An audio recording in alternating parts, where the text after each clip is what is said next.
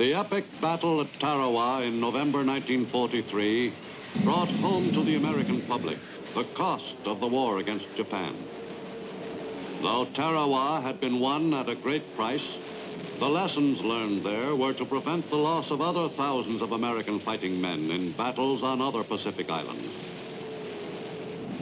In January 1944, an invasion of the Marshall Islands was undertaken, an invasion whose success depended in large measure on the experience gained at Tarawa.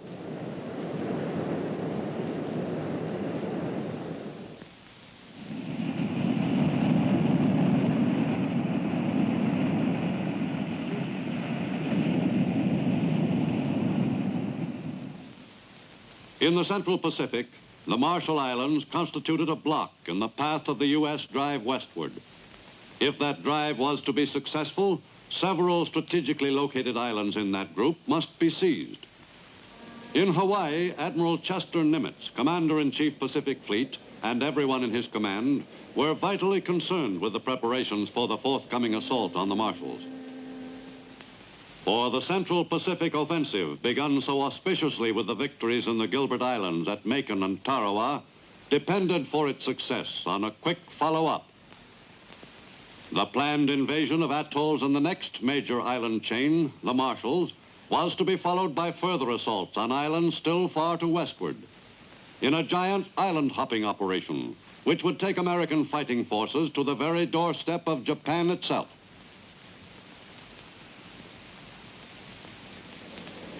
In January 1944, the High Command in the Central Pacific Theater checked carefully over final preparations for the all-important invasion of the Marshalls. The amphibious assault force left Hawaii behind and headed for the Marshalls in late January.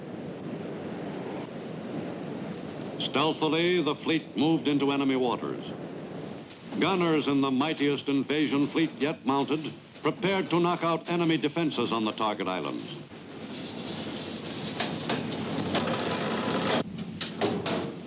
This time they planned to see to it that no one could possibly consider the naval shelling too light. On January 29th, the warships began their softening up of Kwajalein Atoll.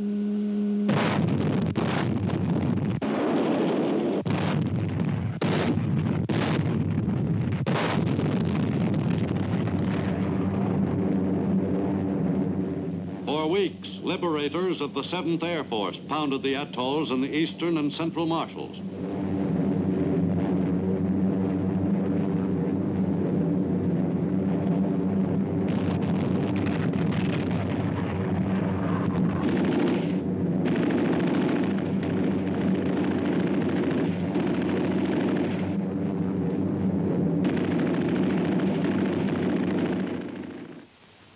At Kwajalein, the world's largest coral atoll, the main objectives were 3 small islands. Roy and Namur, linked by an artificial causeway, were to be seized by the 4th Marine Division. En route to the invasion of the islands, Marine officers familiarized the men with all available details of their objective, their size, shape, and defenses.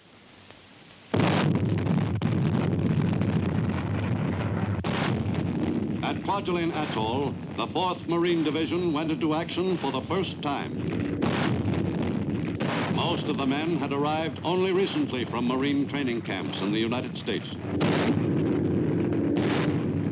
For the first time, the assault waves took their own supplies with them. H-hour, delayed almost 2 hours, was only minutes away. The men would be real veterans soon.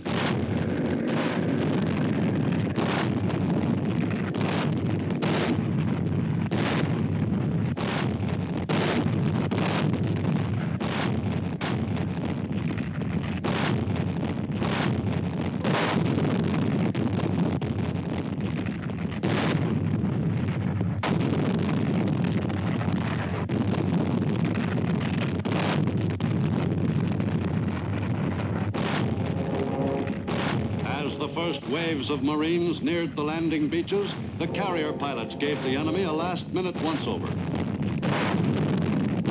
The men men were prepared for another Tarawa. American troops were storming the first piece of pre-war Japanese territory.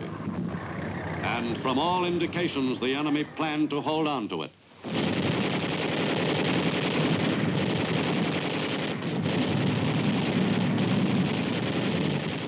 The 4th Division Marines were loaded for action. They were prepared for the worst.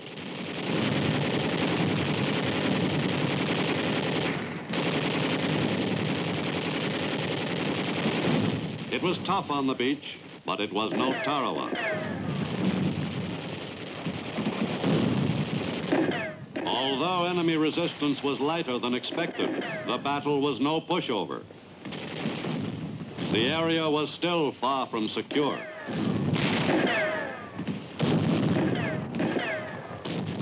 The troops at Kwajalein benefited enormously from the experience other American fighting men had had on similar atolls in the Gilberts some 2 months before. The pattern for dealing with a dug-in enemy on a tiny sand spit of an island had been successfully established.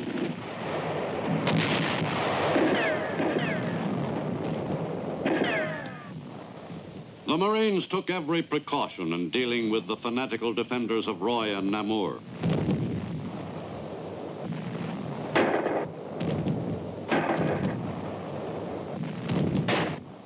The Marines took some prisoners at Roy and Namur, but they represented only a small percentage of the enemy force which defended the island. 264 Japanese were captured on the 2 islands. But there were still many pockets of enemy resistance.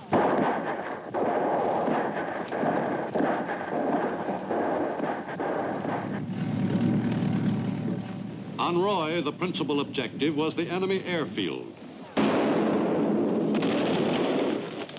Taking it was no simple task. During the afternoon, the battle raged on.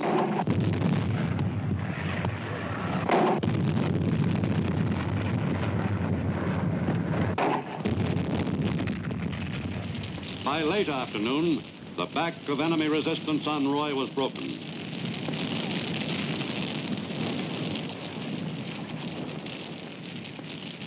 This time, the naval and air bombardment had achieved some notable results.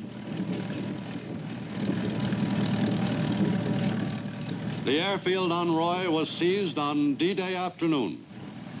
The strips had constituted an important launching platform for enemy planes. A number of the Japanese planes had been in no condition to leave the island before it fell. Namur was wrested from the enemy by the early afternoon of the 2nd day.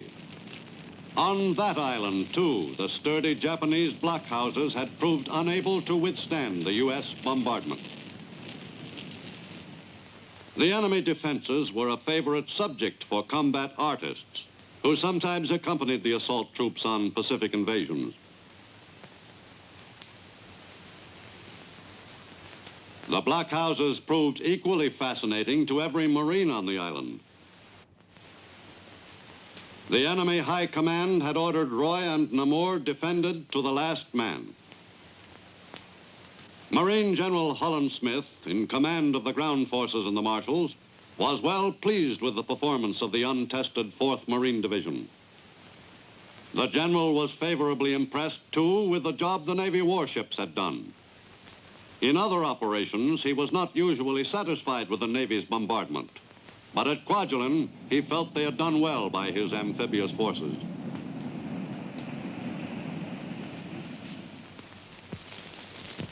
The Japanese who garrisoned Roy and Namur hadn't believed it possible for their stronghold to fall to an American overwater assault. After the battle, the Marines had an opportunity to inspect the souvenirs they'd collected. The most highly prized memento throughout the Pacific was a Japanese samurai sword, usually carried only by high-ranking enemy officers.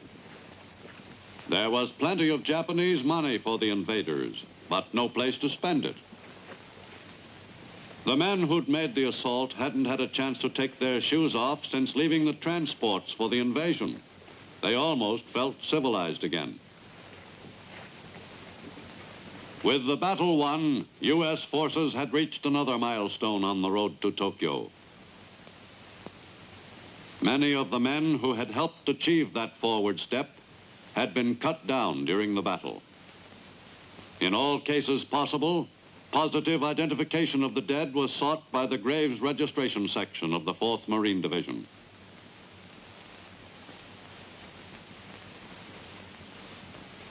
Casualties were light compared with the figures of American losses on Tarawa. But 190 Marines lost their lives at Broy and Namur in the struggle to establish a foothold for U.S. forces in the Marshalls.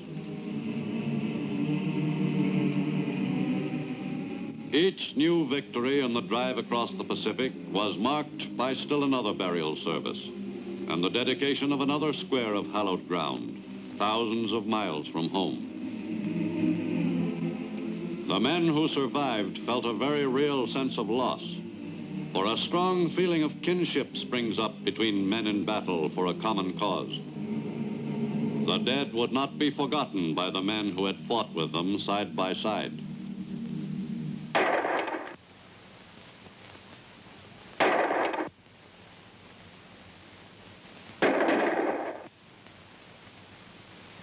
Meanwhile, the U.S. Army's 7th Division was occupied with the enemy on the southernmost island of Kwajalein Atoll. On February 1st, in mid-morning, the assault waves moved into the beach. These GIs had last seen action in the Aleutians in quite a different setting. World War II was the first major war to be thoroughly covered by combat cameramen. To record the war on film, motion picture cameramen went ashore with the first waves of assault troops and stayed with them in the thick of the fight. The 7th Division GIs pushed across the island against spotty enemy opposition. On that first day on Kwajalein, U.S. casualties were light. Less than 70 men were hit by enemy fire.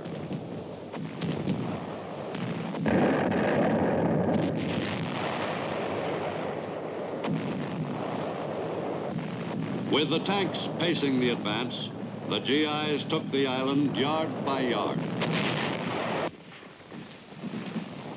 The soldiers pressed the attack in the face of stiffening enemy resistance.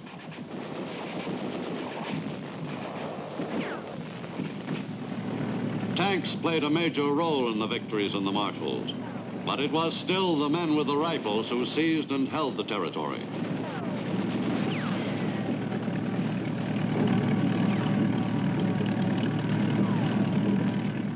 On Kwajalein Islet, the coordination of tanks and infantry operating together had still not been perfected. But the advance was well executed. It was no easy job to overwhelm all the enemy troops on the island.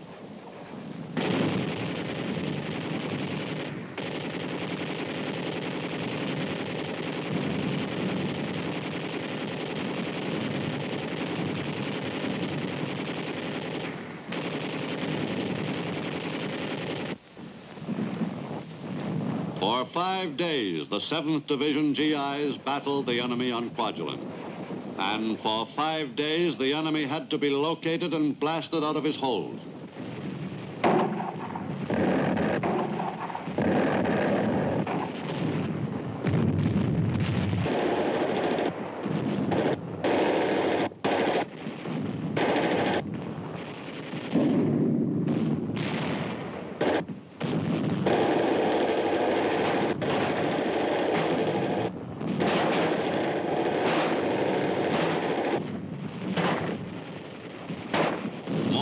More enemy soldiers were being knocked out of the battle by the determined GIs.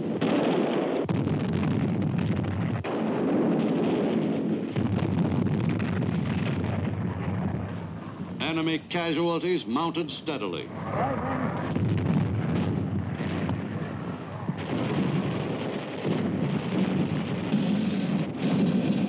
The weary GIs continued the attack against a well-entrenched enemy.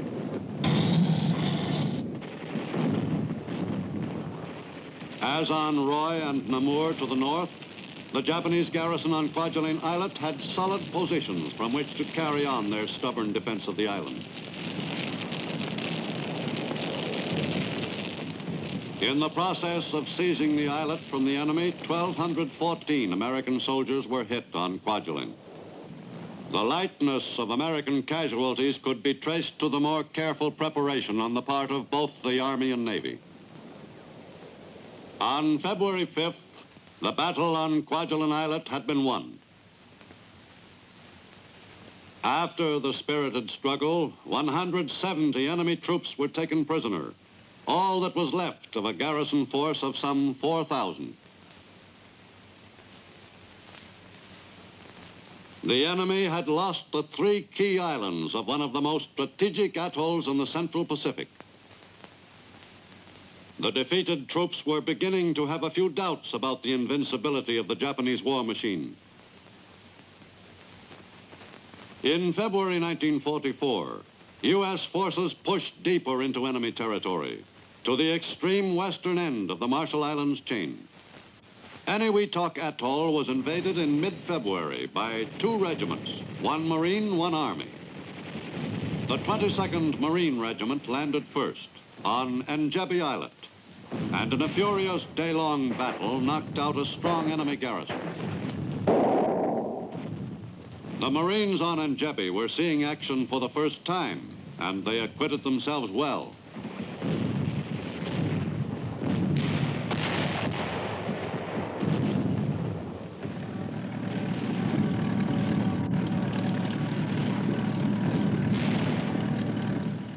Tanks were used to good advantage in the Marine assault on Njebe.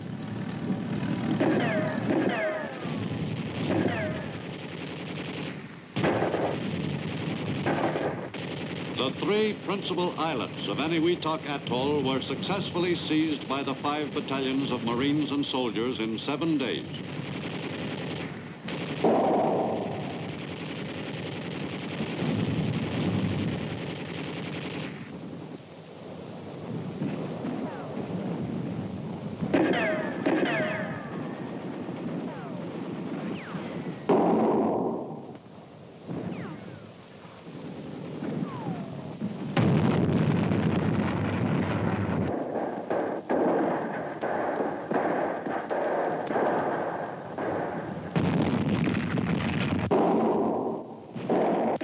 On Eniwetok Islet, U.S. soldiers and Marines choked off enemy resistance, but not without suffering some losses.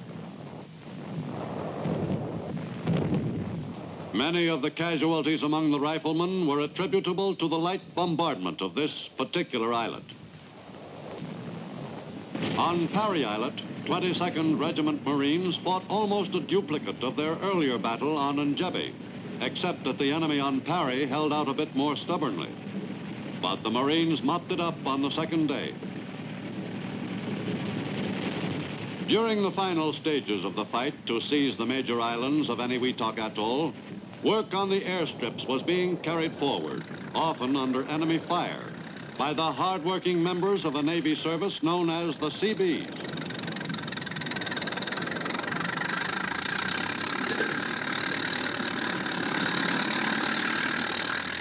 Organized early in World War II, the Navy's construction battalions achieved miracles in building airstrips on islands all across the Pacific in unbelievably short periods of time and under any conditions.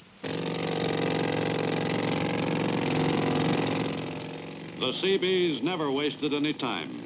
The job was always done the quickest possible way.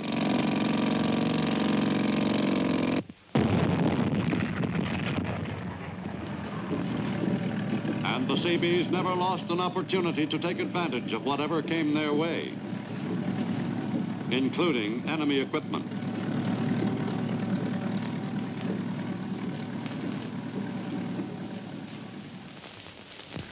On Eniwetok Atoll, a strip capable of accommodating 4 squadrons of fighters was hurriedly finished.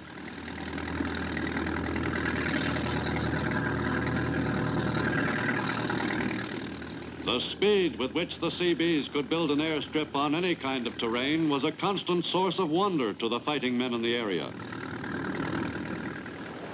Even the Army was impressed with the Seabees' accomplishments in the Pacific. The work of the construction battalions on islands all across the Pacific was greatly admired by the Marine Corps, charged with seizing and holding those bases. The Seabees' most vital functions included the construction and repair of airstrips, of coral and sand.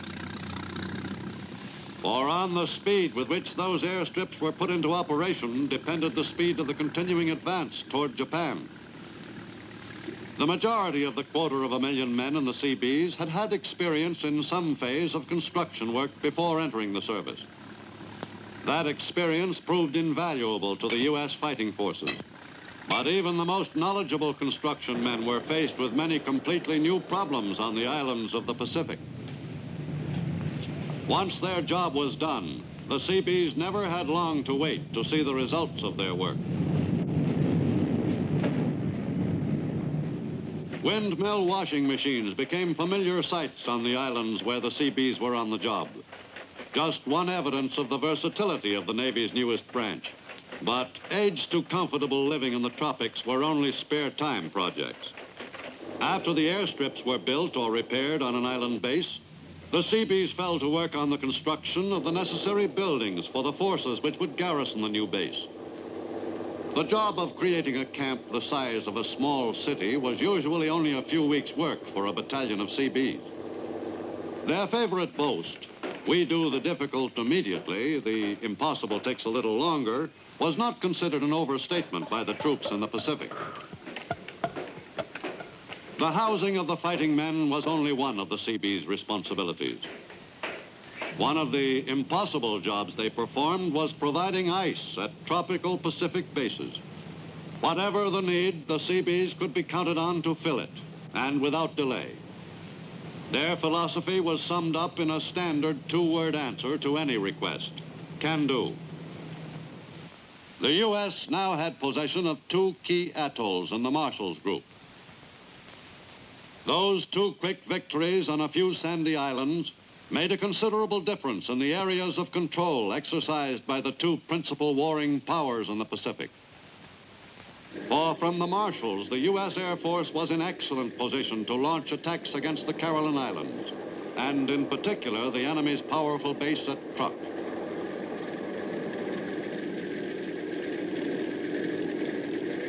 From Kwajalein in mid-March, 7th Air Force bombers began a series of strikes against that enemy stronghold.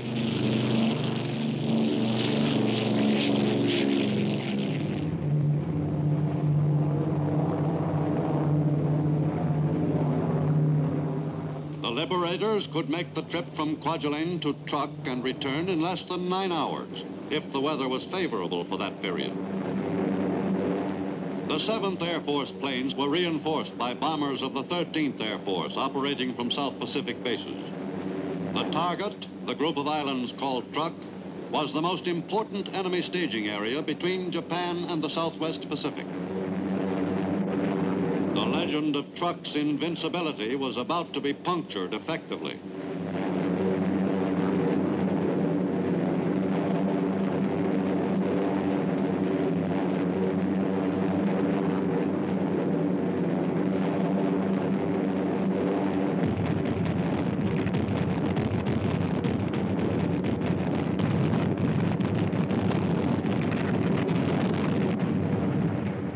The Liberators were depositing the new 2,000-pound bombs on the enemy's base. The attacks were highly successful. In less than 4 months, once mighty Truk was to become virtually useless to the enemy.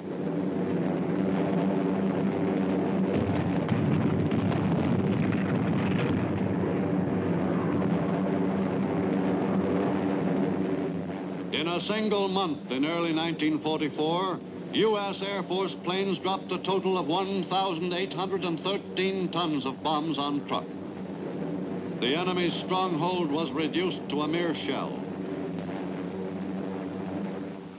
In the Southwest Pacific, as 1943 turned into 44, the U.S. fighting forces centered their attention on the Bismarck Archipelago and the northern coast of New Guinea, the road which led back to the Philippines.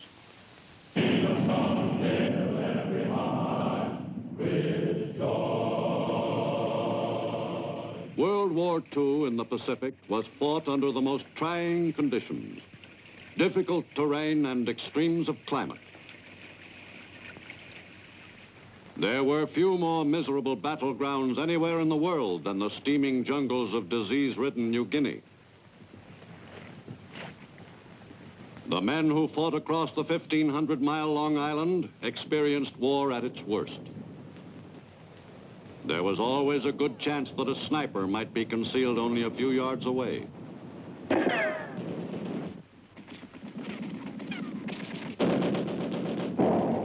In New Guinea, the Allied fighting man could never be certain that the enemy was in any one place.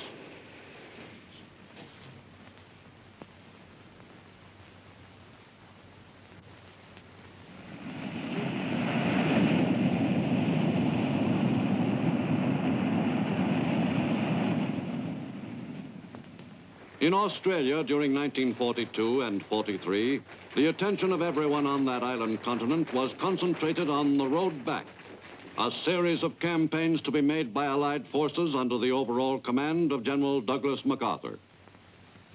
When I landed on your soil, I said to the people of the Philippines whence I came, I shall return. Tonight, I repeat those words. I shall return. Nothing is more certain than the ultimate reconquest and liberation from the enemy of those and adjacent lands. By late 1943, the road back against the enemy lay principally along the northern coast of New Guinea, up the tail of the bird-shaped island. By December, U.S. Marines and soldiers had moved virtually all the way up the Solomon Islands chain. To westward, U.S. and Australian forces attacked the enemy in the Bismarck Archipelago area. On December 15th, the strategically situated island of New Britain was invaded. The assault was made by the Army's 112th Cavalry Regiment, 1,700 strong. The invasion craft were attacked by more than 30 Japanese planes.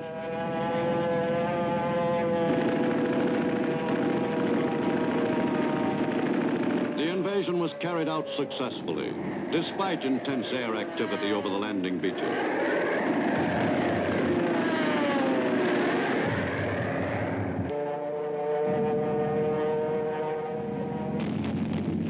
The soldiers in the assault waves hadn't expected to be hit before reaching the beach. At Arawa, for the first time in a combat operation, rockets were used to soften up the beaches.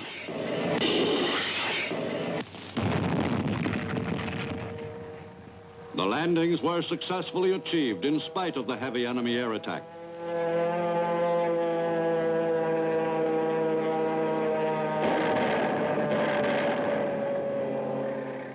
And a beachhead was established. Attached to the 158th Infantry Regiment at Arawa was a group of American Indians who were used chiefly as scouts. Stealthily seeking out enemy troop concentrations was a specialty of the Indians throughout the war in many Pacific battles.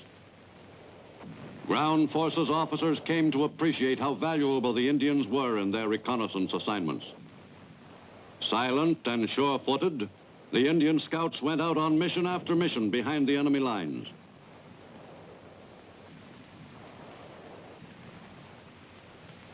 In a war which called for the employment of stealth and deception, the Indians were beating the enemy at his own game.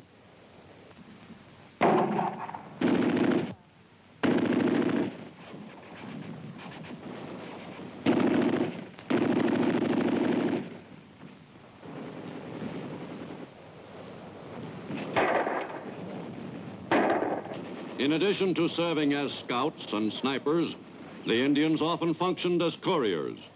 They were most adept at carrying important messages safely through territory not yet completely won. In the South and Southwest Pacific, Another small group of men, called coast watchers, played a major part in many Allied victories in that area. Coast watchers were men who were thoroughly familiar with the territory held by the enemy. Top priority information on weather conditions and on the enemy's latest activities was gathered by these volunteers, who worked with the help of friendly natives behind enemy lines. Discovery, of course, would mean instant death. The coast watchers, most of whom were Australian, transmitted this vital information to the Allies by radio. After each transmission, the CW would usually be forced to change its location to circumvent discovery by the enemy. If the message got through successfully to Allied units in the area, an invasion force or air or naval strike group could move in on enemy targets more quickly and also cut down on their own casualties. In late December 1943, after the Arawa diversion, a U.S. invasion was planned at another point on western New Britain, at Cape Gloucester. In a pre-invasion strike, U.S. 5th Air Force planes strafed enemy positions and dropped 400 tons of bombs on the beaches.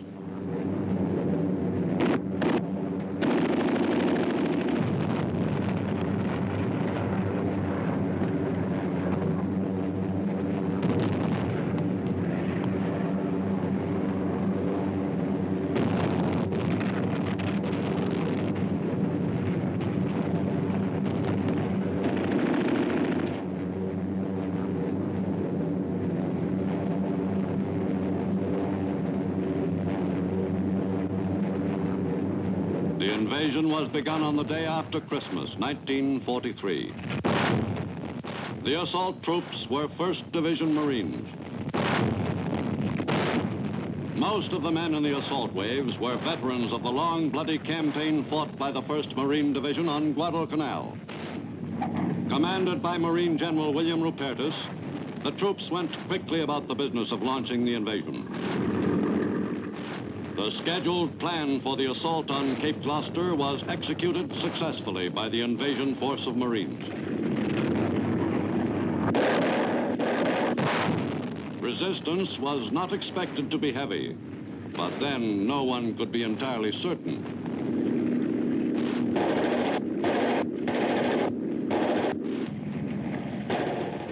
The main landing was made on the east coast of Cape Gloucester. The beaches had been thoroughly softened up by pre-invasion bombardments, and enemy opposition was light, an unusual situation for marine assault waves in the Pacific in 1943. With the beachhead quickly seized, tanks came ashore, and the drive was on for the capture of the all-important airfield. Though the enemy wasn't particularly troublesome for the first few days, the great morass of mud slowed the Marine advance down. But the riflemen, working closely with the tanks, kept pushing inland without pause. The Marine tank crews handled their vehicles adroitly in the matted jungle, drawing praise from the Army. Every effective weapon was used against the dug-in enemy.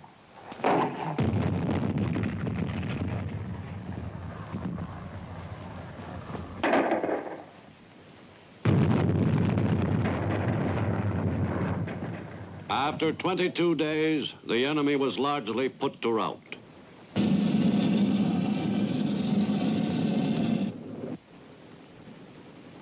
The Marines carved up the disorganized clusters of enemy troops who hadn't fled toward Rabaul.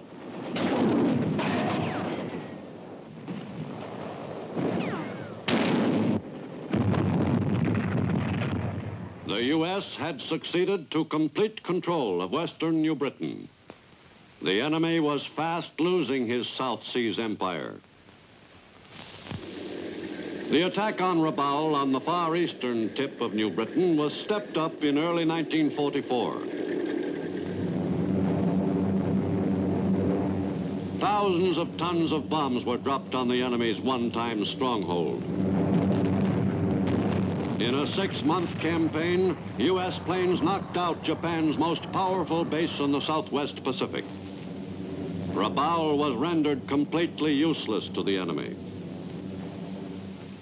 For the ground forces, there was one more important area in the Bismarck archipelago, the Admiralty Islands. The U.S. command decided that they must be taken. Before the actual invasion of the islands, a reconnaissance party went ashore on Los Negros to determine the enemy's strength.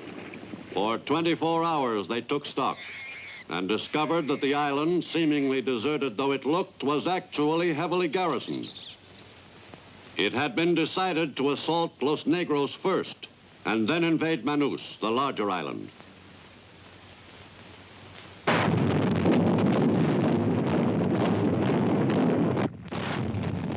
The GIs, who were experiencing their baptism of fire, headed toward shore on the morning of February 29th, 1944.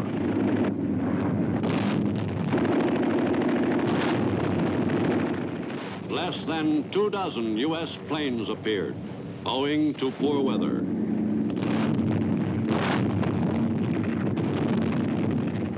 The assault soldiers were expecting heavy resistance on the beaches.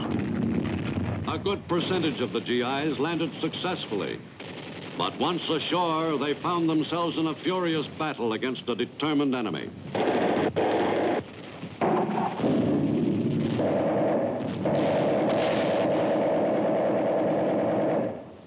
It was a rough fight.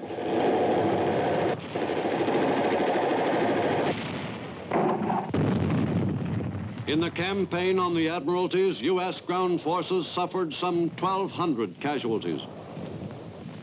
Thanks to blood plasma and newly developed drugs, many of the men who had been badly wounded were saved. With the capture of the two principal islands in the Admiralties, the entire Bismarck area was sealed off. The U.S. forces now controlled the strategic airstrips, which had been used with great effectiveness by the enemy. The quickening offensive in New Guinea required the use of all available Army divisions. General Frederick Irving sped the 24th on its way into combat.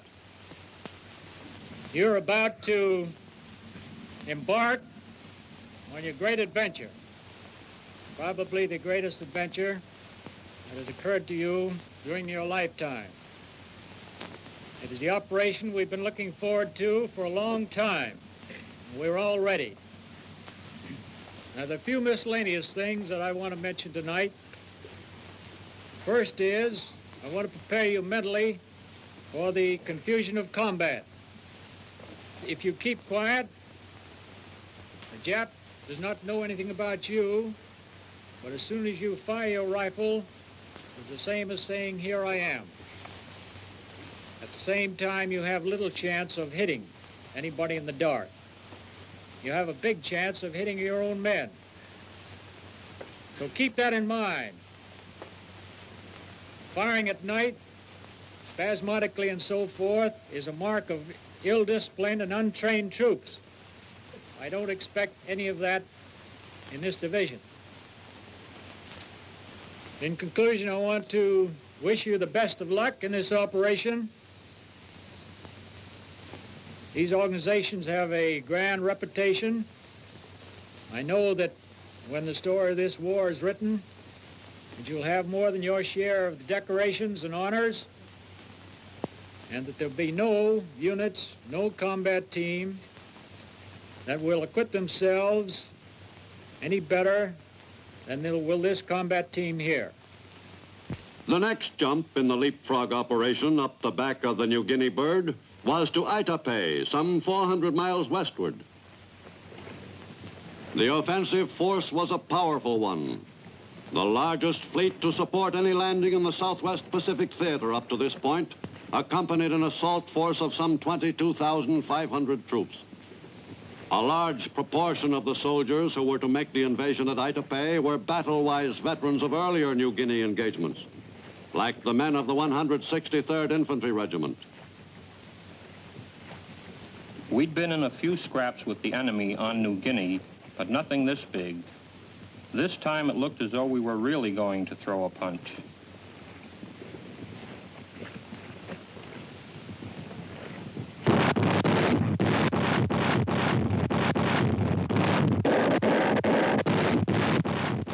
It was quite a show.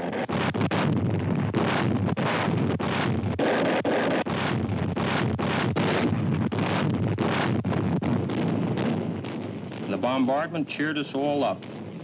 The more those big guns pounded the beaches, the fewer Japs there would be to meet us when we went ashore. We started for the beach soon after dawn. We were all a little nervous, and that choppy sea didn't help that feeling in the pit of the stomach.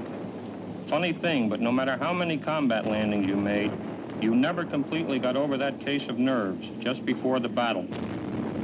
Once the shooting started on shore, the spell was usually broken, and you'd be so busy keeping on the alert that you wouldn't have time to be nervous.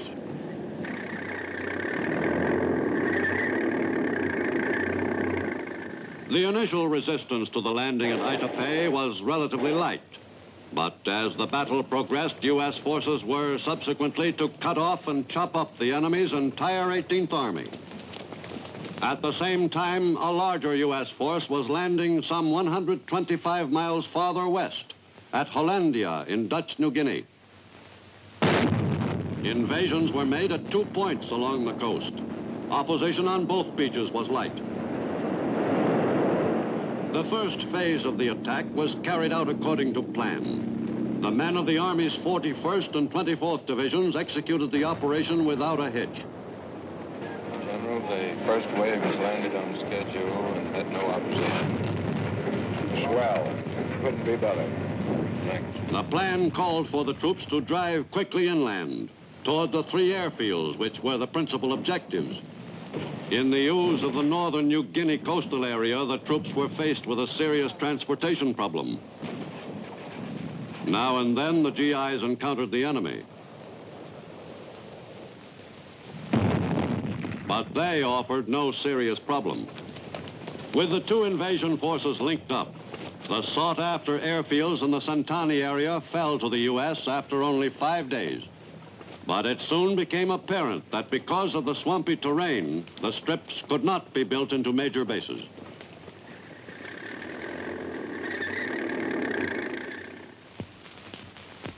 A month later, U.S. forces moved 145 miles farther west along the Bird's Back. By seizing an area on the New Guinea coast at Toom, artillery could be employed to shell the real objective, the island of Wakta, 2 miles offshore. From the beachhead near Toom, assault troops launched the shore-to-shore invasion of Wakta Island. Spearhead of that assault was the 163rd Infantry Regiment, the same men who had landed at Aitape 3 weeks earlier.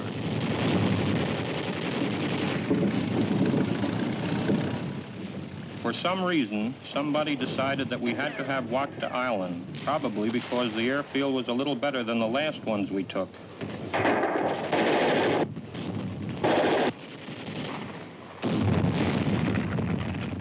It was a short but tough battle. The enemy troops on Wakta were well dug in, and we had to use our most efficient weapons for getting at them and knocking them out of the battle. We killed almost 800 in the 2-day fight on Wakta. 8 days later, U.S. soldiers made still another landing at Biak, 180 miles westward in Gilvink Bay. Just before the landing, the rocket ships went to work. Rockets were proving more effective than naval gunfire in last-minute bombardments of the invasion beaches.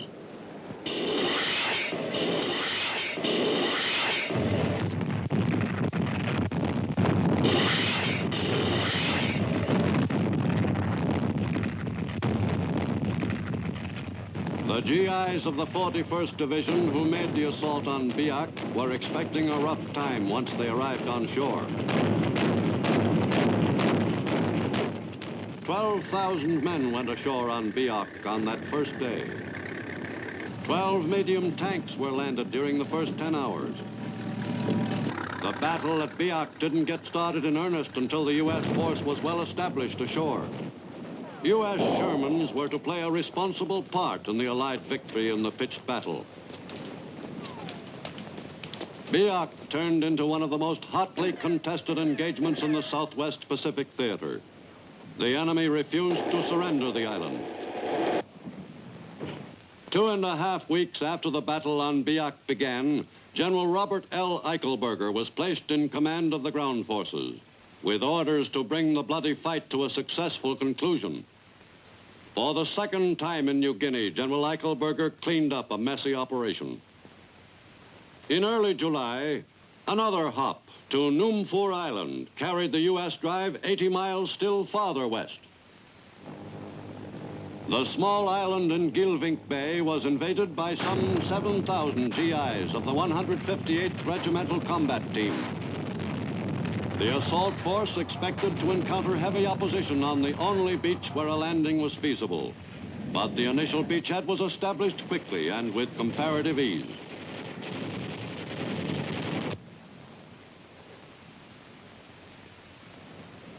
The U.S. invasion force outnumbered the enemy on Numfor by 3 or 4 to 1. Once more, the GIs were prepared for a grueling campaign. But the U.S. command had overestimated the enemy's strength on the island. Against light resistance, the GIs moved quickly across the island. But the command still expected trouble and called for reinforcements to be dropped by parachute over the recently seized airfield. The paratroopers making the jump were the men of the 503rd Parachute Infantry Regiment, most of them veterans of the drop on Natsap earlier in the New Guinea campaign. But this time, the operation was poorly executed. The troopers had been scheduled to drop a distance of at least 400 feet, but some were disgorged from the planes at heights as low as 175 feet. In addition, the plane should have flown in single file rather than two abreast. And the landing area chosen was so narrow that only a part of the group managed to land on the field. Many of the men missed the drop zone, some by a wide margin. Of the 739 men who made the initial jump at Numfor, almost 10% were casualties, and not related in any way to enemy action. Nevertheless, by the 5th day, all 3 airfields on Numfor were in U.S. possession, and all that was left was mopping up. Numfor was by no means the final objective in the New Guinea campaign. In late July, the next hop to Sansapor took the U.S. forces to the head of the New Guinea bird. The landing was not opposed, but the 20,000 GIs of the 6th Division were taking no chances. The assault was made against an enemy which was discovered to be in the process of evacuating the area. U.S. forces had succeeded in driving across the length of New Guinea to the very tip of the 1,500-mile-long island. In mid-September, U.S. soldiers invaded Morotai, an island in the Moluccas, lying between New Guinea and the Philippines. With this engagement, the New Guinea campaign was successfully concluded, a never-to-be-forgotten experience in the lives of the men who fought there, from the greenest private to General Eichelberger. Historians will state that the 2-year fight for New Guinea was one of the toughest in modern warfare. I agree with them. The men who served under my command in New Guinea from 1942 until late 44 fought day and night under conditions which would have broken the spirit of less stout-hearted troops. Fighting on that terrain in that abominable climate and against an enemy as resourceful as the Japanese was tough enough, but the tropical diseases, malaria, dengue fever, scrub typhus, jungle rot, provided the finishing touches. The fact that we won that most vital island after some 20-odd months of dogged battling is a tribute to the fighting qualities of the American soldier. While my gratitude goes out to our brothers of the Navy and Air, as an infantry commander, I must say that New Guinea was a war of infantrymen, United States and Australia. And by virtue of our victory on New Guinea, the invasion of the Philippines was made possible. While the leapfrogging hops were made in the Southwest Pacific, U.S. amphibious forces in the Central Pacific were engaged in their own campaign of island hopping. The Marianas were a most strategically important invasion target in June 1944.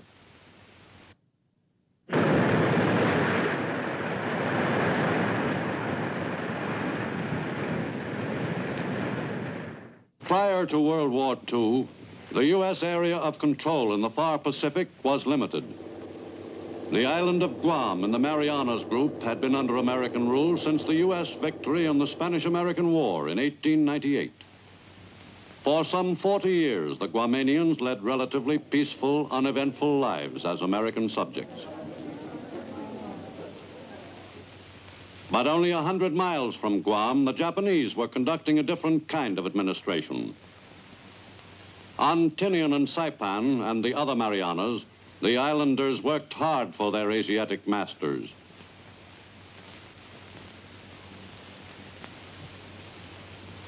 In the late 1930s, the Western Pacific was dominated by the rapidly expanding Japanese empire. That expansion continued to the bursting point.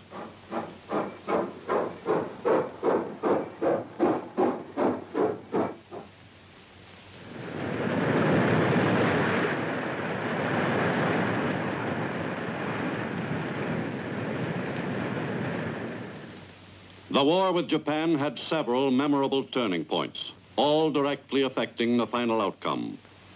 In the struggle for the Marianas in the summer of 1944, the enemy's leaders realized that if U.S. forces were successful at Saipan, Japan could prepare itself for eventual defeat.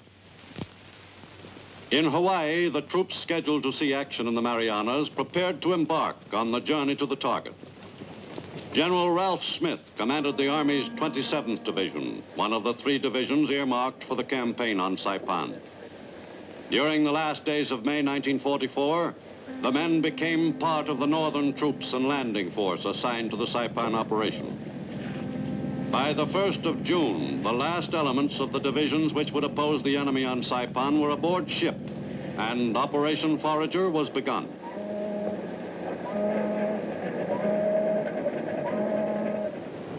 While the attack force was en route, word of the landings on the beaches of Normandy came through. But the assault forces on the ships were occupied with their own invasion, a campaign just as vital to final victory in the Pacific as the Normandy invasion was to the European triumph. 3 days before D-Day on Saipan, scout planes flew reconnaissance missions to search out any enemy naval force.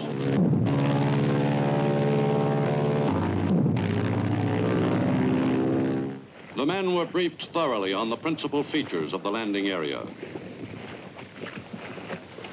The task force neared the objective. Before dawn on D-Day, the carrier planes were readied for their last pre-invasion strikes.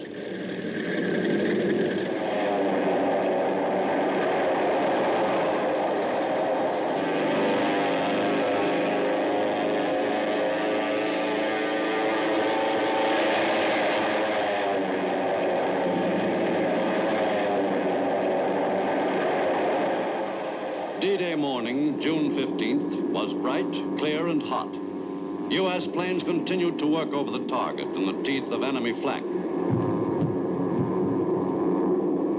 From all appearances, the battle ahead looked like a tough one.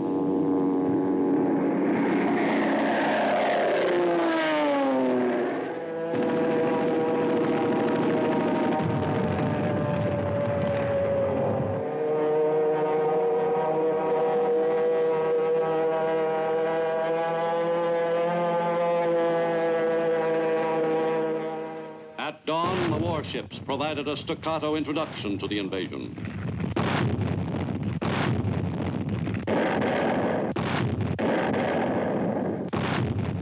The Navy had a wide range of targets to concentrate on. The naval guns worked overtime.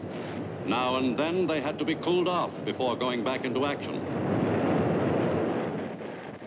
With each hour less than an hour away, the assault force of Marines who were to carve out the beachhead on Saipan prepared for one more landing against a carefully entrenched enemy.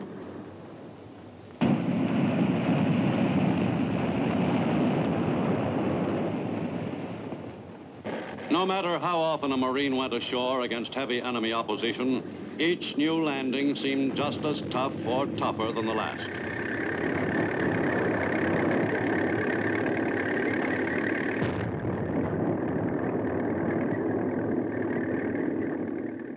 and veterans like Marine Private First Class Harry Jackson of Pitchfork, Wyoming, never got really used to the feeling that went with going in on an enemy beach. After a couple of tough landings, you couldn't help figuring that the law of averages was working against you.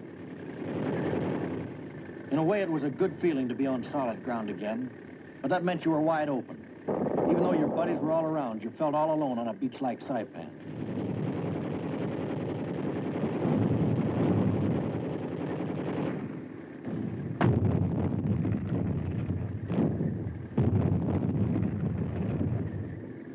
At least on this one, the men got into the beach. That hard ball in the pit of your stomach never left until you saw the first guy near you get hit. That did it. You wanted to even the score for the guys who got it. Saipan was rough right from the word go, and this time there was a lot more island to take than there was on some of those atolls.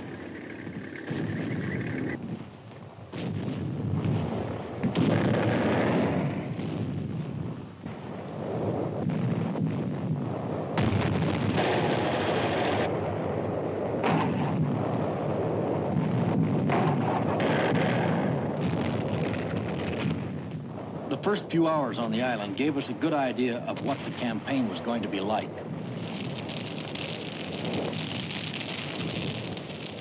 Somebody said the 2,000 Marines got hit that first day. Nobody doubted it. They finally called for some more support from the cans offshore. And the Zoomies gave us a hand once in a while, too.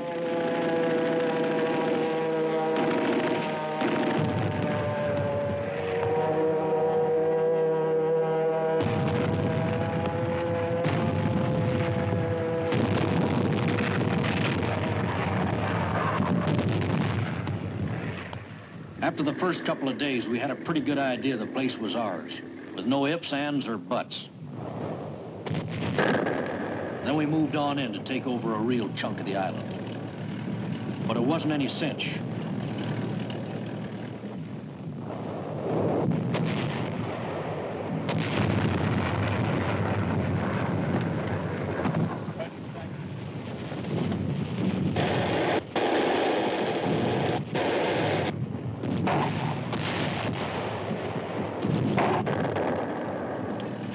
Those tanks were handy to have around.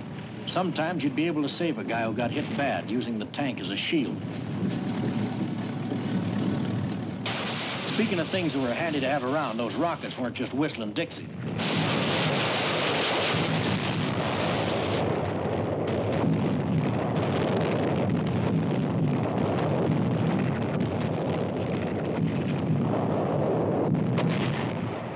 By D-Day +3, we'd taken Asleto Airfield, the enemy's most important air base on the island.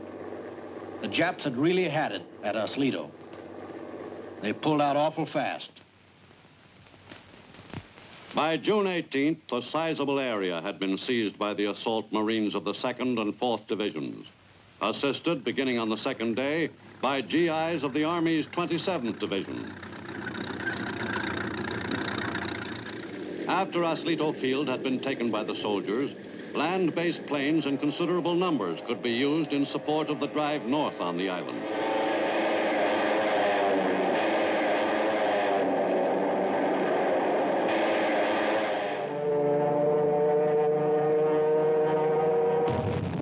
The 3 divisions, 2 Marine, 1 Army, worked abreast up the island.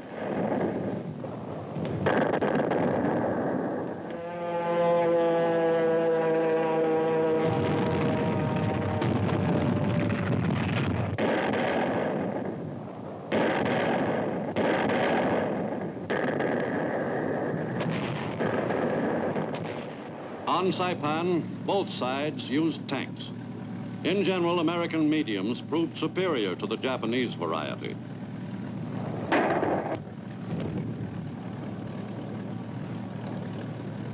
In one pitched battle lasting 3.5 hours, 31 enemy tanks were knocked out.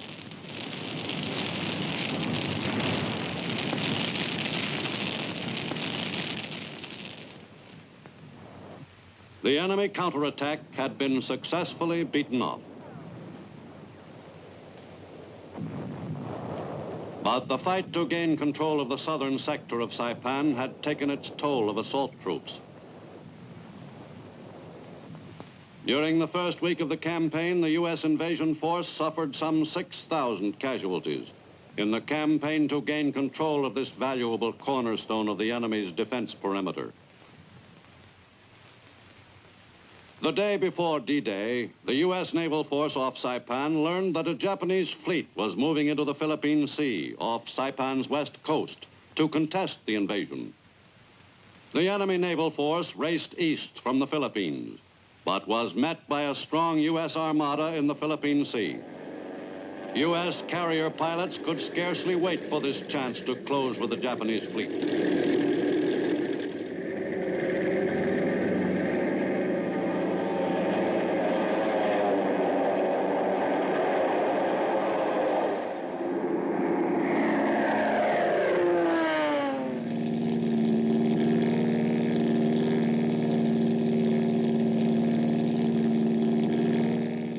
The pilots headed straight for the enemy force. The Japanese ships were prepared for a battle, but not for the one that was shaping up in the Philippine Sea. The Japanese gun crews looked forward to a good day's shooting. The enemy fleet was well set for the engagement when the first contact was made.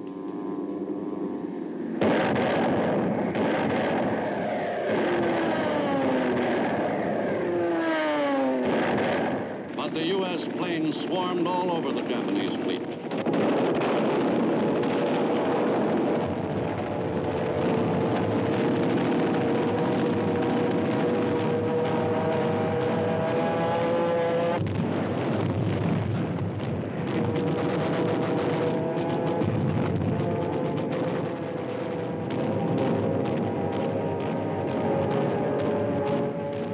Enemy planes fought back desperately. The enemy air group began losing its planes in some numbers. The U.S. air complement suffered some casualties too.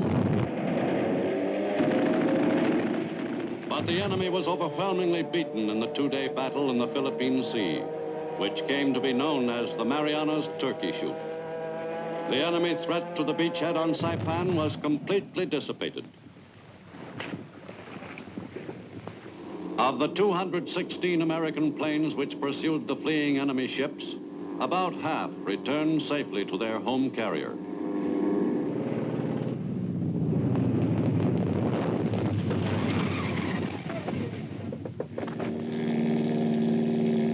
Not all escaped unscathed.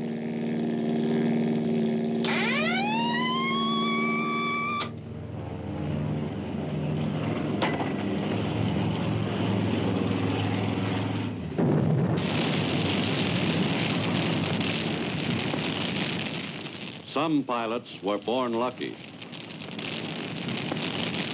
Some of the men who made a U.S. victory possible had fought their last battle. For thine is the kingdom, and the power, and the glory, forever and ever. Amen.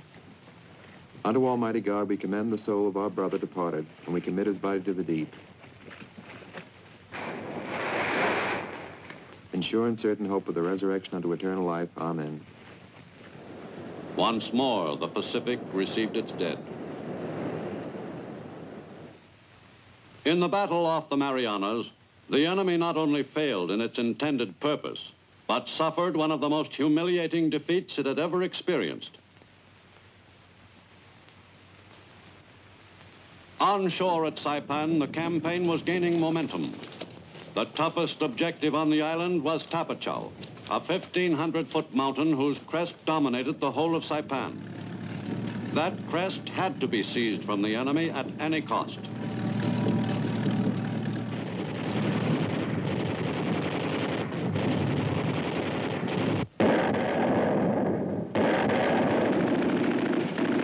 Marines and soldiers pushed the attack up its slopes for several days.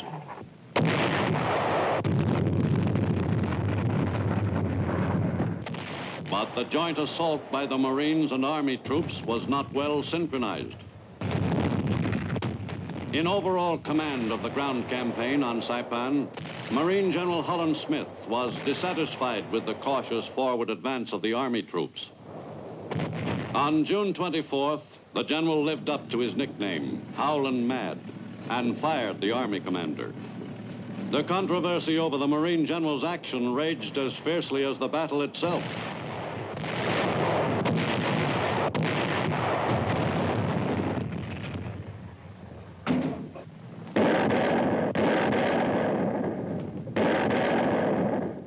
At the same time, along the west coast of the island, Marines of the 2nd Division pressed into the outskirts of Garapan, capital city of the Marianas, and got their first taste of street fighting.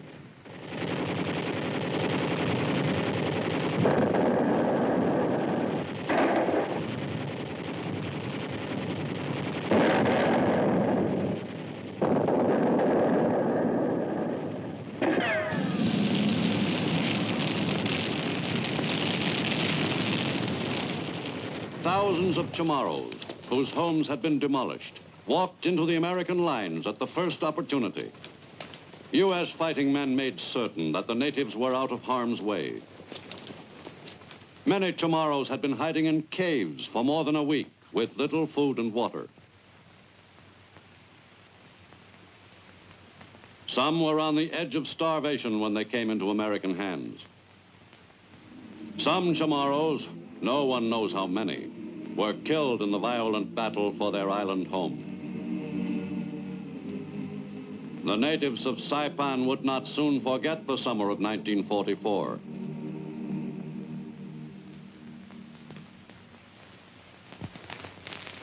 By July 7th, U.S. forces had seized the major part of the island. Early that morning, the Japanese made a large-scale banzai charge against the U.S. position. The frenzied Japanese drove deep into American lines, into territory held by U.S. artillery.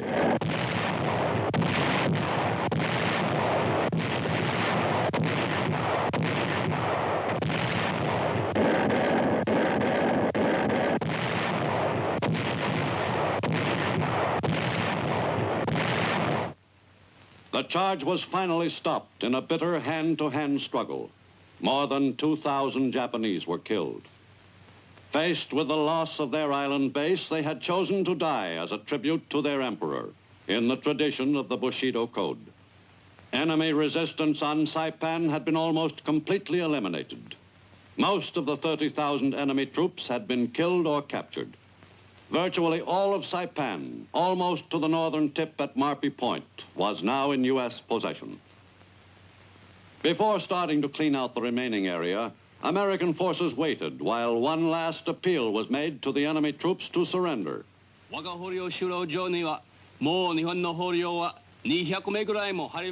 Any natives holed up in the area were advised to come into the American lines immediately.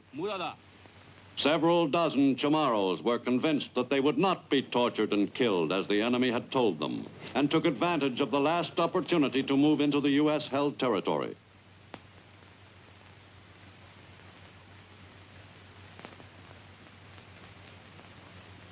Finally, the attack was launched against the last piece of enemy-held ground on Saipan.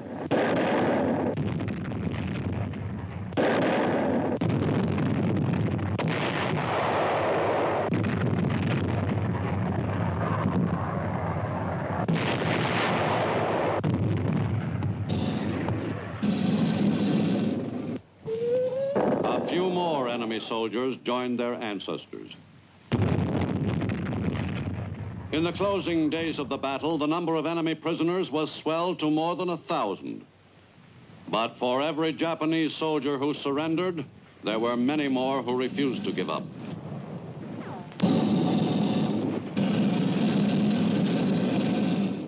Some of the natives chose suicide.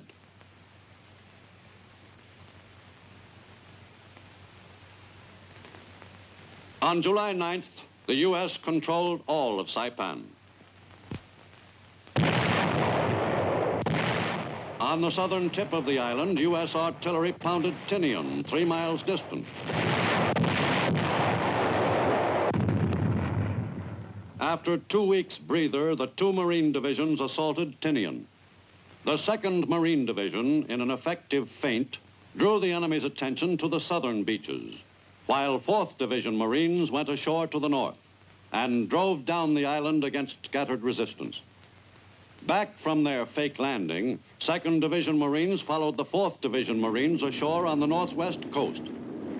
The carefully executed diversionary movement had succeeded in fooling the enemy and throwing his defensive forces off balance. The 2nd Division Marines also landed against little or no opposition. Tinian has been termed by some military historians the perfect operation.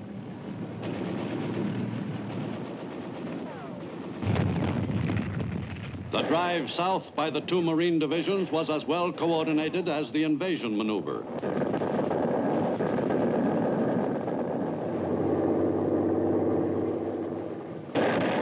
The enemy's defense of Tinian lasted for only 9 days. Aware that their elite army units on Saipan had been wiped out, the Japanese forces on Tinian almost seemed reconciled to their eventual defeat. To the south of Saipan and Tinian, another U.S. amphibious force had moved into position for the assault on Guam on July 21st. Navy warships provided the customary overture to the invasion. Guam was one of the first areas seized by the enemy in December 1941. Marines of the 3rd Division and the 1st Provisional Brigade made the assault on the island.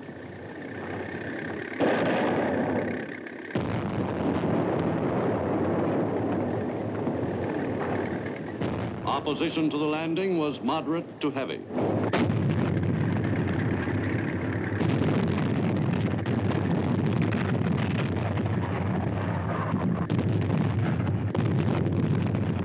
The fight to regain Guam looked as though it would be a bloody one. After 2.5 dark years, the long-awaited liberation of America's island outpost was finally at hand. As the campaign continued, the assault Marines were reinforced by the Army's 77th Division. On Guam, the Marines and soldiers worked together well in a closely knit operation.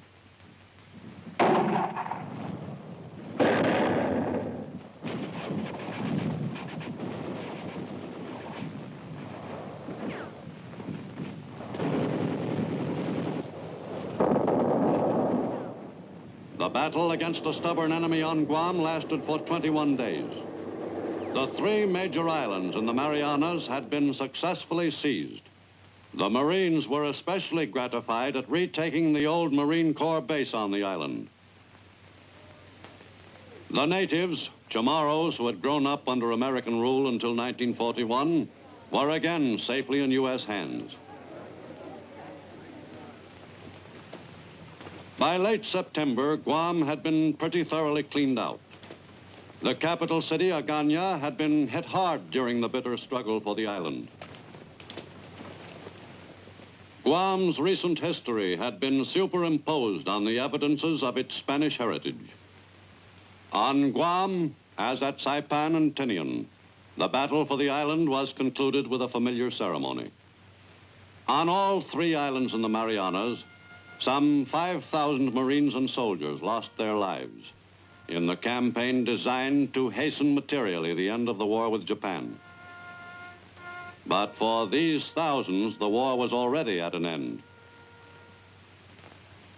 With the major islands in the strategically important Marianas in U.S. possession, the high brass charged with directing the conduct of the Pacific War moved into the area to prepare for the knockout blows against Japan itself. And the most important items in the planning for the delivery of those knockout blows were the Marianas airstrips.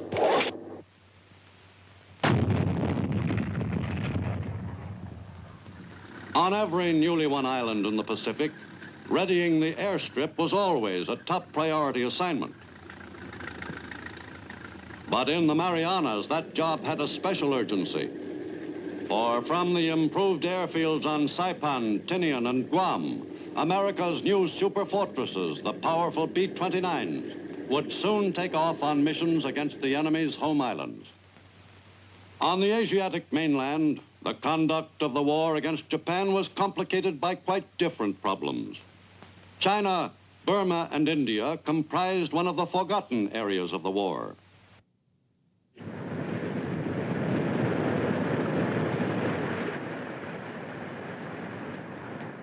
The war with Japan was not limited to the battles on Pacific Islands. On the Asiatic mainland, the struggle against the warriors of Imperial Japan was fought on some of the most difficult terrain in the world. First to oppose Nipponese aggression, China's Generalissimo Chiang Kai-shek battled the invaders for 10 years before Pearl Harbor. Fighting on China's side were 3 squadrons of some 250 volunteer American airmen who called themselves the Flying Tigers, commanded by Texas-born Colonel Claire Chennault. In those dark days before Pearl Harbor, a handful of Americans took an active part in the attempt to check the Japanese aggressors.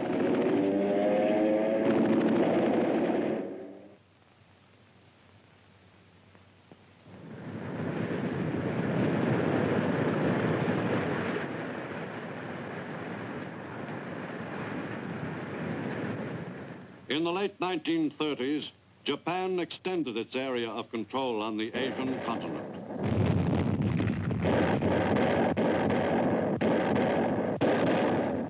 To the south, the Emperor's troops concentrated their attacks on China's coastal cities. With the area bordering the sea conquered, Japanese troops sealed off China's armies in the interior most effectively. But Japan was well aware that China was not thoroughly blockaded as long as supplies from the outside world could be brought into Rangoon, thence transported by rail to northern Burma, finally across the mountains to China via the Burma Road. In July 1940, that supply line, too, was sealed off.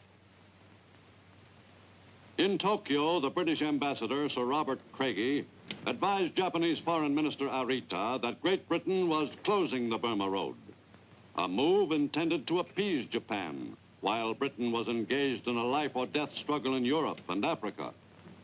The vital lifeline to China was cut for 3 months.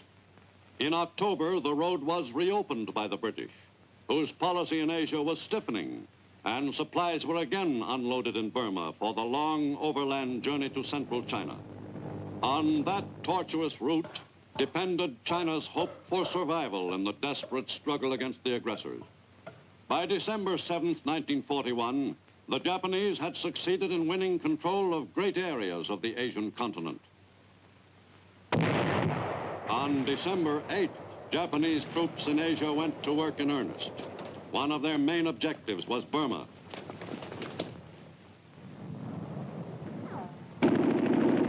Japanese troops quickly took possession of Lower Burma, where the British oil wells were located. Before pulling out, British forces had set fire to the oil fields, which fell into Japanese hands in mid-April 1942. The conquerors embarked at once on a program of winning over the Burmese to their own point of view. Speaking in Burmese, Japanese officers expounded the doctrine of Asia for the Asiatics. The natives in the areas already controlled by the Japanese were skeptical but curious. In the hills where Britain's Indian troops were in hiding, the Japanese were forced to go to a little more trouble to get their message across. Their propaganda was artfully introduced by authentic Indian music.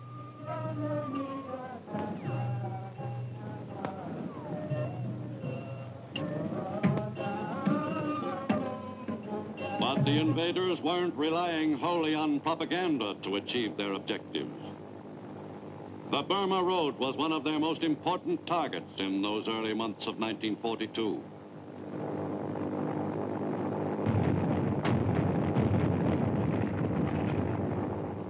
On the ground, the Japanese were intent on driving north from their newly conquered territory to cut the Burma Road and completely isolate China.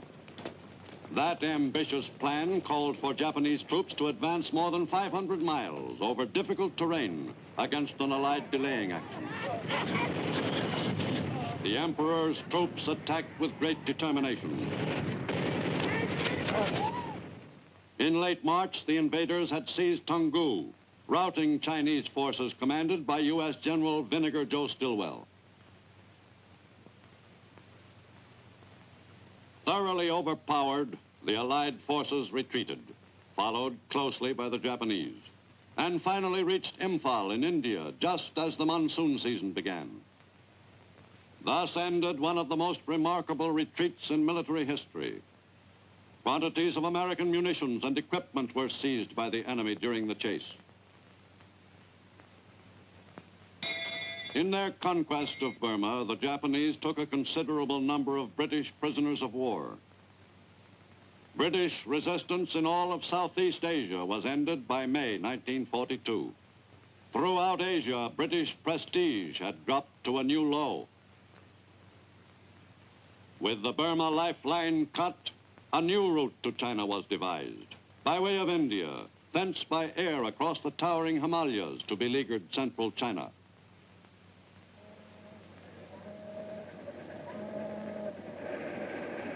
Into Calcutta harbor came thousands of tons of supplies for China's troops, who were still grimly battling the enemy in the interminable struggle.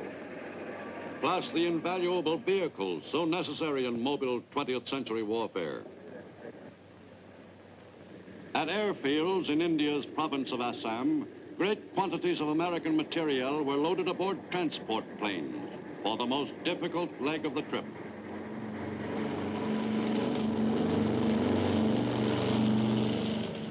The flight across the Himalayas came to be known in the CBI as flying the hump.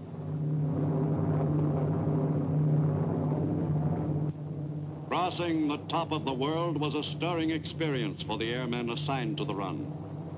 The trip never became routine. The hump had to be cleared at more than 18,000 feet, and there were no possible spots for emergency landings below. Across the formidable mountains lay the plains of China. The airfield at Kunming was the eastern terminus of the hump run. The Chinese gratefully welcomed the weapons and supplies which would enable them to continue the long, desperate struggle against the invaders. But getting that equipment to the Chinese troops was far from an easy job. Transportation in the interior of China was still a primitive operation. The last leg of the trip was achieved by the most ancient methods, at a painfully slow rate of progress. Chiang's forces continued to fall back under the weight of fresh enemy attacks. The Chinese situation from a military standpoint was growing steadily worse. And with every Chinese defeat, thousands of civilian Chinese straggled back from the area seized by the enemy.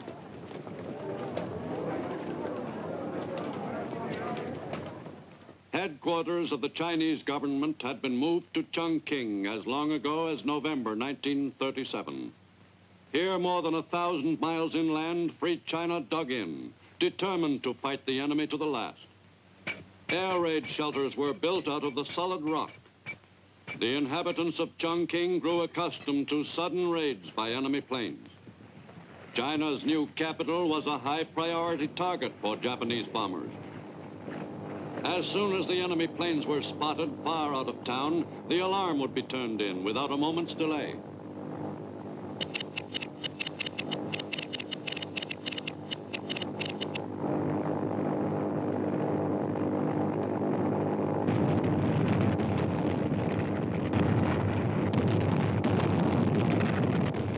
Chongqing was bombed with increasing frequency as the enemy gained ground in China.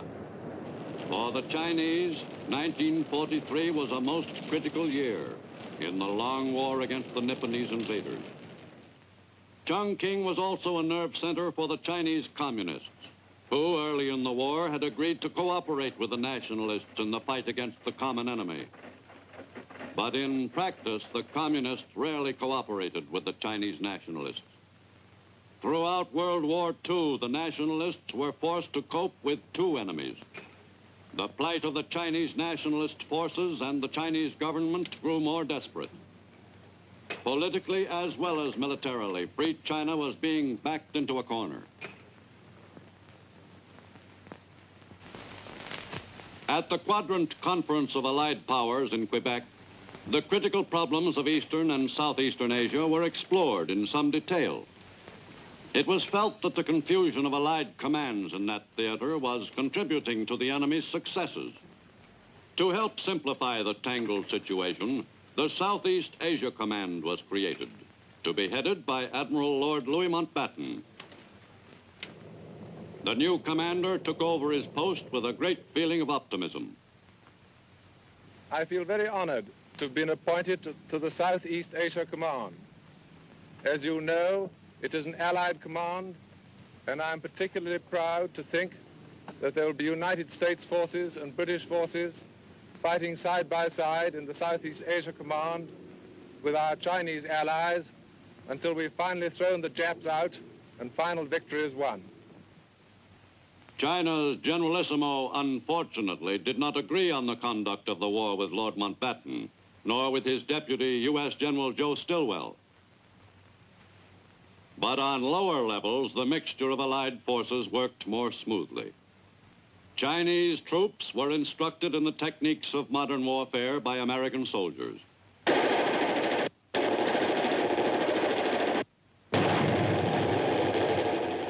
The Chinese were quick to respond to the American training.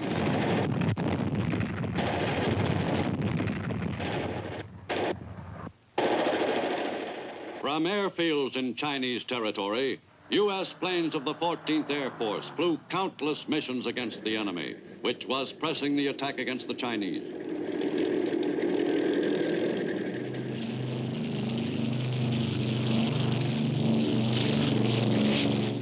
The steady, day-by-day operations of the 14th Air Force against the enemy in China helped materially to keep free China in the battle during those dark years.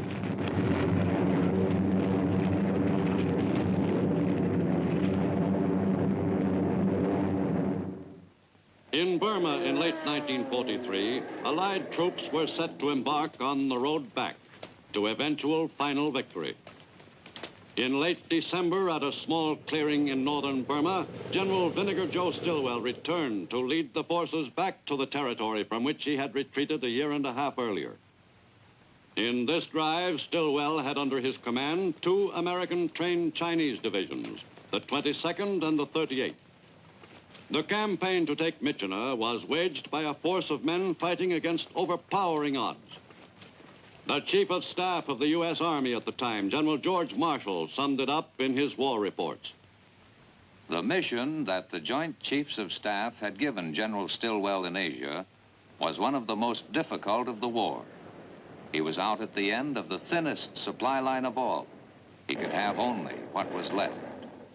He had a most difficult physical problem of great distances, almost impassable terrain, widespread disease, and unfavorable climate. He faced an extremely difficult political problem, and his purely military problem of opposing large numbers of enemy with few resources was unmatched in any theater.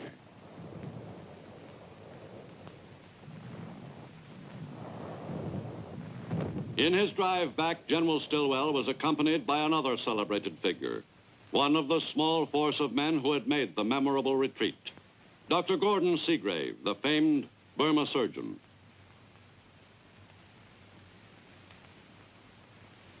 During 1943, work was rushed on an overland route from India to a junction with the Burma Road. This ambitious construction project was a corollary of Stilwell's Burma campaign. When completed, the Lido Road would give the Allies a valuable supply artery between India and Burma. The road builders followed closely behind the fighting men. In the construction of the road, American ingenuity was supplemented by time-tested Asian methods. The results were gratifying to everyone connected with the project.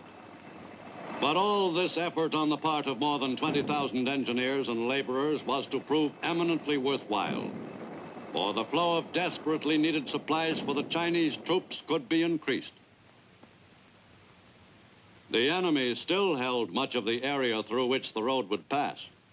From Lido in India, the route would wind across the rugged terrain to Myitkyina in northern Burma, and then to a junction with the Burma Road, thus effecting a continuous highway from India to China. Behind the enemy's lines, U.S. General Frank Merrill and a band of 3,000 officers and men who called themselves Merrill's Marauders played a leading role in the fight to gain control of Myitkyina Airfield. Since the Marauders were usually isolated, they were supplied by airdrops of food and munitions. This system of supply, on which the success of the Marauders depended, demanded a close liaison between air crews and the raiders.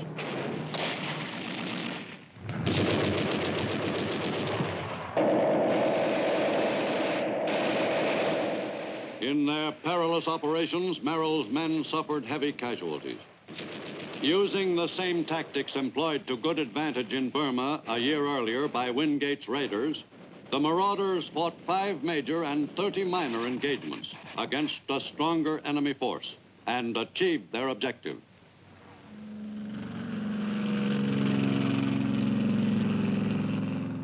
Gliders were employed to ferry some of the fighting engineers to Myitkyina Airfield. To many veterans of the theater, the struggle for Myitkyina Airfield signified the turning of the tide in Burma. The engineers arrived at Myitkyina Airfield soon after it passed into Allied hands in mid-May 1944. In fact, the airfield had just been seized from the enemy when work was begun on repairing the strip. The only all-weather strip in northern Burma, Myitkyina Airfield was vital to the success of the Allied campaign in that country. On the day after the strip was captured, General Stilwell arrived to pay his respects to General Merrill, whose Marauders had succeeded in their difficult assignment. From Myitkyina Airfield, bombing runs could be undertaken against enemy forces in the fight for the territory surrounding the town of Myitkyina.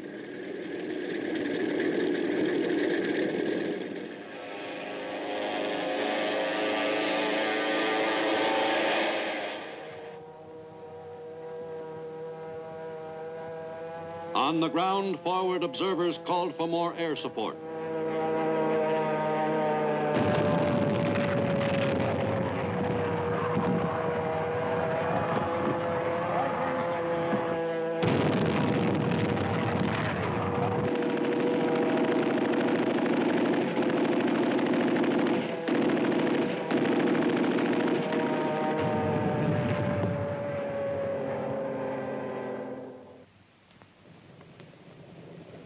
Just as important as the pressing military needs in the CBI were the diplomatic considerations.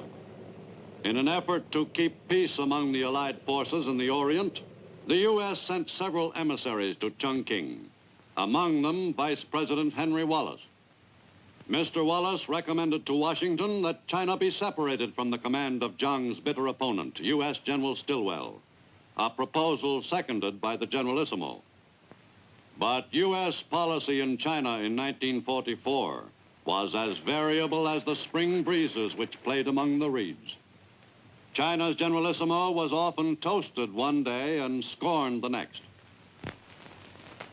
In the late summer and early fall of that year, the Chinese were forced to fall back again. Guilin and other cities in southeastern China were abandoned to the enemy. The hapless Chinese were the victims of a determined enemy offensive. Only in China was the Allied position so weak that the enemy could still seize territory in considerable quantity. At Guilin and at Liuzhou, the U.S. 14th Air Force bases were in danger of being overrun and had to be abandoned. Before the American airmen pulled out, they took great pains to be certain that the enemy would not get much use out of the installations in the field. Bombs were set at strategic points on the airstrips.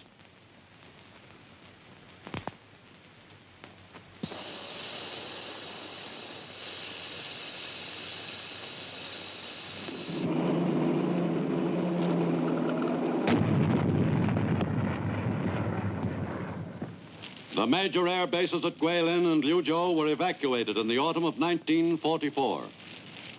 The enemy gained possession of an area which included a total of 8 forward U.S. air bases. but not in very usable condition. All over the world, the Allies were driving the enemy back. But in China, the Allied position was steadily deteriorating. In Chongqing, U.S. General Albert Wedemeyer replaced recently recalled General Stilwell as Zhang's Chief of Staff. In late 1944, the Allied military picture grew somewhat brighter. In China and India, the finishing touches were added to air bases which accommodated America's newest and largest bombers.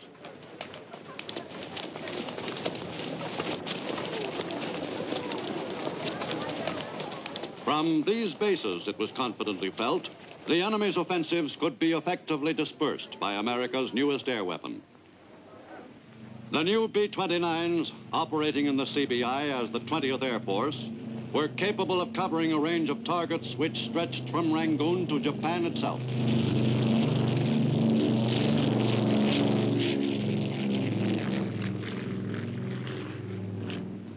In the reconquest of Burma, the superfortresses were used in softening up the enemy's hold on the country's capital and chief port, Rangoon.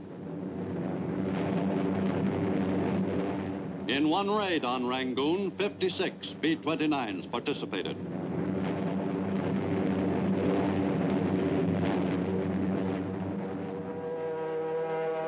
To the north, Mandalay was under attack by Allied planes and British ground forces for more than 2 months.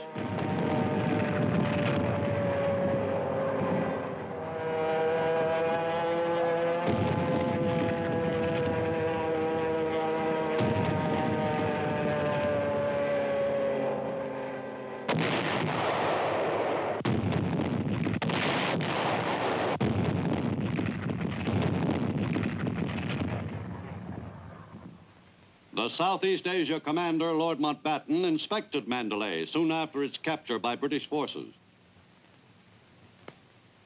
Meanwhile, in lower Burma, between Mandalay and Rangoon, American bombers attacked enemy military targets for the first time with Azon bombs, directed to their pinpointed objectives by radio control.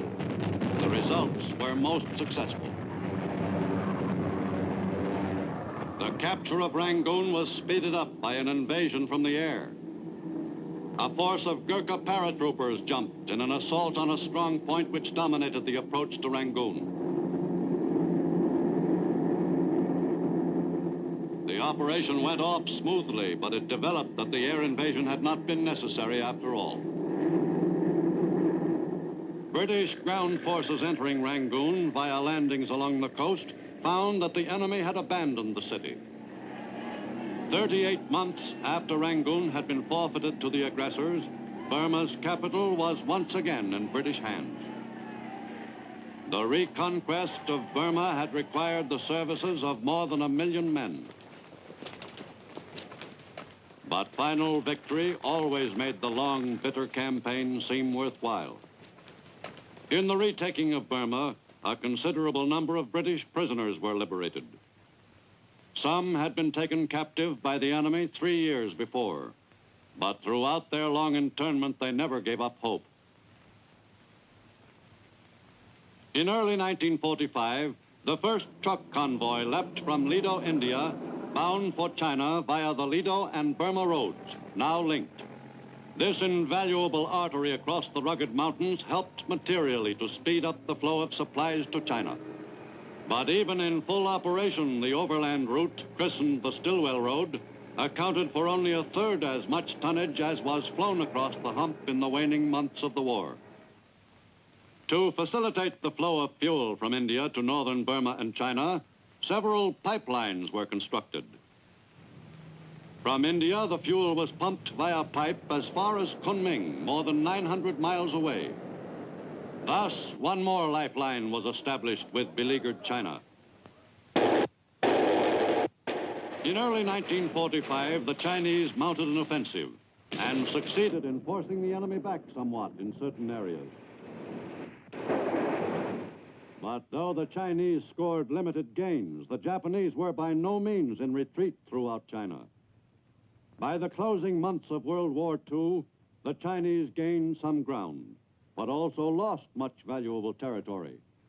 Zhang's forces continued to attack, But even the most optimistic of his allies never felt that the Chinese could win back China.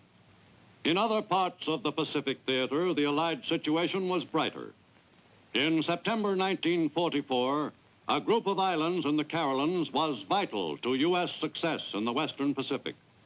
From Palau, U.S. planes could launch attacks against the Philippines, preparatory to an invasion. For freedom and justice, forward search, relentlessly marching on. But freedom's constant fight is eternal vigilance. Go forward, men of courage, in the freedom fight. Let every tyrant feel your might.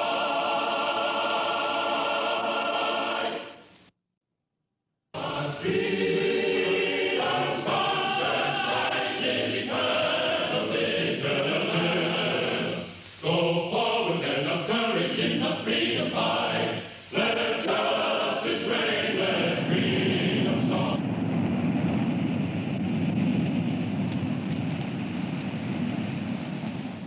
By the end of summer 1944, American forces were well established in the Marianas, only 1,500 miles from Tokyo. In the Southwest Pacific, U.S. Army troops had swept to the western tip of New Guinea. But further progress from both of those newly won positions demanded the securing of the flank. Between western New Guinea and the Marianas lay a small group of islands in the Carolines called Palau. To the top strategists of the Pacific War, the problem was, must heavily defended Palau be taken?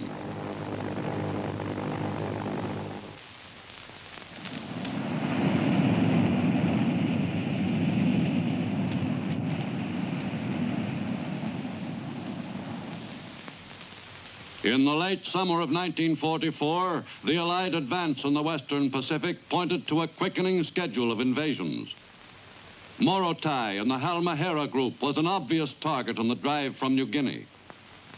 On the right flank of that route lay Palau. The necessity for the invasion of the Palau Islands was discussed by the top Army and Navy commanders in the Pacific at great length. General MacArthur, intent on retaking the Philippines, felt that Palau must be seized to secure his right flank, and also to provide a base from which air cover could be furnished for the Philippine operation. Admiral Nimitz agreed. Admiral Halsey, on the other hand, felt that the Palau campaign was not really necessary. During September, Halsey's Third Fleet was on the prowl in the waters off the southern Philippines and launched its planes in attacks against enemy airfields on those islands.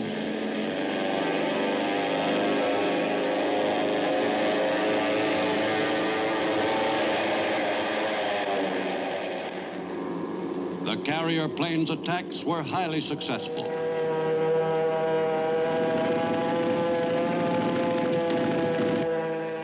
Because of the light opposition to these carrier raids on the Philippines, Halsey recommended that Palau be bypassed, a recommendation which was not followed by his superiors. At home in the late summer of 1944, America was demonstrating that she was fully capable of waging warfare successfully against the enemies in Europe and in Asia. Less than 3 years after Pearl Harbor, U.S. industry was achieving miracles in producing the machines and weapons of war in unbelievable quantities. America was geared completely to the demands of the Two-Ocean War. Supplying the troops on both sides of the world was the nation's #1 business. By the late summer of '44, America's millions had adjusted with good grace to the inconveniences and shortages of wartime living. America was solidly behind the two wars being fought on far-flung battlefields. On Main Street and on Broadway, U.S. citizens were investing in that war. To shorten the time needed to win that war, the people, young and old, directed all their energies toward one goal, the backing up of American fighting men. Of course, everybody had to relax once in a while, especially the servicemen just back from the fronts. And there was a good deal to be happy about. Paris had been liberated, and Patton was racing across France. Most Americans felt it wouldn't be too long before the Nazis were knocked out of the war. Then the U.S. could really go to work on Japan. Mounting confidence was evident all over the United States. But there were constant reminders, too, that the war wasn't quite won, that there were still costly battles to be fought. In the Western Pacific in early September 1944, the war was being carried forward toward eventual final victory by the powerful amphibious forces which were driving deeper into the enemy's zone of defense. The immediate objective was the group of islands called Palau. To seize the most strategically important islands in that chain, a force of sizable proportions was dispatched, assigned to bombard and invade the designated target islands in mid-September. The decision on which islands of the group to invade was a difficult one. The largest number of Japanese troops was concentrated on Babeltuap, the largest island. Less than half as many enemy troops garrisoned Peleliu, which also had an airstrip. A relatively small force defended Angaur, which was in a commanding position at the base of the Palau chain. The amphibious force which moved northwestward through the far Pacific was to strike at the last two of those islands, Peleliu and Angaur. The naval and troop commanders checked over the planned invasions for the last time. On September 15th, 1944, the assault was begun on Peleliu Island by the men of the 1st Marine Division. The last pre-invasion airstrikes were made, concluding 3 days of softening up enemy strong points by strafing and bombing. Peleliu was to be invaded and captured so that U.S. forces would gain possession of the vitally important airfield on the island, a key to the control of the Western Pacific area. Before the assault troops stormed ashore on Peleliu, the approaches to the beach were prepared for the first waves of boats. This delicate and hazardous job fell to the underwater demolition teams, composed of selected Navy and Marine volunteers, popularly known as frogmen. The underwater demolition men had to be able to swim long distances underwater and to work well completely on their own. The frogmen had to work quickly, first in locating the obstacle to be removed, natural or artificial, and then to set the high explosive charge correctly under the most difficult conditions.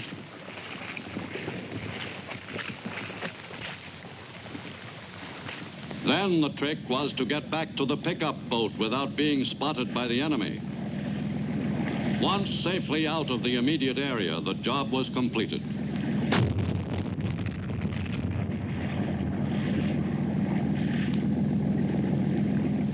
During the latter years of World War II, the frogmen enabled many invasions to go off smoothly. Early on D-Day morning, the Navy's warships sought to soften up the beaches by the final pre-invasion bombardment.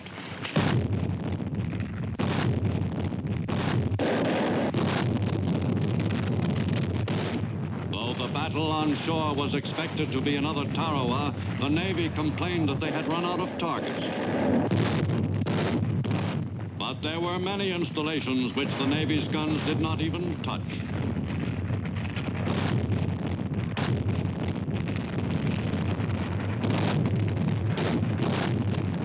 As each hour neared, the Combat Information Center aboard ship became the nerve center of the operation.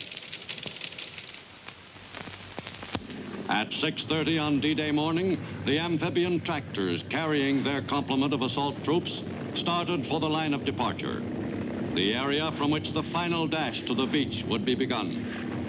The landing craft, each one a part of a designated wave, rendezvoused before making the coordinated move toward the beaches. In the Peleliu invasion, each step of the operation by each unit was reported to the top commanders on the command ship. They were thus able to gain an overall picture of the situation. Wave 1 foot, final line of departure at 0825. On deck, the troop commanders watched anxiously as the landing craft moved toward the beaches. The assault troops were preceded by a rocket barrage, directed against the area behind the landing beaches.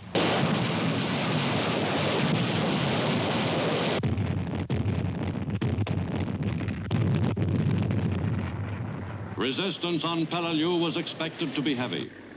As the armored amphibians moved toward shore, they drew heavy fire from the enemy, a good indication of what was in store on the beaches. As the landing craft neared the shore, the atmosphere aboard the command ship became charged with tension. Each message received from the assault units helped fill in a vital part of the broad mosaic of the battle for the beachhead. This was the first amphibious assault made by the 1st Marine Division to be opposed by the enemy. The landings at Guadalcanal and Cape Gloucester, New Britain, had been nothing like this. In the Marine Corps, the 1st Division had earned the reputation of drawing operations which entailed easy landings.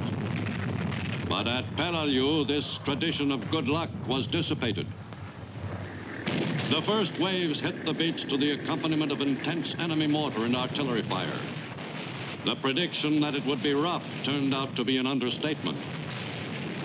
Casualties on the beaches were heavy.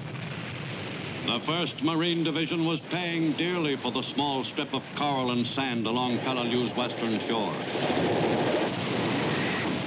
To hold on to the slim foothold, the Marines had to drive quickly inland to deepen their beachhead.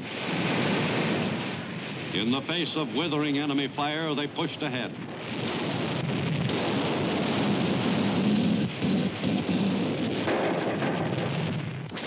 On the left flank, the battle was particularly tough. The 3rd Battalion of the 1st Marine Regiment ran into very heavy opposition. A brutal fight developed.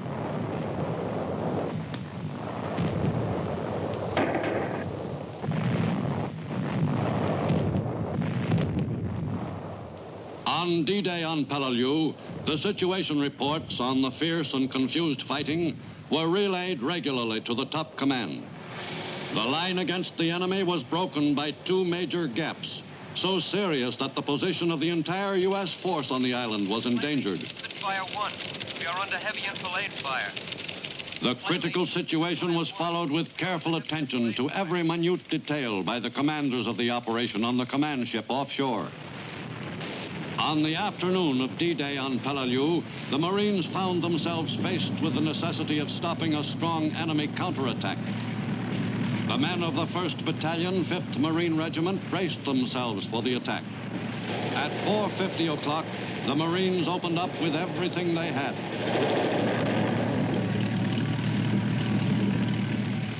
In the savage battle, American tanks once again took the measure of the obsolete Japanese models.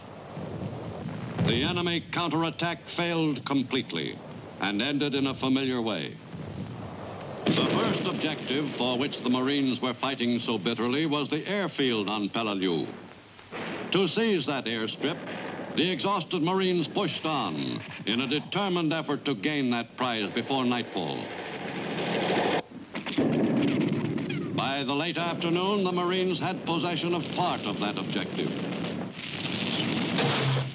But the conquest of Peleliu wasn't to be as brief as originally planned. The biggest obstacle to the Marines' progress was Bloody Nose Ridge. Holed up inside many of the peaks in that ridge, the Japanese troops could exist for a long period, could enter and leave by any one of a number of passages. It was up to the Marines to clean the enemy out of every cave entrance, and they attacked the job with great determination.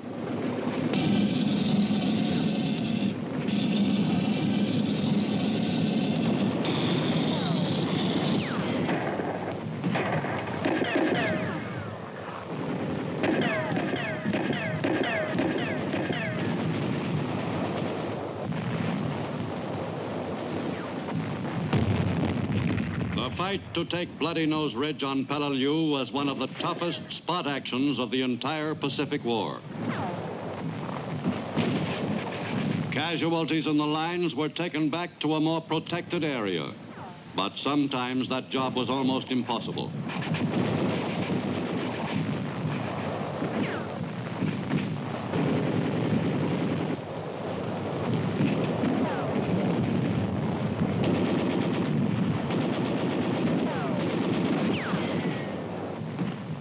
Many of the casualties were taken to a safer position behind the front, right under the sights of the enemy's guns.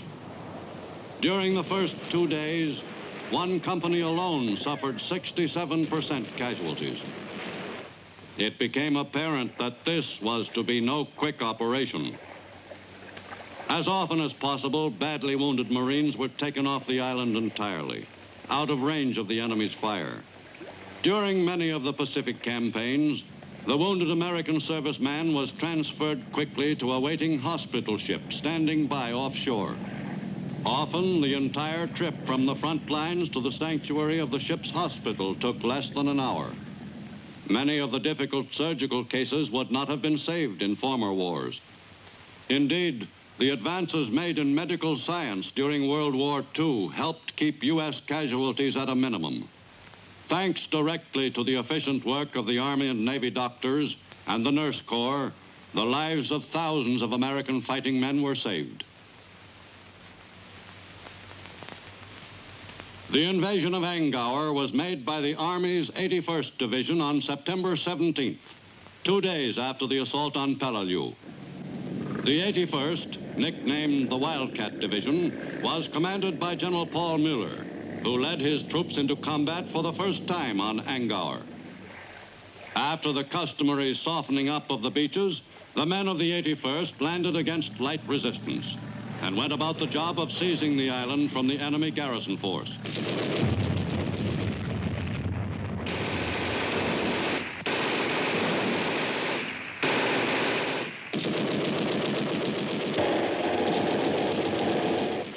Angkor was not heavily defended, but the enemy had to be wiped out yard by yard.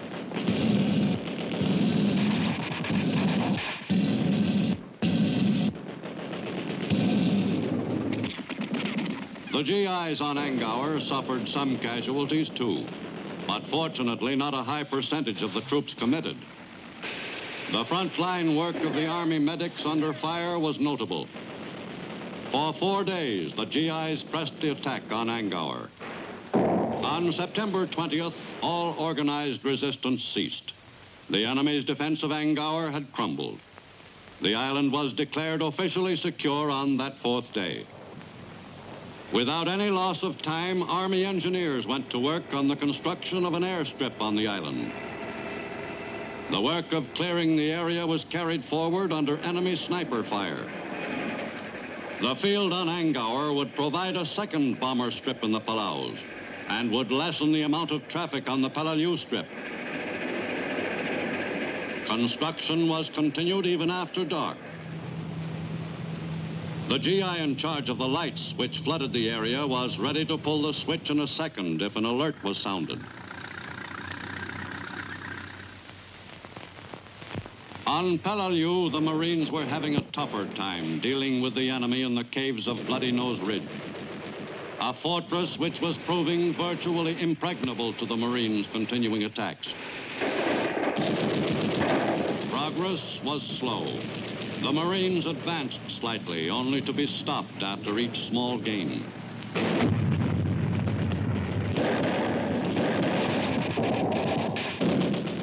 Sometimes the Marines would be thrown back from their newly won positions. The call for air support was quickly answered.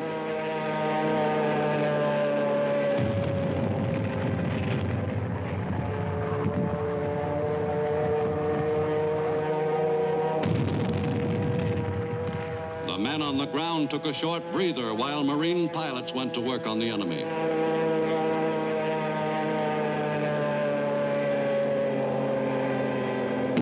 The crescendo of the howitzers prefaced each new attack.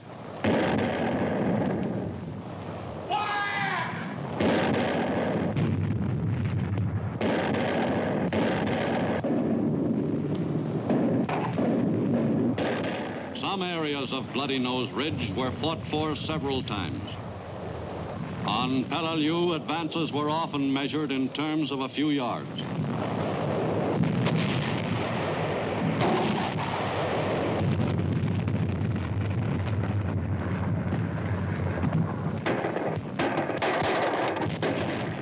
Once in a great while, the Marines gave their weapons a short rest.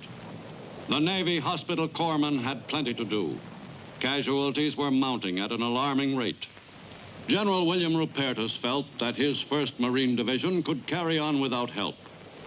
But his superior, 3rd Amphibious Corps Commander Marine General Roy Geiger, felt that it would be wise to bring in as reinforcement a regimental combat team from the Army's 81st Division, relatively fresh after the short struggle on Angkor.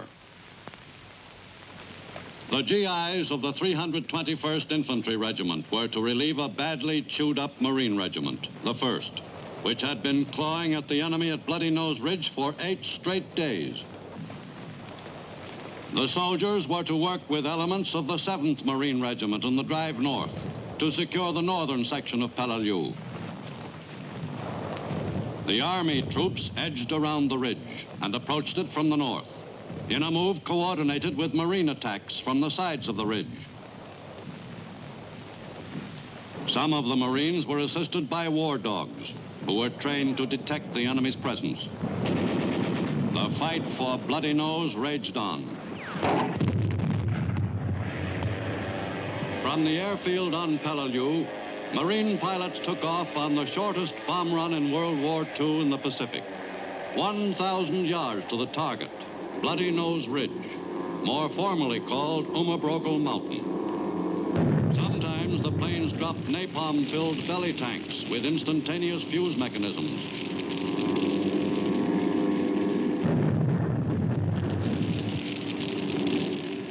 The results were most effective. Napalm, which had first been used against the enemy on Tinian, often proved more devastating than regular bombs, particularly on jagged terrain. Week after week, U.S. troops assaulted Bloody Nose Ridge with every weapon available.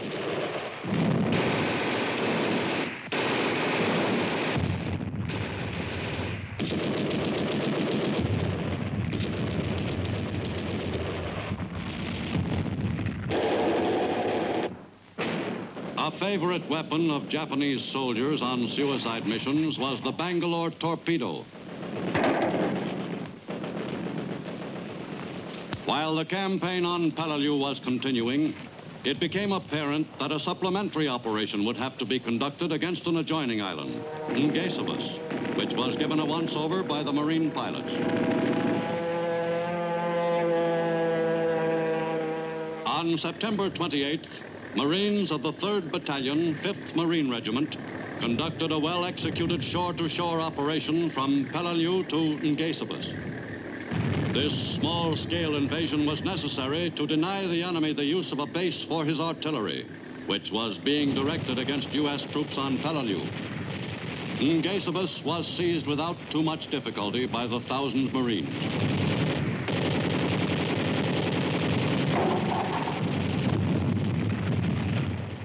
The island was taken quickly, and U.S. losses were light. On Peleliu, the fight for Bloody Nose continued without let-up.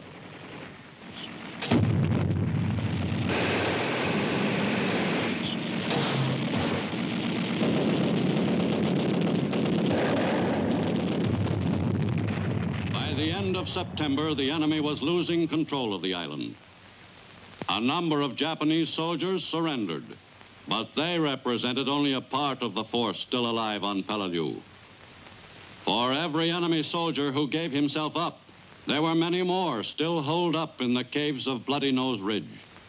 On Peleliu, a handful of Japanese troops were taken alive before the island was termed secure. As for the rest, the U.S. forces spent another 8 weeks sealing up cave entrances in the last pocket of enemy resistance, an area about 900 yards long and 400 yards wide.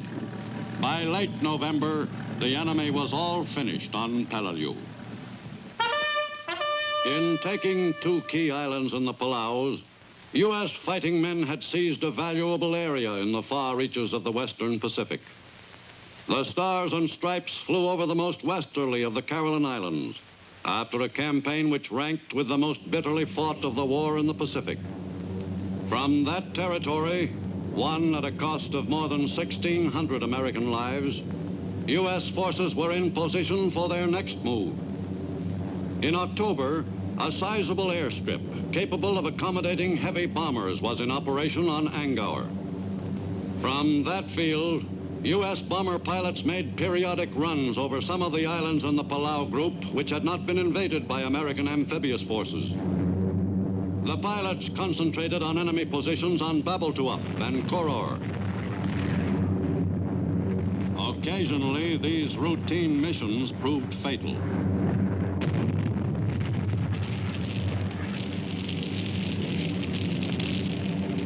But gradually, the air over the Western Pacific came under U.S. control. With Morotai and the Moluccas functioning as one air base and the Palaus as another, U.S. planes could easily cover the forthcoming invasion of the Philippines.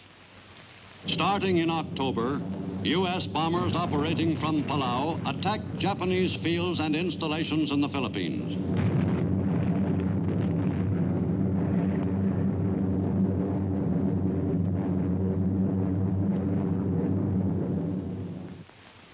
And just 1 month after D-Day at Peleliu, U.S. invasion forces were en route to the long-awaited invasion of the Philippine Islands.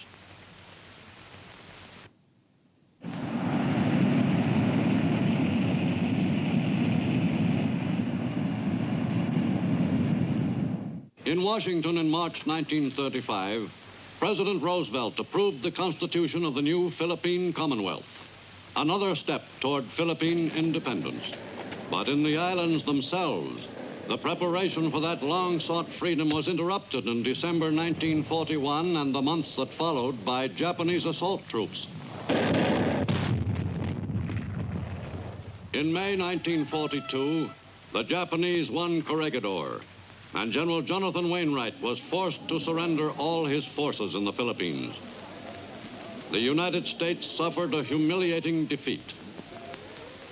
But the large majority of the Filipinos remained loyal to the U.S. while working toward the day of their liberation. Below the equator, U.S. forces were mounting an offensive which was to carry them to final victory in the Pacific.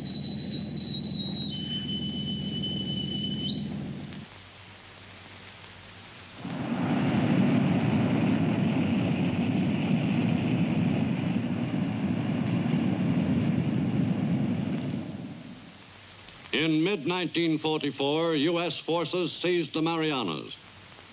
But where to strike next? Should the Philippine Islands be invaded? Or, as the Navy advocated, should the next move be to Formosa and then the China coast? In Honolulu in mid-July 1944, Admiral Chester Nimitz summed up the advantages of the Formosa plan for an interested listener, who expressed enthusiasm for the idea and seemed definitely opposed to General MacArthur's proposed Philippine operation. But as the conference continued, the general argued so convincingly for permission to make good his promise to return to the Philippines that the president finally endorsed his plan. U.S. forces in the Western Pacific had progressed by September 44 to Morotai and Palau. 1 month later, a strong invasion armada moved toward the island of Leyte in the vulnerable central Philippines. The carriers continued their attacks against enemy targets throughout the Philippines.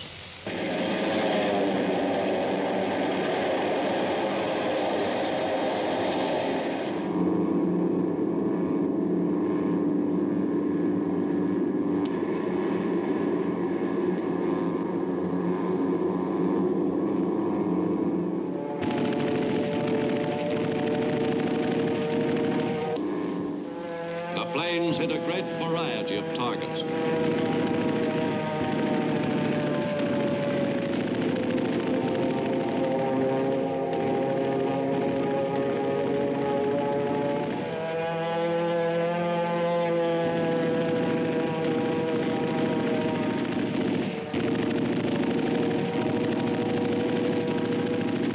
In mid-October, the invasion fleet began the last leg of the trip to the objective.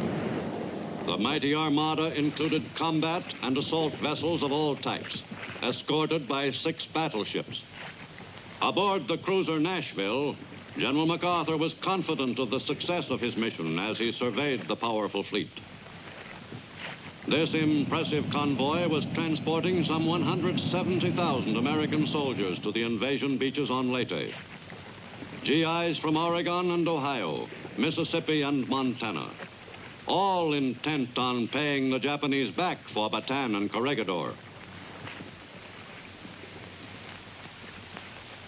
On the morning of October 20th, the invasion fleet stood off Leyte, and the assault troops moved toward shore near Tacloban.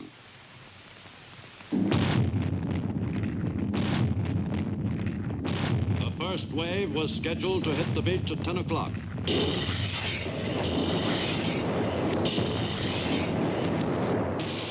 The assault on Leyte carried the fighting forces of the Southwest Pacific some 2,500 miles from the point on New Guinea where the offensive against the enemy in that theater had begun. Right on schedule, the assault troops landed. Soldiers of the 10th Corps of the U.S. 6th Army.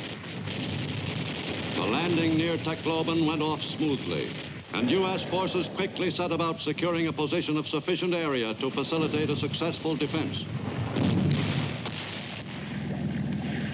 On the Nashville, General MacArthur and Philippine President Sergio Osmeña prepared to go ashore several hours after the first waves landed.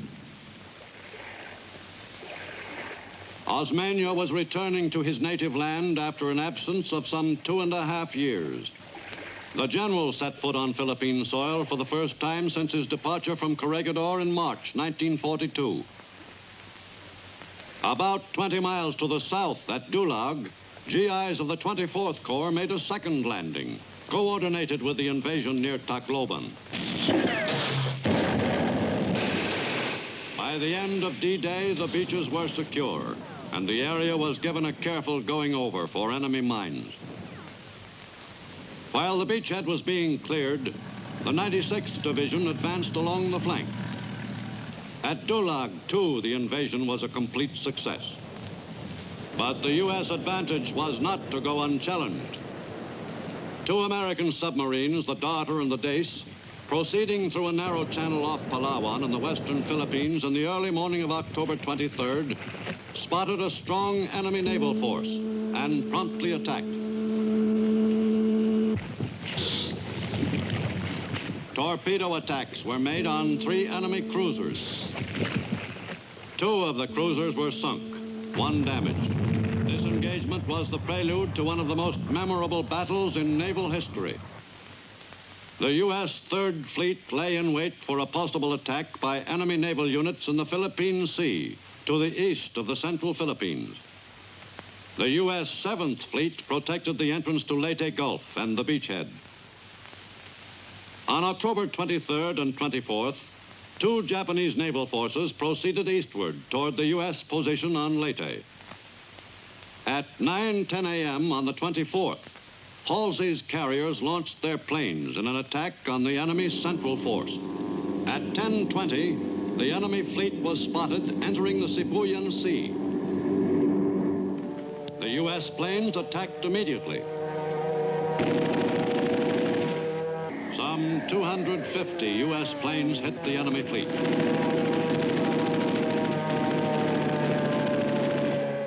Succeeding waves of U.S. planes kept up a continuing attack for 5 hours.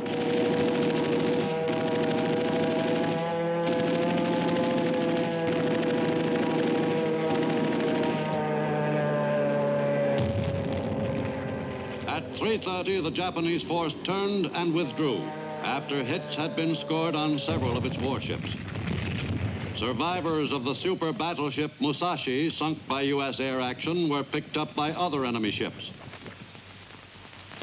The enemy's naval strategy called for a decoy force to try to lure Halsey out of position. Halsey bit. He took his Third Fleet north to meet the expected threat, since he thought that the enemy's central force had been routed.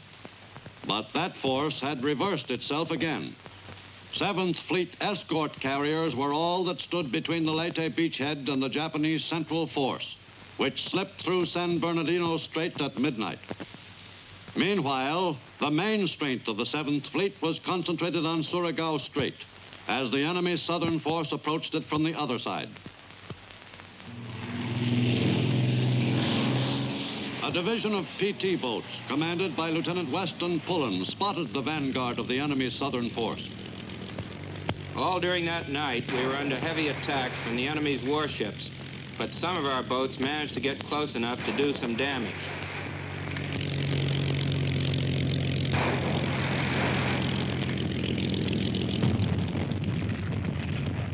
The battleships of the U.S. 7th Fleet, which were equipped with the latest radar apparatus, waited through the night until the enemy came well within range of their guns.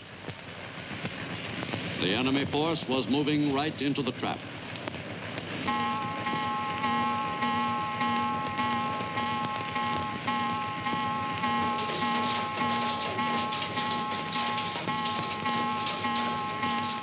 Some of the battleships used radar fire control devices. The gunners held their fire until the enemy's lead ship was only 21,000 yards away.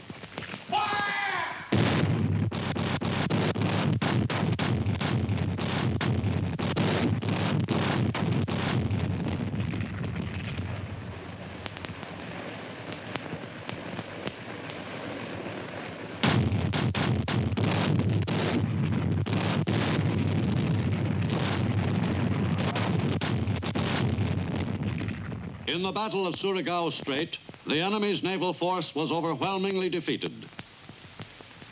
But the Japanese Central Force knifed down from San Bernardino Strait and attacked U.S. escort carriers and destroyers, sinking 4 ships.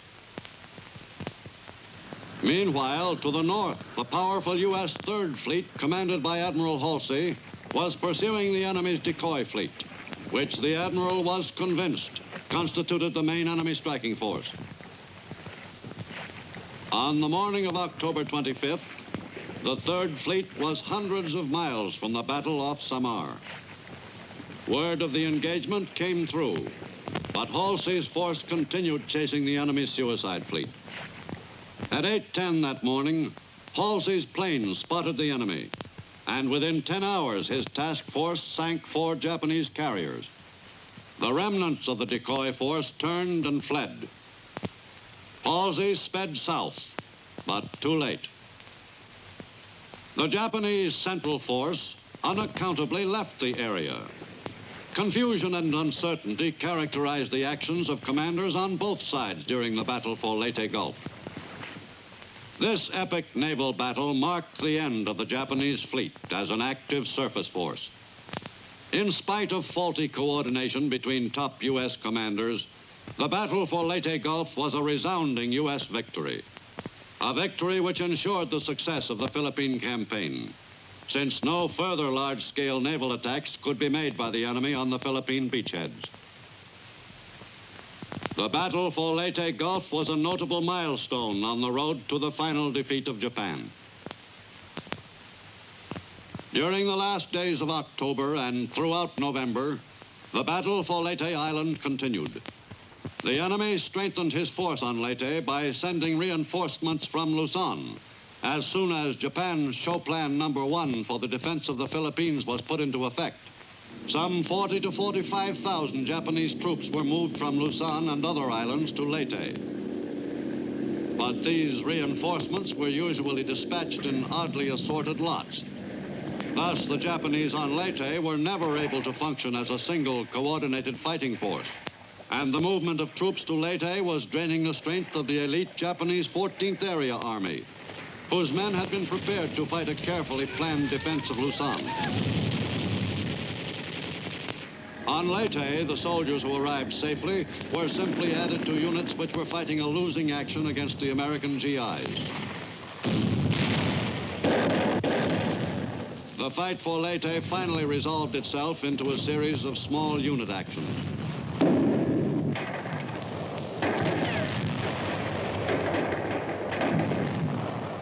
The enemy's casualties on Leyte continued to mount. During the battle for Leyte Island, Japanese pilots introduced a new kind of aerial attack. Suicide pilots, or kamikazes, crashed their planes into U.S. ships.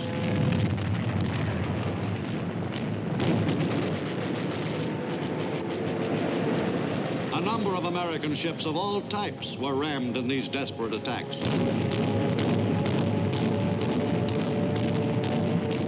The ship's crews could expect little advance warning.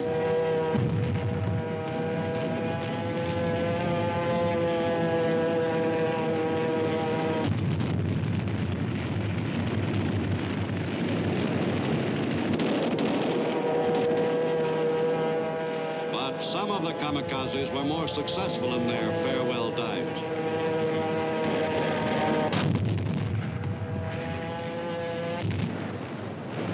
On shore, the battle for Leyte Island continued, with the GIs advancing quickly. By December 1st, there were 7 U.S. divisions fighting on Leyte, 3 of which had joined the fight after the original landings. The key port city of Ormoc fell to the 77th Division on December 11th.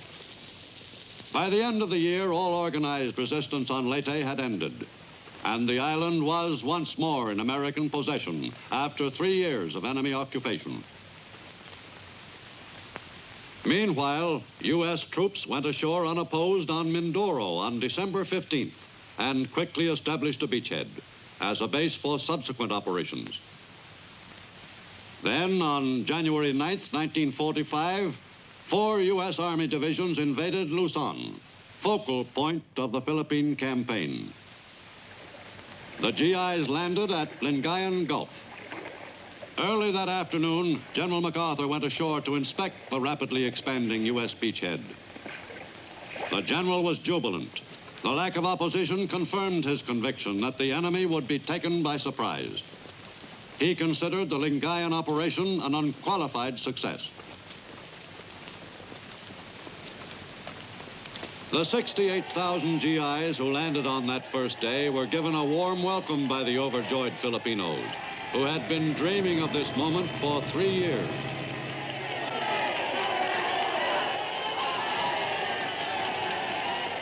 The troops were not accustomed to making this kind of an invasion. The landing at Lingayen Gulf had little in common with previous assaults made by the GIs in New Guinea and the Solomons. Filipino guerrillas who had carried on sporadic raids against the enemy during the black years just ended enthusiastically joined forces with the GIs, volunteering to act as scouts.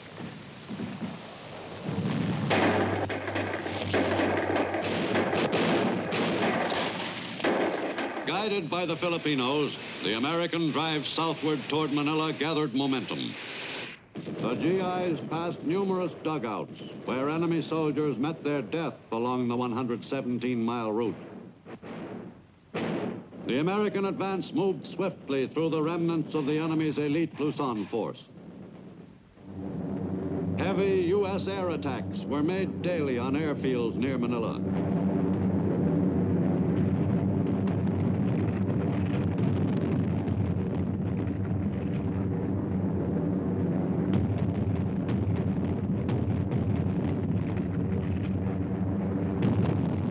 With the enemy's airfields under almost constant attack, GIs of the 37th Infantry and 1st Cavalry Division closed in on the capital city from the north.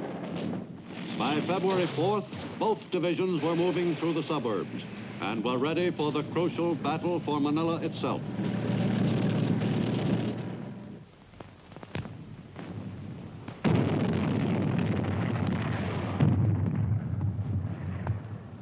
The drive to capture Manila proper began with heavy fighting. The GIs were well aware that it would be a tough job.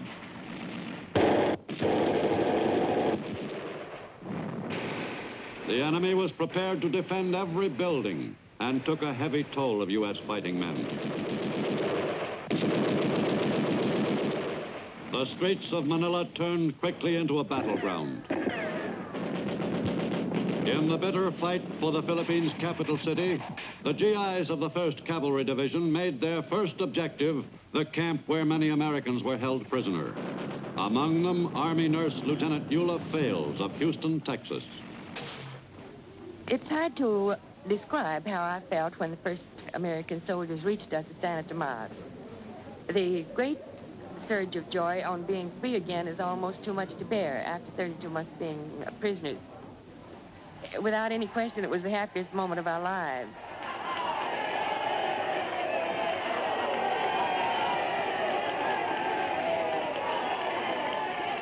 The prospect of actually going home again was a little hard to get used to at first. I think we all felt that we were getting a second chance at life, a chance which some of us didn't expect.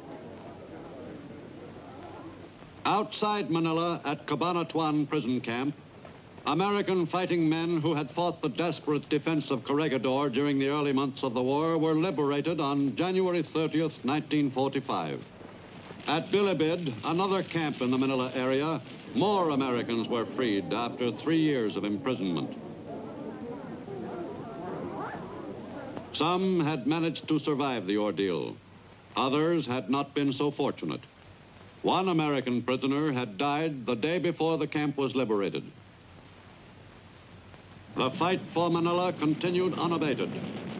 On February 15th, the struggle shifted to a strange setting for such a grim engagement, Harrison Ballpark.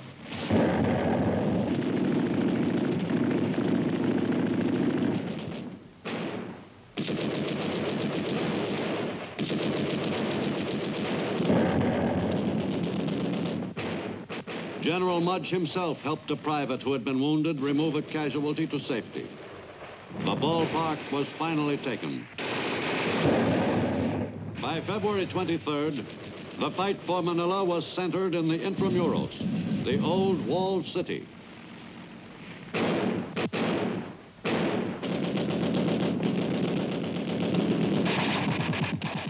GIs of the 129th and 145th Infantry Regiments swiftly annihilated enemy resistance.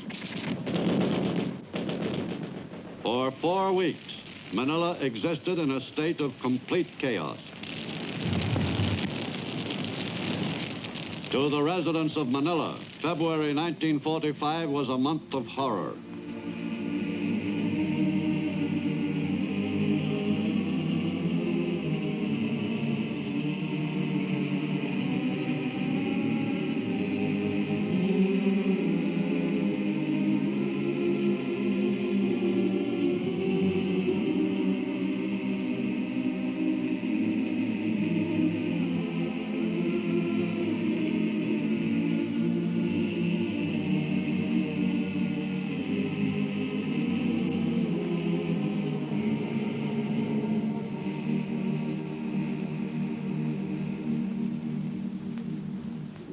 On February 16th, an assault by air was made against Corregidor, the historic rock in Manila Bay. More than 2,000 men of the 503rd Parachute Regiment were to make the jump.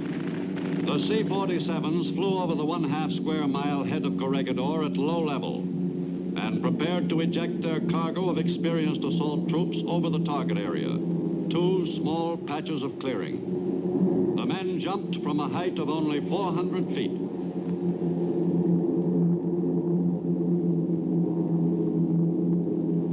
An 18-mile-an-hour wind complicated the problem of landing precisely on the 2 pinpointed spots. But most of the men made it successfully to the designated areas. The operation went off on schedule, but not exactly smoothly. A few of the men missed the rock entirely.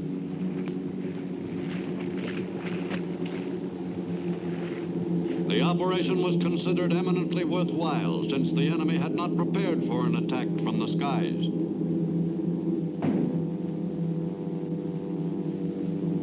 "267 men were injured in the spectacular drop.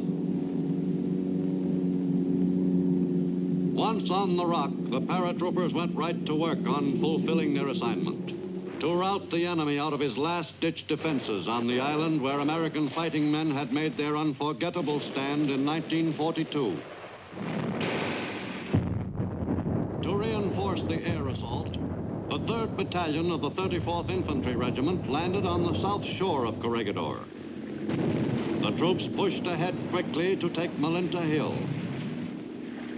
Opposition on the beach was negligible, since the enemy had been caught completely off guard by the air invasion. In addition, the landing on the south shore of the island also came as a surprise to the enemy, who had expected an assault on the northern beaches.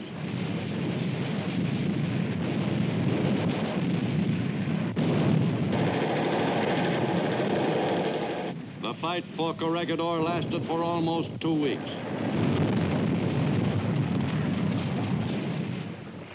Soon after the seizure of Corregidor, General MacArthur arrived for the formal ceremony which marked the island's return to U.S. possession.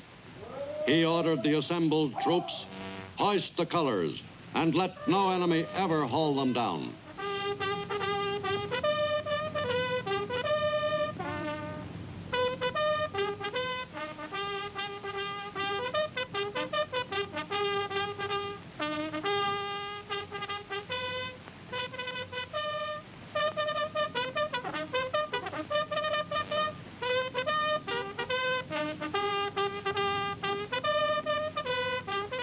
Corregidor was a notable milestone on the road to Tokyo. 3 days after Corregidor was invaded, Iwo Jima, some 1,600 miles to the north, was assaulted by 3 divisions of United States Marines.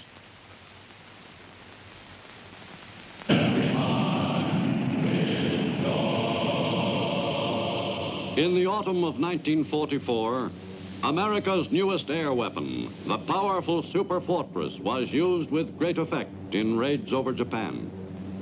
On these missions, the B-29s were exposed to attack by Japanese fighters.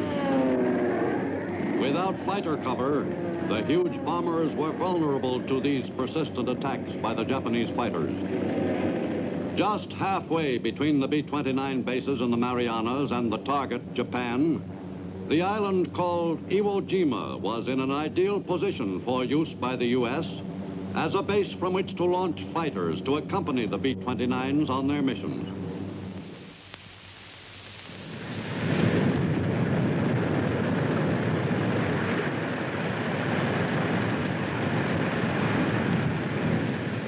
In late 1944, the U.S. High Command decided that Iwo Jima must be seized, and preparations were made for the assault against that island fortress. Beginning in October, American B-24s made regular pre-invasion bomb runs to Iwo.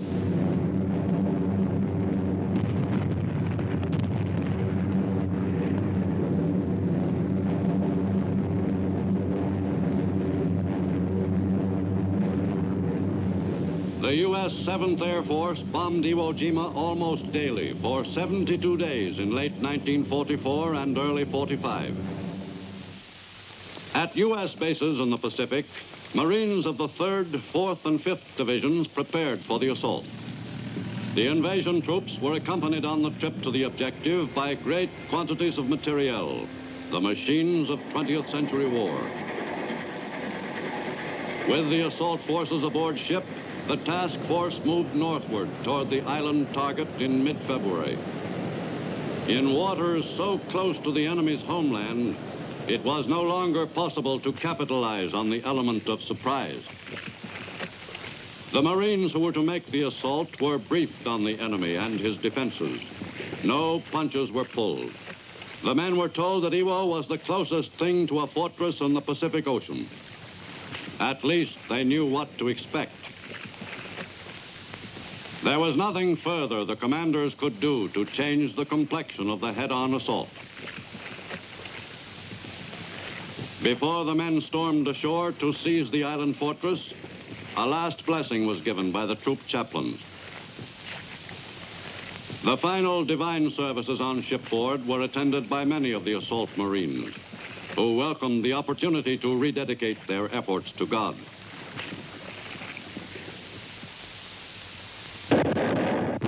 The warships opened up on the island at 6:40 on D-Day morning. An interested observer aboard the flagship was Secretary of the Navy James Forrestal, who said at that time, "This target, like Tarawa, leaves very little except to take it by force of arms, character, and courage." Mount Suribachi, which dominated the island, was a prime target for Navy gunners. The preliminaries to the actual landing went off smoothly. H hour had been set at 9 a.m., and everyone was intent on making it on schedule. Trained to razor sharpness, the Marines took to the boats early on D-Day morning. Some 10,000 men of the 4th and 5th Marine Divisions left the transports to make the initial assault. On that faintly chilly February morning, the sea was calm. Many of the Marines were veterans of other campaigns. Some had never been in combat before. Men like Private First Class Harold Wergers. I tried to figure out what time it was in St. Louis, my hometown.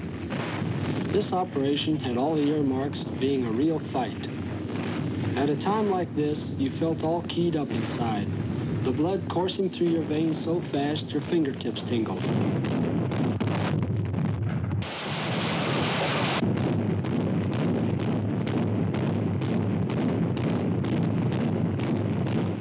You wanted to get ashore quick and start getting some of those guys who were firing at our ships and scoring a hit every now and then.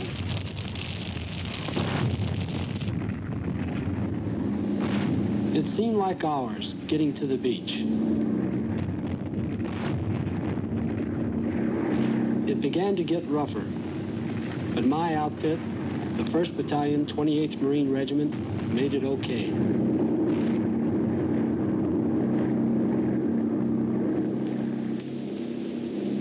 We landed on schedule. It seemed weird, knowing how many Japs there were, getting set to let you have it, but not being able to see a one of them. Pretty soon you knew for sure they were there. On the beach it got really rugged.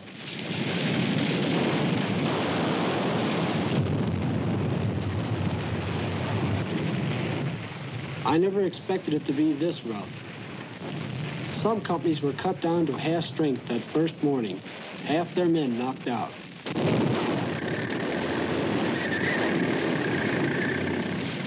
More men were landed, including the rest of my regiment, the 28th Marines. We had to hang on to that beachhead, whatever happened.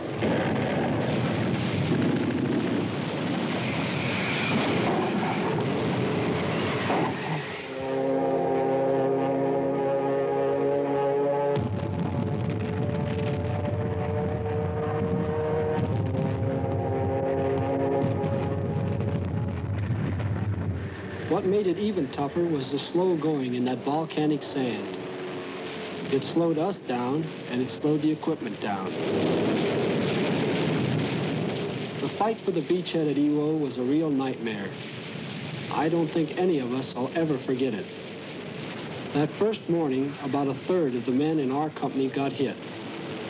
But we kept on fighting for that toehold. Iwo didn't get any more comfortable at any time during those first few days. The corpsmen had their hands full. They were busier than any of us. A lot of our equipment got bogged down in the loose sand and was knocked out by the enemy. And an awful lot of Marines got it on the beach at Iwo. On the evening of D+2, the U.S. ships offshore were attacked in a heavy air raid.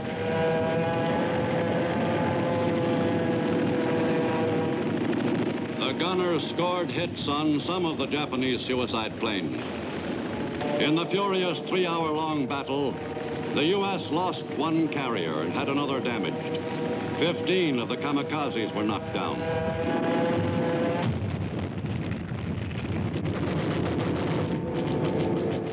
From Mount Suribachi, the Japanese poured their fire on the landing beaches below. No spot on the U.S. beachhead was protected from enemy fire as long as the Japanese held Suribachi. The job of bringing additional troops ashore under that heavy pounding was a delicate operation.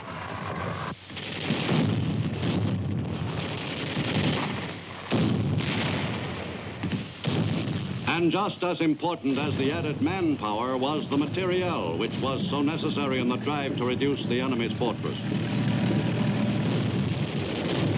It became obvious on the first day that Suribachi would have to be taken as quickly as possible.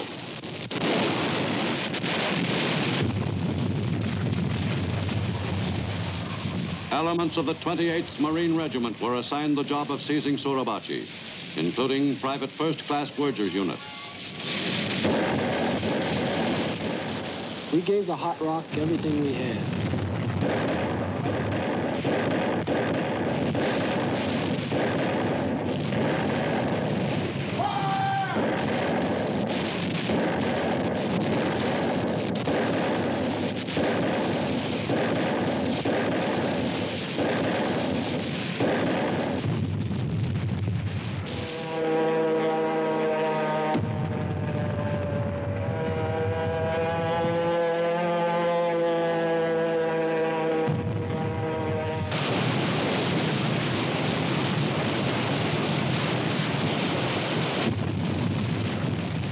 After that opening, you'd have thought we could have walked right up the side of the mountain. We gained a little ground, but the enemy kept letting us have it. We picked up a few yards here and there, but we had a long way to go. So many men got hit, there weren't enough Navy corpsmen to go around, and they took heavy casualties too.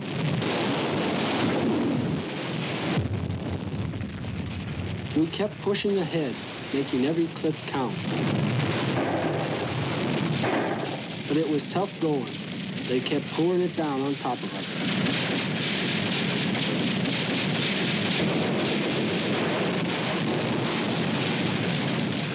It seemed like weeks just fighting for the land around the base of the rock.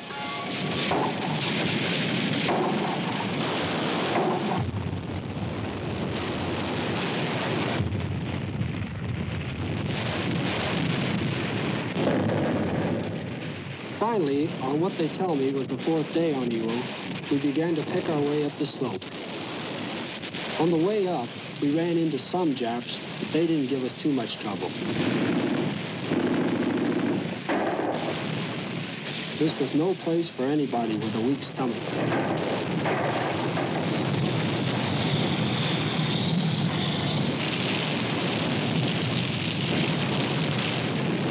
The Marines of the 28th Regiment spent 4 days in getting to the crest of the 556-foot-high mountain. Once again, the Marine spirit had been a prime factor in the capture of this difficult objective against great odds. On February 23, 1945, the Marines raised the U.S. flag atop Mount Suribachi as a signal to the troops below that the mountain was won. That flag was seen around the world. During those first 5 days on Iwo, the Marine Corps suffered 6,845 casualties. Of that number, 5,284 were wounded, and a great many of those men were saved. Most of the wounded were surgical cases. Some of the casualties were suffering badly from shock. The men who took Suribachi were able to appreciate why it had been so tough. The enemy had been solidly entrenched. The Japanese on Iwo's mountain had fought one of the most determined defenses of the war. But it had proved fruitless. Hundreds of dead Japanese soldiers were strewn about the slopes of Mount Suribachi after the battle. The situation was reversed. The U.S. forces now dominated the southern end of the island. The original U.S. beachhead was littered with wrecked equipment. But though a considerable amount of materiel had been rendered useless to the U.S. fighting men on Iwo, other machines and weapons in impressive quantities had been successfully brought ashore and put to use against the enemy. Ground Forces Commander Marine General Holland Smith was anxious to have the area cleared of enemy mines and rendered safe for the landing of additional reinforcements and supplies for use in the drive north on the island. 3rd Marine Division combat troops, which had been held in reserve, landed on Iwo with 3rd Marine Division headquarters and attached units. The 2 regimental combat teams of the 3rd Marine Division now on the island were to be used in the center of the drive north. The reinforcements, too, were surprised by the difficult footing. In the loose volcanic sand, vehicles designed for use on any terrain bogged down hopelessly. On Iwo, metal mats were essential for the movement of many vehicles inland from the beaches. The invading Marines had not expected to have so much trouble with Iwo's soil, but they overcame the problem in short order nevertheless. Before the concerted attack against the enemy for the northern section of the island, some Marines attended religious services only a short distance from enemy positions to the north. One of the Marines' most pressing supply problems was the lack of water on the island. After the southern end of the island had been secured, the Marines installed distillation units, which converted the seawater and signaled the end of limited water rationing, which had prevailed since the morning of D-Day. With Suribachi and the southern end of Iwo 1, the U.S. forces girded themselves for the conquest of the northern section of the island. The 3 Marine divisions which would fight that campaign were well prepared. Some of the men who had battled the enemy on Mount Suribachi took a few moments off to clean up before going back into action. U.S. forces controlled the southern end of the island, but still had to seize the broader northern section. General Holland Smith and his staff were faced with the problem of taking that territory from a well-disciplined enemy force of considerable size. The Marines' campaign against the enemy on the northern part of the island, which had been begun on the 2nd day, picked up momentum after Suribachi had been taken, and all the Marine units on the island could be concentrated on the final sweep to the north. That drive called for the perfect coordination of the troops of the 3 Marine divisions, working smoothly together under difficult conditions. The success of the Marine drive to the northern tip of Iwo depended in large measure on the performance in action of U.S. tanks. Some 150 Shermans were employed on Iwo to pace the advance of Marine ground forces in the drive north. This phase of the battle for Iwo was much tougher than the fight for Suribachi. For a solid week, 4th Division Marines fought for a series of ridges surrounding Hill 382, less formally known as the Meat Grinder. And for a week, they were driven back. Then the drive northward on the right flank continued.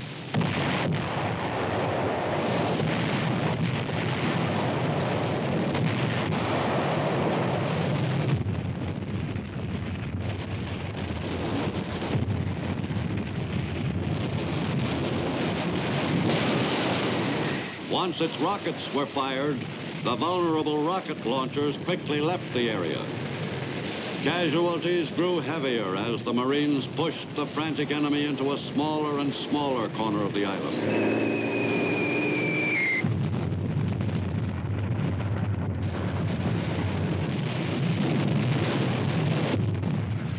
In some areas, the territory had to be taken ridge by ridge.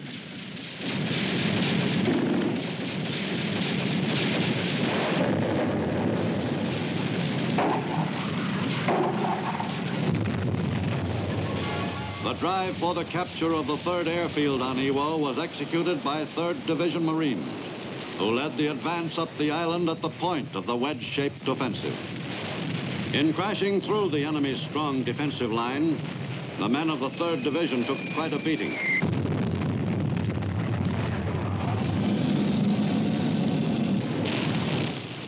The men of the 2 regimental combat teams of the 3rd Marine Division broke the back of the enemy's main stand in the north of Iwo.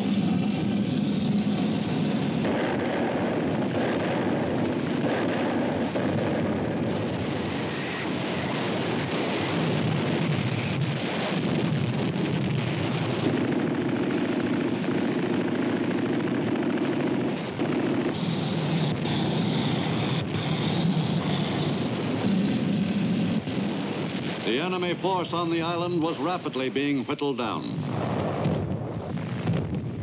But even though the main defense belt had been penetrated, the wary Marines still had some territory to seize from the stubbornly resisting enemy. The U.S. force had suffered the loss of much equipment and thousands of fighting men. But Iwo Jima, only 750 miles from Tokyo, was almost entirely in American possession. No longer would enemy planes take off from Iwo's strips on missions against U.S. forces in the heart of Japan's inner defense zone. The campaign on Iwo Jima had several noteworthy aspects from a medical standpoint. One was the employment of whole blood and plasma on a scale never before attempted, with gratifying results. It had been estimated that casualties would total 31% of the entire force. Actually, casualties amounted to almost 33% of U.S. manpower participating in the operation on the island. The Navy operated an evacuation hospital, which began functioning on the island on the 9th day of the battle. All the necessary facilities were available to Navy doctors and corpsmen, working only a mile or two from the front. With the opening of several evacuation hospitals on Iwo, it was possible for all initial surgery to be performed on the island itself. The most difficult cases were operated on as quickly as possible, often less than an hour after the wound had been sustained, and the lives of thousands of fighting men were saved. Starting on the 13th day of the battle for Iwo, many of the casualties were evacuated by air. At certain times, this method provided the only means of evacuation from the island because of unfavorable sea conditions or lack of facilities afloat. During the last 3 weeks of the battle on Iwo, about 100 casualties a day were put aboard planes and flown off the island.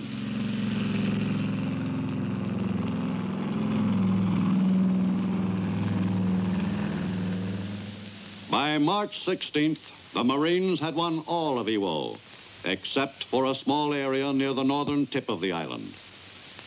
Japanese who had been taken prisoner were used to appeal to their brothers in arms to surrender. But in most cases, the appeals were not as successful as other methods of persuasion.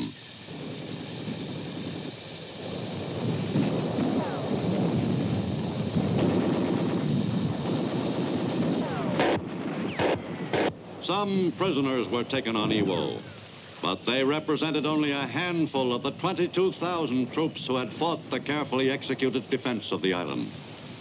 Only 217 prisoners were taken, 159 of them Japanese.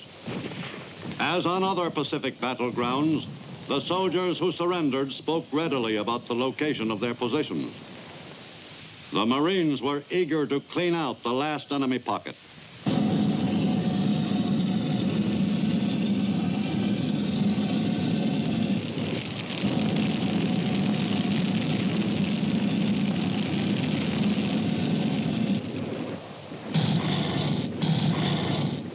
The Marines who were engaged in seizing the last enemy area had been fighting on Iwo for almost 4 weeks.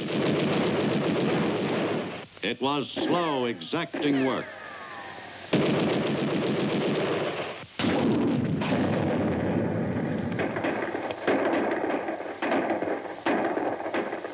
Finally, by March 25th, the men completed the job.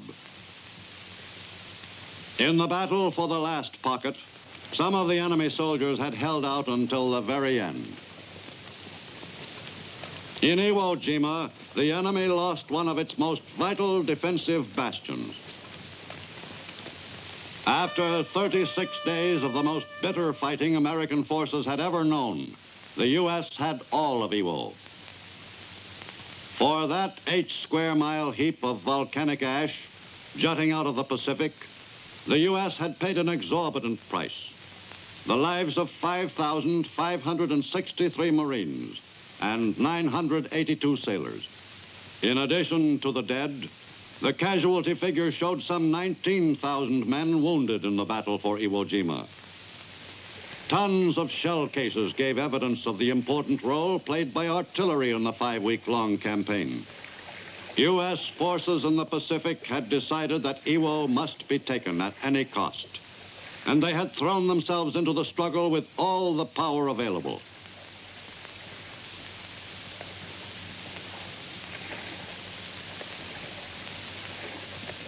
With the job successfully accomplished, the top priority assignment was the extension of one of the airfields so that it could accommodate America's newest heavy bombers.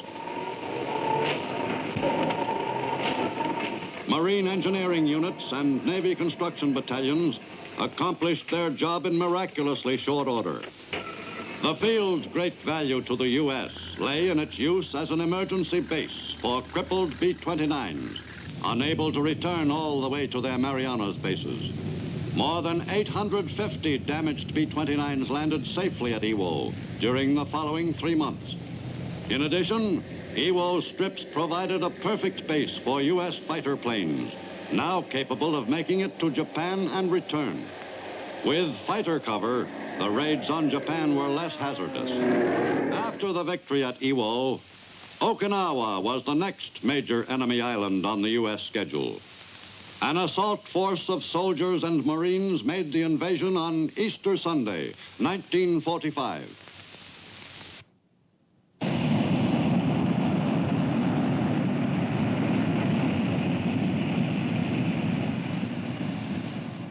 In early 1945, U.S. forces focused their attention on an imposing objective, Okinawa. Lying only 350 miles from Japan proper, Okinawa would make the perfect base from which to launch the proposed invasion of Japan itself. But though the Japanese were losing more and more outlying territory, on the home islands, the Japanese military forces would be able to muster sufficient manpower to fight a strong defensive battle.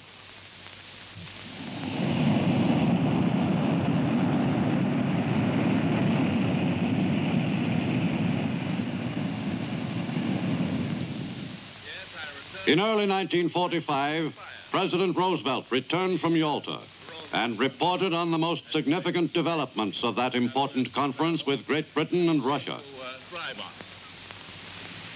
We haven't won the wars yet, with an S on wars.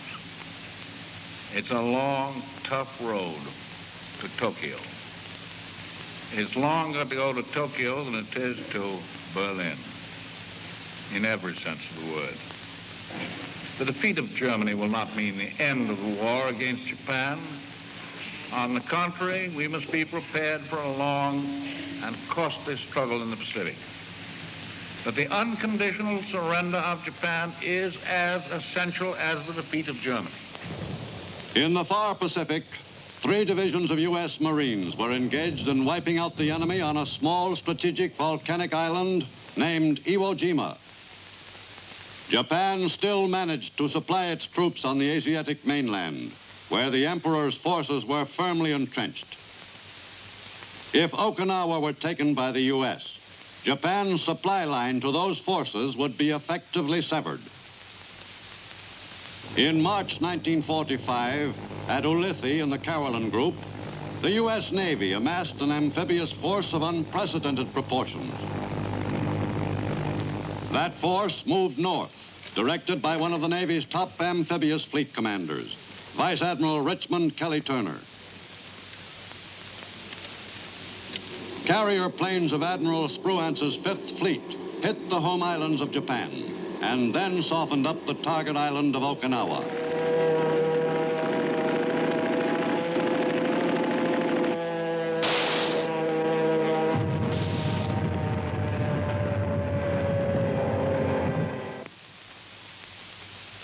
Meanwhile, the warships of the mighty 5th Fleet moved toward the objective. And on March 25th, enemy positions on the island came under attack by a score of U.S. warships, which fired salvo after salvo. On March 26th, 77th Division GIs assaulted the Kerama Islands, a valuable subsidiary base of operations. And on April 1st, the key island of Okinawa was invaded.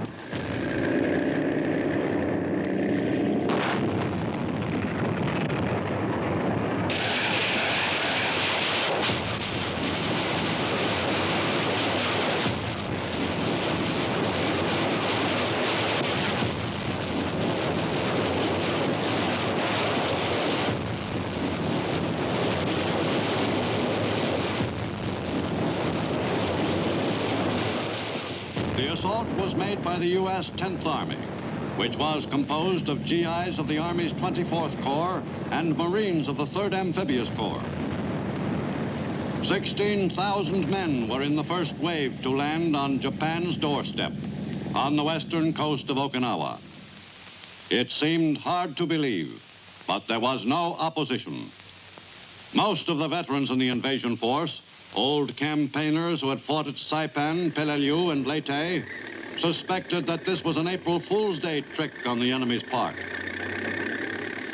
The soldiers and Marines pushed across the island and were followed by thousands more.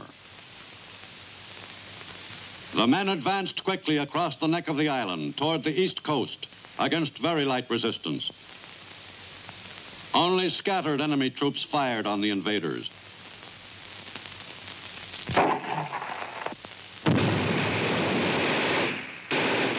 U.S. troops gained ground easily. The American plan was to bisect the island and thus divide the enemy's forces.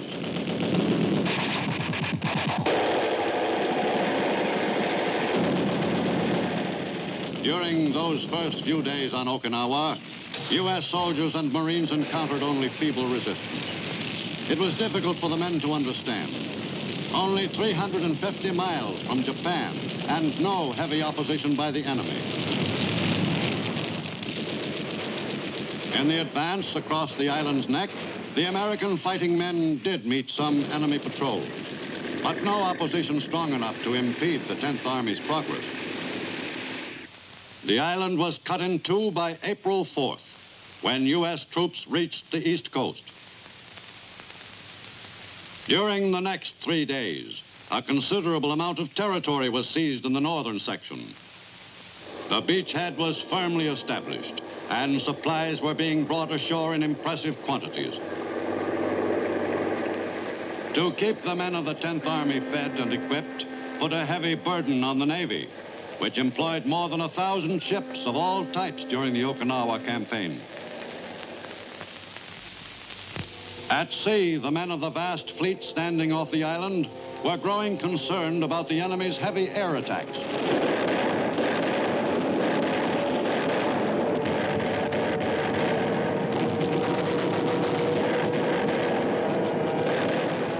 Off Okinawa, the Japanese made maximum use of their frenzied kamikaze attack plan.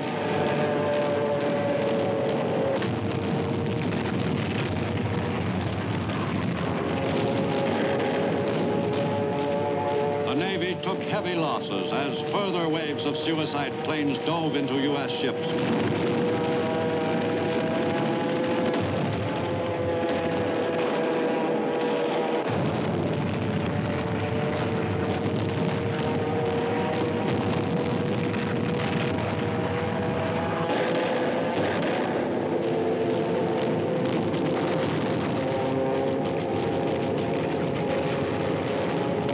The waters off Okinawa became as violent a battleground as the island itself.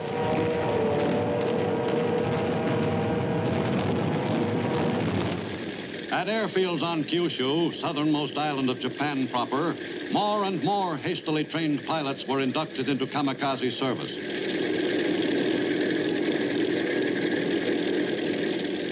No honor was considered greater than the privilege of making a suicide dive against an American ship.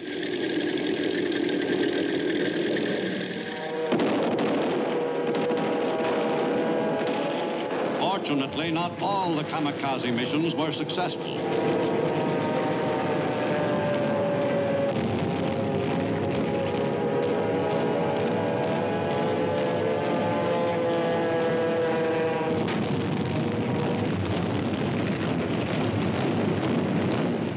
To the men in the fleet, the skies seemed always full of kamikazes.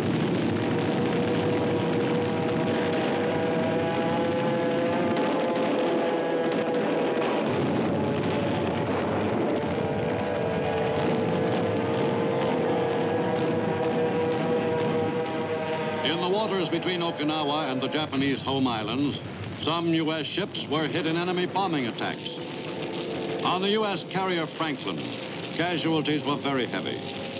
In the struggle to save the ship, Chaplain Joseph O'Callaghan of Cambridge, Massachusetts, played a memorable part and was subsequently awarded the Congressional Medal of Honor. It appeared that most of the crew were dead, and of the living, almost everyone was wounded. The few survivors of the Franklin will never forget that cold March morning in the far Pacific. The flight deck littered with dead and dying. In nomine Patris, et Filii, et Spiritus Sancti. Amen. More than 250 U.S. ships of all types were sunk or damaged by the enemy's air attacks in the Okinawa operation. On April 12, 1945, U.S. fighting forces lost their commander-in-chief. While a sorrowing nation mourned his passing, a new chief executive took the oath of office. President Harry Truman was well aware of his heavy responsibilities as America's war leader. In Washington, the nation's grief was mirrored in the faces of the crowds which lined the route of the procession.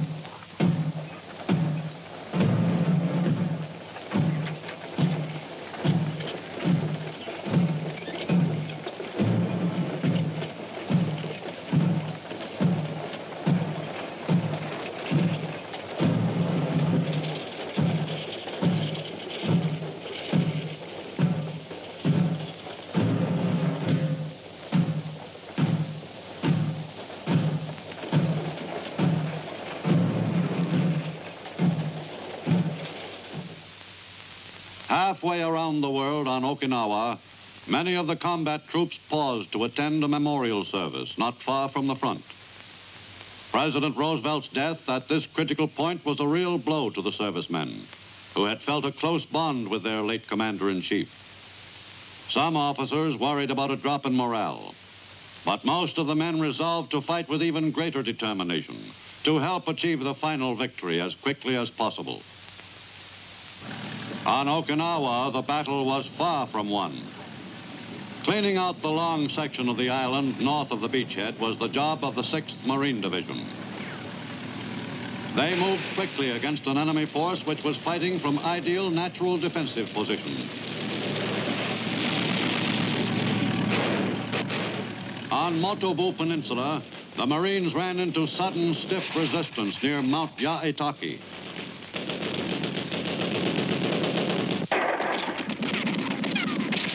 The enemy pocket was wiped out during a 3-day fight by the veterans of Eniwetok and Guam. The men moved forward quickly and cleaned out the peninsula where most of the enemy's northern force on Okinawa was concentrated. In the 13-day campaign on Motobu, 2,014 enemy soldiers met death.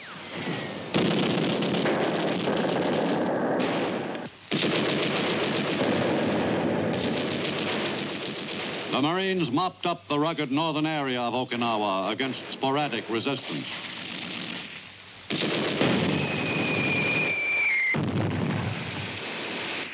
All but a handful of the thousands of Japanese were killed by the 6th Marine Division in taking the northern section of the island.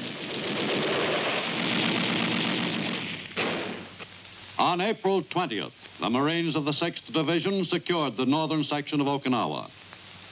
In a quick amphibious operation, 77th Division GI seized Ieshima, where the foot soldier's great friend and supporter Ernie Pyle met his death. On southern Okinawa, General Simon Bolivar Buckner, 10th Army commander, ran up against the enemy's main line of defense.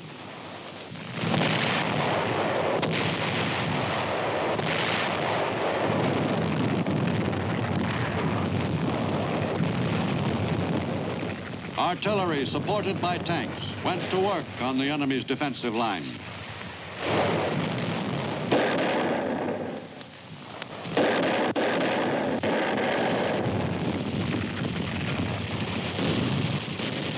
In early May, the Army's 24th Corps, stalled on the southern front, was reinforced by the Marines of the 3rd Amphibious Corps. The battle-wise enemy commander, General Ushijima, had chosen to make his stand along a line which stretched across the island from Naha to Yonabaru. On May 8th, the 6th Division Marines prepared to attack south along the west coast in the drive to take Naha and pierce the enemy's line. To cut that western anchor of the enemy's defense, the Marines concentrated all their power in the new offensive.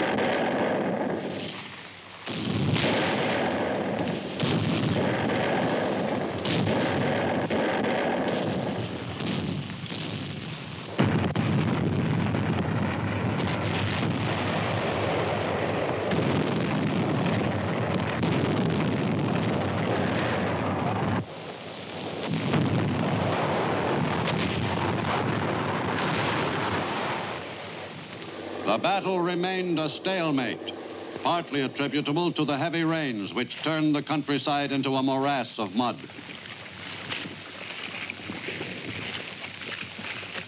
Most of the heavy equipment became hopelessly bogged down in the mire. The Army 24th Corps, which was trying to mount a crushing offensive against the bulk of the enemy's Okinawa force, found its assignment especially difficult with the beginning of Okinawa's celebrated plum rains, which set in on a daily basis late in May and greatly complicated the operation.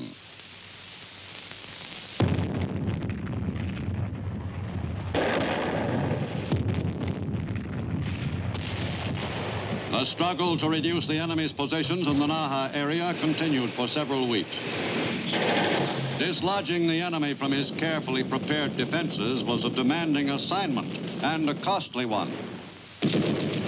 The Marines' answer to the enemy's strong, well-integrated defenses was the tank infantry team. In the U.S. attack, some tanks were lost, and the Marines suffered a sizable number of casualties before they were able to move into the capital city.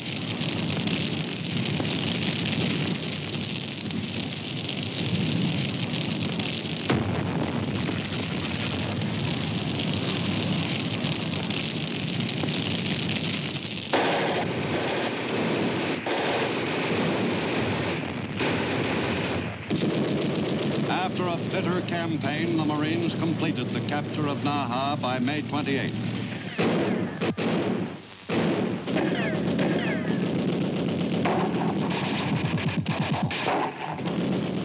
The city was almost a total wreck. For their successful seizure of this hub of the enemy's defense on Okinawa, 2 regiments of the 6th Marine Division, the 22nd and 29th, were awarded the Presidential Unit Citation. The city had felt the full weight of U.S. firepower.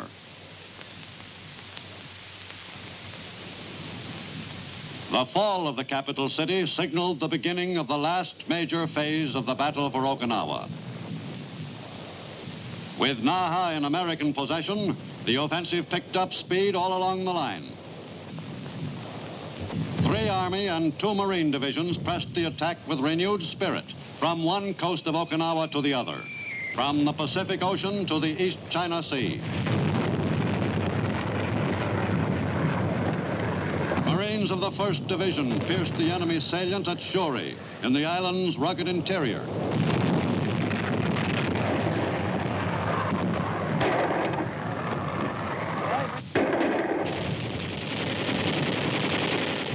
The U.S. forces suffered a considerable number of casualties in beating down the enemy's grim defense of southern Okinawa.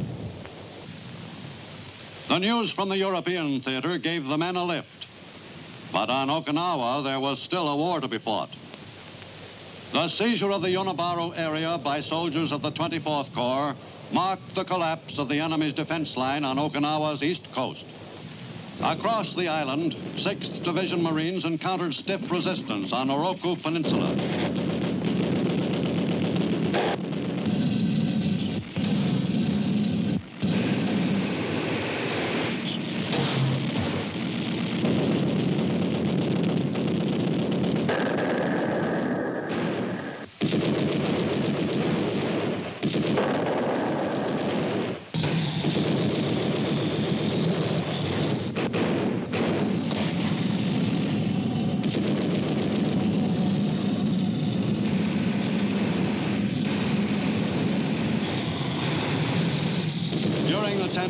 fight for Oroku Peninsula, the enemy suffered some 5,000 casualties.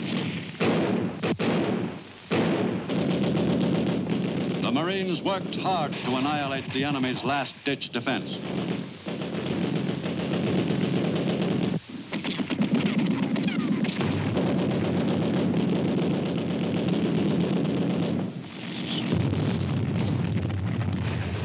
Resistance eliminated on Oroku Peninsula, the 6th Marine Division controlled the entire Naha area. For this action, the 4th Marine Regiment was awarded the Presidential Unit Citation. In the capture of Oroku Peninsula, the U.S. forces gained control of Naha Airfield, complete with dummy planes, which the enemy used to suggest a strong air base. With the airfield no longer in enemy hands, U.S. forces could finally make use of the port of Naha. By mid-June, U.S. troops had completely broken the enemy's main line of defense on Okinawa. On June 17th, U.S. forces were only a few miles from the southern tip of the island. Once the main defense of Okinawa had been fought, to no avail, the Japanese soldiers began to give themselves up more readily. The combat efficiency of the remaining Japanese units was cut down by the heavy casualties the defenders of Okinawa were sustaining. The advancing American troops also brought a number of civilians to safety. Some of the Okinawans had holed out in any place of refuge available. Some had stayed hidden for weeks. Many had had no food or water for some time. The Okinawans had been led to expect far different treatment than they actually received at the hands of the American troops. As the 83-day battle for Okinawa neared its end, thousands of inhabitants of that hilly island gave themselves up. For the Okinawans, the war was at an end. The natives now saw Japanese claims of victory after victory in their true light. On Okinawa, some 196,000 of the island's population were herded into internment camp areas to keep them out of the path of the final U.S. offensive. Even under these hectic conditions, an attempt was made to keep members of a family from being separated.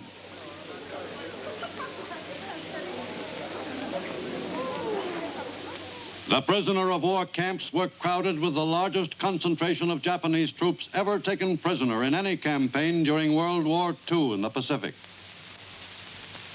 In the closing days of the battle, the enemy soldiers had finally refused to obey their officers, had surrendered themselves to their conquerors. The code of Bushido, death before surrender, was no longer followed without question by Japanese fighting men.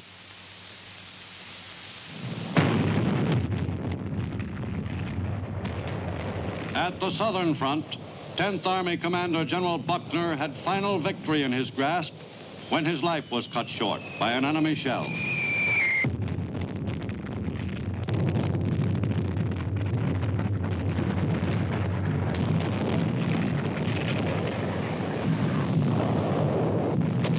Meanwhile, the drive for the last piece of enemy territory on Okinawa was underway.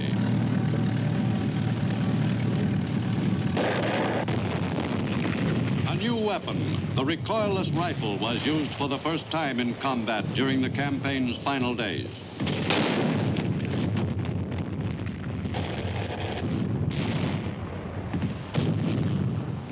On June 22nd, 1945, the last enemy unit was overwhelmed. American fighting men controlled Okinawa to the extreme southern tip. The enemy had lost an invaluable base only 350 miles from Japan proper. And the United States had gained still another island, again after paying a heavy price. General Buckner was the only field army commander to lose his life by enemy action in the Asiatic-Pacific theater during World War II.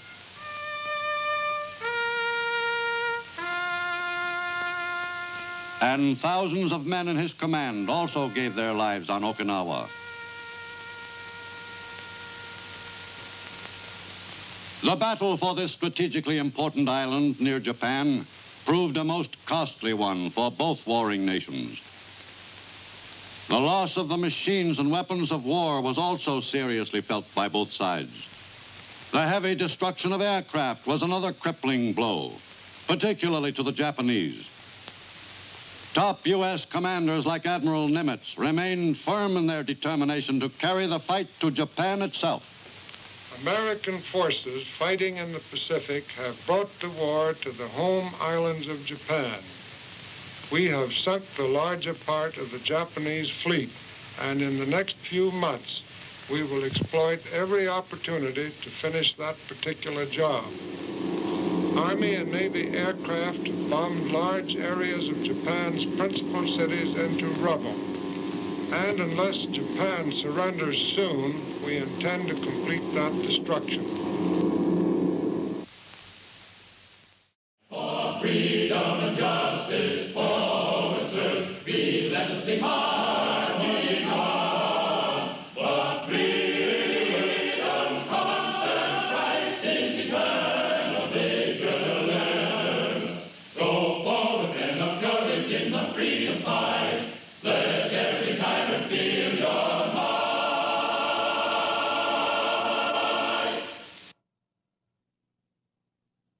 Freedom's constant fight is eternal vigilance. Go forward, men of courage in the freedom fight. Let justice reign, let freedom's song ring.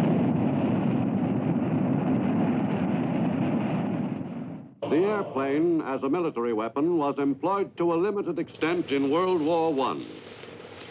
In the battle for Western Europe, Allied pilots like Captain Eddie Rickenbacker prepared to engage Germany's top aviators in the skies over the battlefield. But in that war, the airplane did not contribute much in the achieving of the ultimate victory.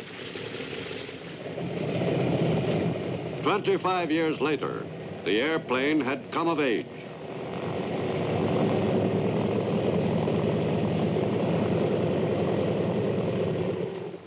In World War II, the airplane assumed a major role in the strategy designed to effect complete victory in the first truly global war.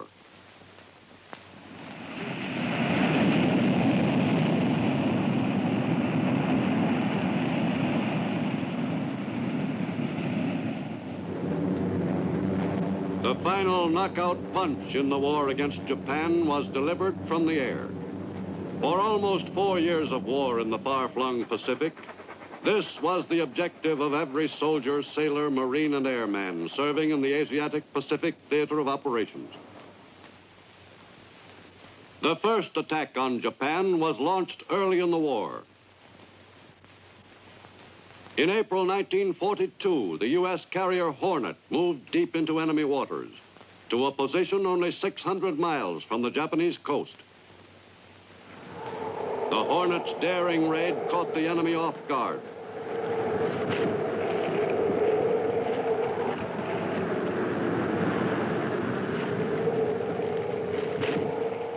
Colonel Jimmy Doolittle had trained his men diligently in the technique of taking off in a bomber on a short runway.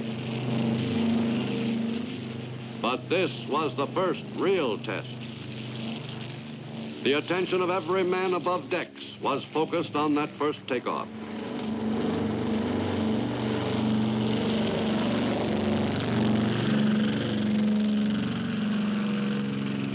"16 B-25s took off successfully from the Hornet's deck and headed for Japan. Their mission, the bombing of Tokyo and 3 other Japanese cities, had a tonic effect on America's sagging morale. The airmen who had crash-landed successfully in China or off the China coast were decorated by Madame Chung for their courageous flight. 2 years later, the first land base from which raids could be made on the enemy's homeland was put into operation. From China, America's newest heavy bomber, the B-29, could fly to Japan and back in one hop. Other bases, capable of accommodating the superfortresses, were put into operation in India. Thus, the whole of Eastern and Southern Asia, from Tokyo to Rangoon, was within range of the new U.S. air weapon.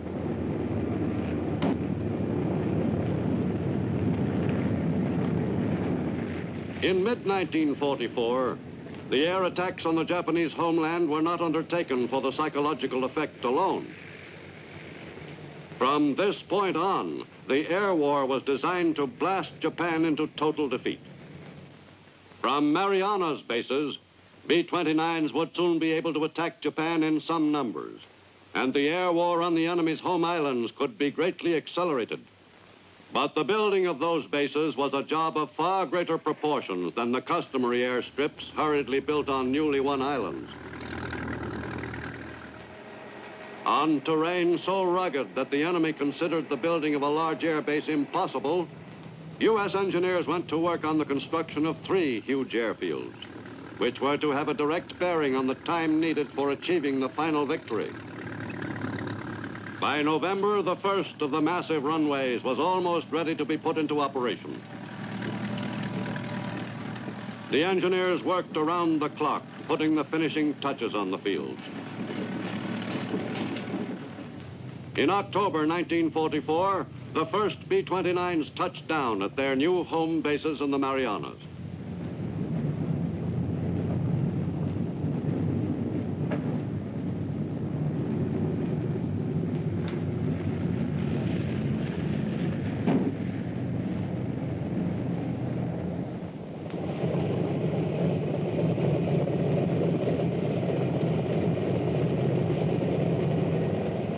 The 6,000-mile flight from California had taken them just 25 hours.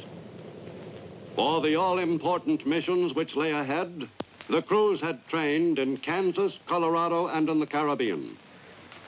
Now they were anxious to put that training to good use. Well, the first element of the 21st Bomber Command has arrived. When we've done some more fighting, we'll do some more talking. Thank you. The 21st Bomber Command was ready to go into business. On the morning of November 24th, 1944, the giant planes were readied for their first bombing mission over Japan. 245 tons of bombs in 500-pound packages were loaded into the super forts. This was to be the first mass strike against the heart of Japan.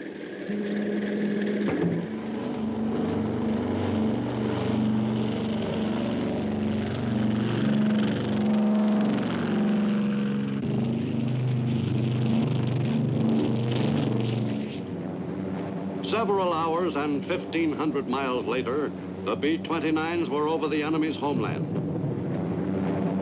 Over Tokyo, the bombardiers went to work.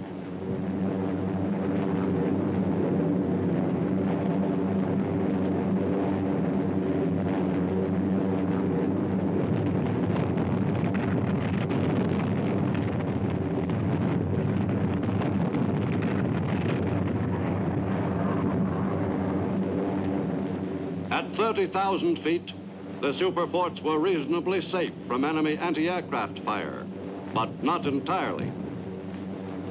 Over the target area, the planes were attacked by Japanese fighters.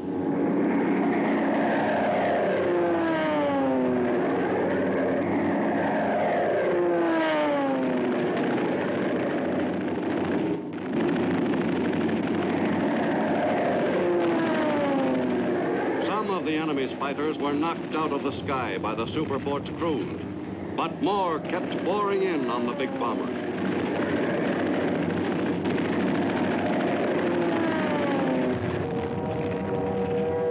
Mission accomplished, the B-29s headed quickly for their Marianas bases, 1,500 miles away. During those first flights back from the target, the crews of some of the crippled superforts ended up in the chilly waters of the North Pacific. Starting on November 27th, the enemy struck back with a vengeance, attacking the U.S. base on Saipan.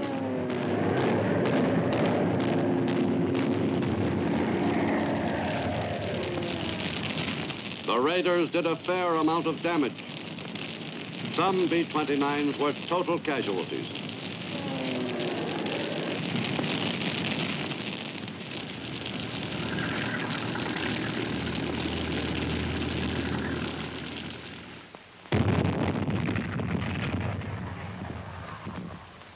Many of the enemy raids on U.S. bases in the Marianas were made at night.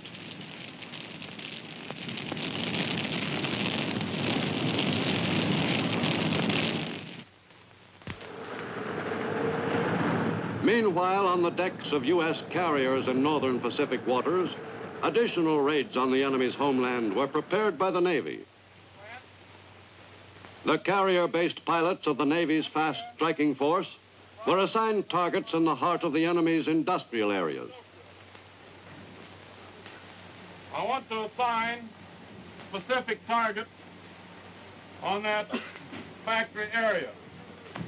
Smitty, bring your second group a little farther east and come down, putting your division on these two large assembly plants. And Sam, knock these big buildings out. Now you have specific targets to hit, and I want you to all get hit. Already ready for mail plot. Pilots, man your plane. Okay, boys. A few hundred miles off Japan, the strike was launched.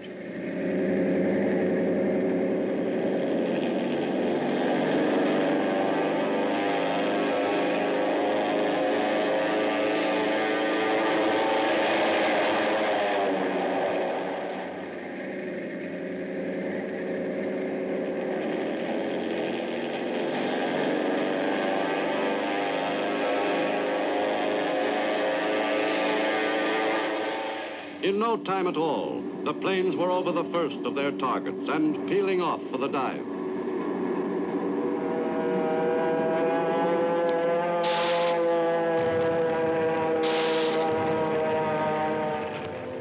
Other planes attacked enemy airfields.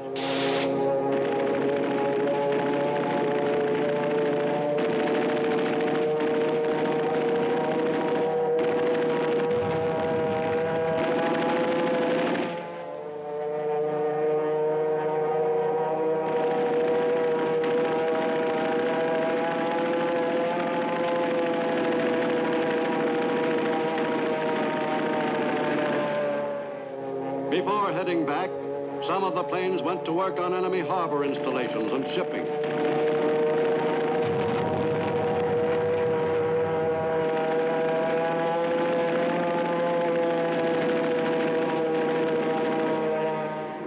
Inevitably, not all the carrier planes escaped unharmed. In many cases, the pilots managed to bail out successfully. In his rubber boat, the downed pilot had a good chance of survival. Rainwater replenished the limited supply of water each flyer carried. Thus, if the weather were reasonably good, the pilot had a better than even chance of being spotted. In World War II in the Pacific, U.S. submarines performed a valuable supplementary function, spotting and picking up airmen and sailors whose vessels had been destroyed by the enemy. Some 500 U.S. servicemen were rescued at sea by U.S. subs in the Pacific during the war against Japan. With the seizure of Iwo Jima in February and March 1945, U.S. fighter planes had a base from which they could easily fly to Japan and return.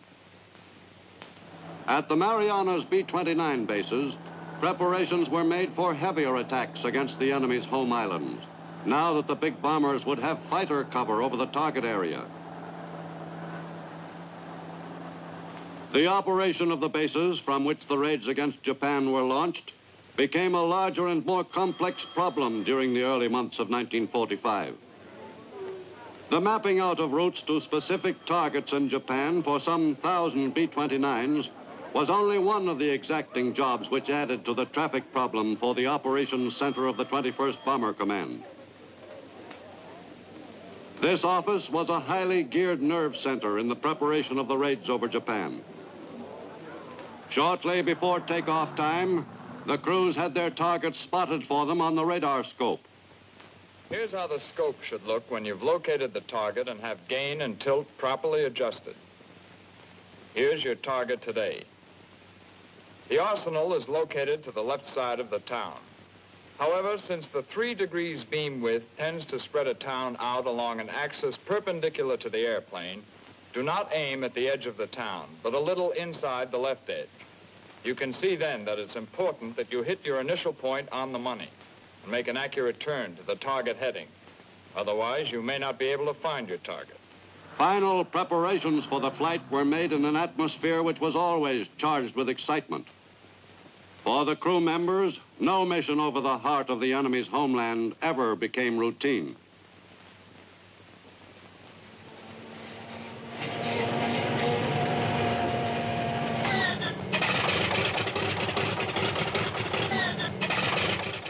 The start of another flight on the most dangerous run in the Pacific theater was always a dramatic moment.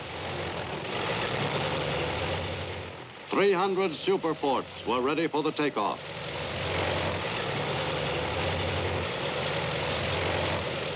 The giant planes hurtled down the runway right on schedule.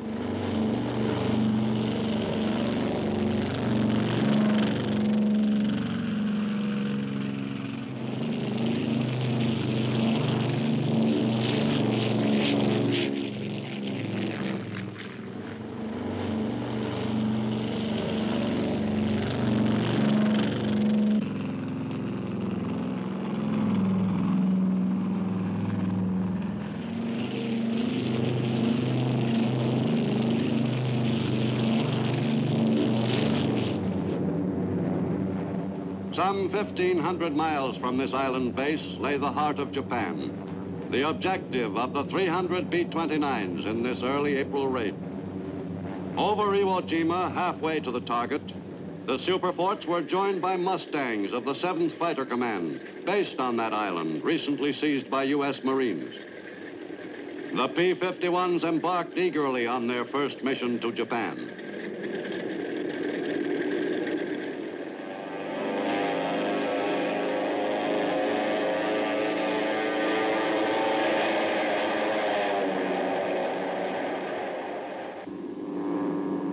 With fighter support, the big bombers were much better able to cope with enemy attacks in the skies over Japan. Sometimes a U.S. pilot got a close look at his recent adversary. The B-29s assigned to hit the Tokyo area usually checked their position by sighting in on Mount Fuji before moving in on the target.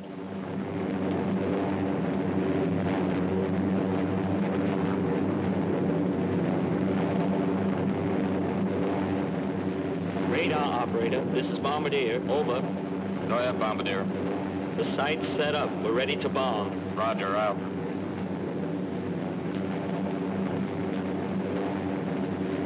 Pilot, correct 8 degrees right. Roger.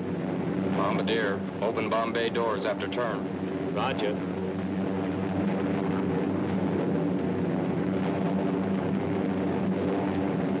Get ready on 70 degrees. Ready on 70 degrees.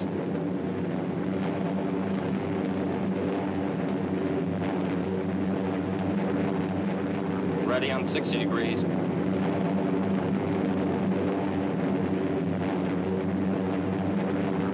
Mark. Bombs away. This was the moment when the long flight paid off.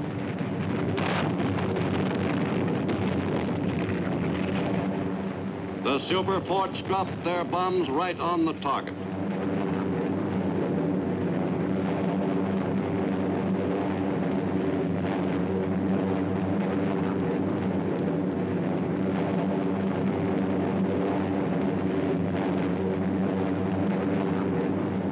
Beginning in March, B-29s from the Marianas began dropping incendiaries on Japan at night.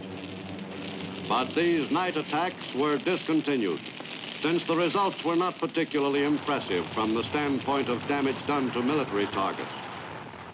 The superforts intensified their daylight attacks on industrial and military objectives in Japan during the early spring months of 1945. Tokyo came in for the largest share of attention from the B-29s of the 21st Bomber Command of the 20th Air Force.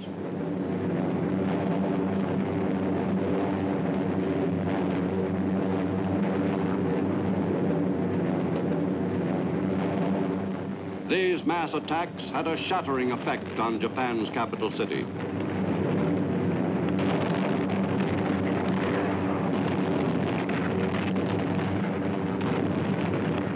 The city was bombed into a great mass of rubble.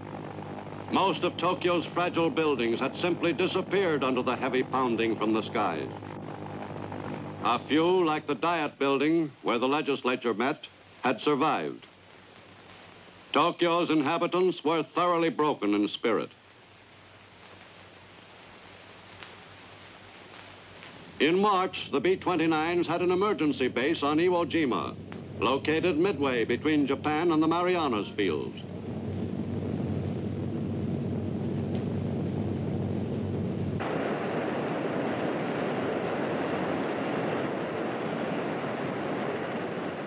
Crippled superforts, unable to make it all the way back to their home bases after being hit over Japan, came into Iwo.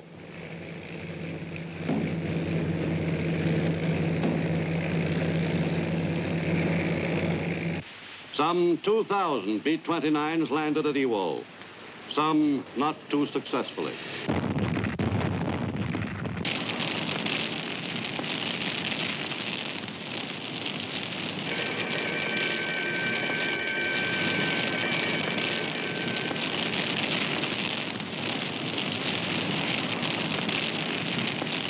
Thousands of airmen who would otherwise have perished were saved at Iwo. The U.S. Third Fleet also closed in on Japan to administer a softening up of the home islands in preparation for invasions by U.S. amphibious forces. Admiral Bull Halsey, the Third Fleet's commander, moved boldly into the waters off the Japanese coast. On July 17, 1945, U.S. and British warships fired some 2,000 tons of shells into the coastal area northeast of Tokyo.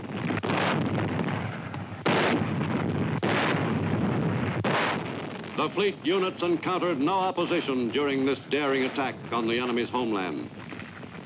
Japan was ripe for invasion.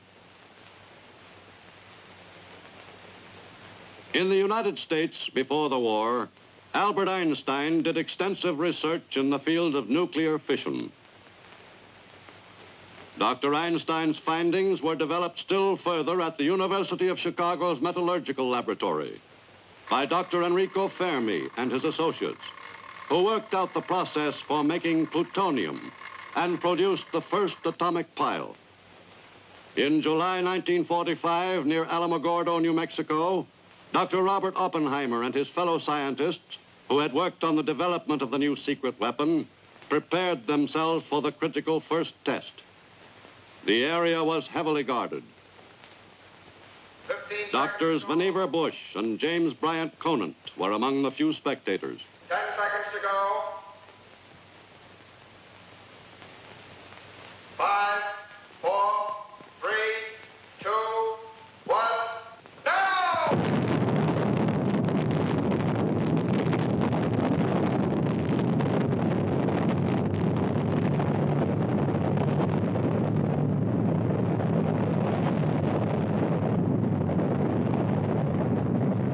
The first atomic bomb explosion was an impressive success.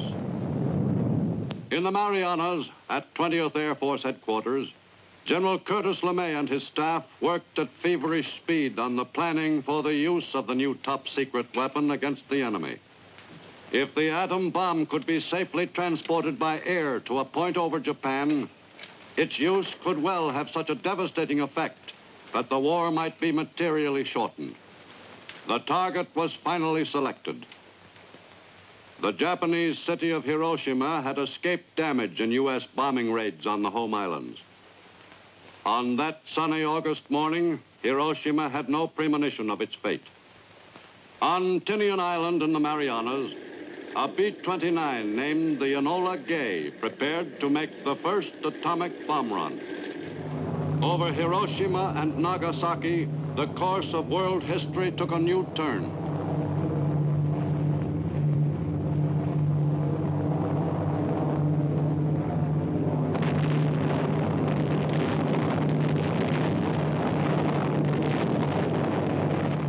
The The new weapon blasted the enemy completely out of the war. Japan no longer had the will to fight. Hiroshima lay in ruins. Within a few seconds, the sizable city had been demolished by the atomic blast. On August 19th, 4 days after the enemy surrendered, a Japanese plane arrived at Ieshima, the tiny island off Okinawa. This was the first meeting between American commanders and Japanese military men since the surrender. The Japanese negotiators stopped off at Ieshima to be taken by U.S. transportation to Manila to discuss the terms of the surrender. In late August, preparations were made for the formal surrender ceremony. An excited Japanese harbor pilot was transferred to the Missouri from a ship alongside. On the Missouri, U.S. naval officers carefully studied the charts of Tokyo Bay, which the Japanese pilot had brought aboard. Every precaution was taken to be sure that the Big Mo would be guided safely through the channels to its berth in Tokyo Bay. Meanwhile, at Yokosuka Naval Base, U.S. fighting men went ashore to occupy the conquered country.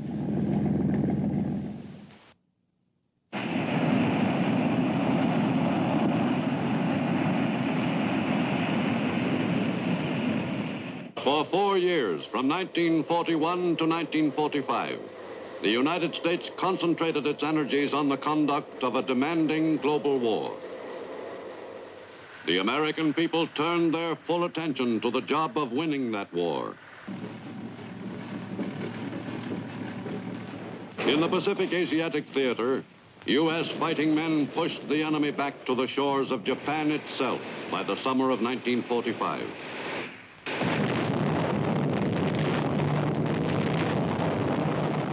In early August, the U.S. brought the enemy finally to the point of surrender after some 44 months of the most grueling warfare.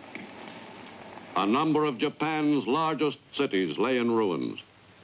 The course of aggression on which the Japanese nation had embarked some 14 years earlier had led to a tragic end.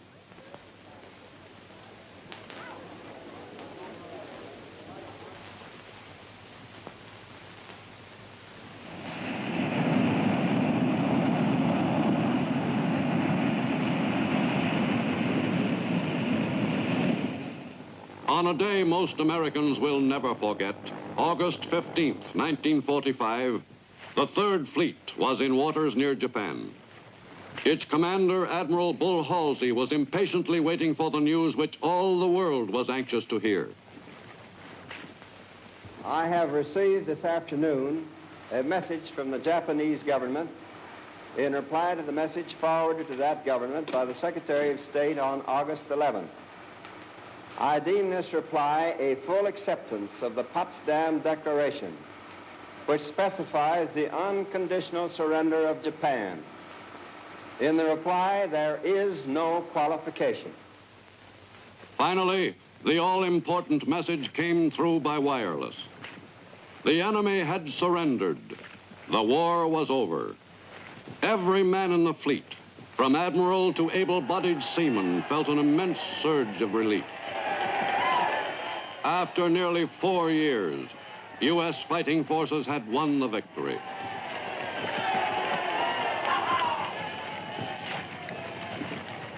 On August 30th, American troops of the 6th Marine Division landed on Japanese soil at Yokosuka Naval Base, south of Tokyo.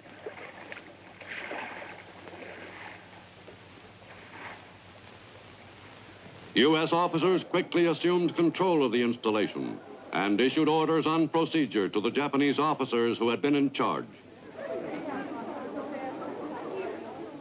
With U.S. command firmly established, the Stars and Stripes was raised over the Japanese homeland.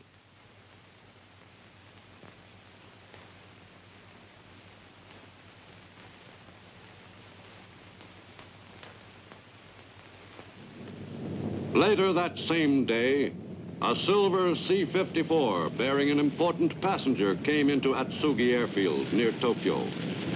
The commander of U.S. forces in the Southwest Pacific Theater General Douglas MacArthur had completed the last leg of the long drive to the Japanese homeland. The general was greeted by one of his most faithful field officers, Lieutenant General Robert Eichelberger, 8th Army Commander. General MacArthur was ready and eager to take over control of the conquered country. On the U.S. battleship Missouri in Tokyo Bay, a Japanese delegation arrived early on the morning of September 2nd, 1945, to make the unconditional surrender official.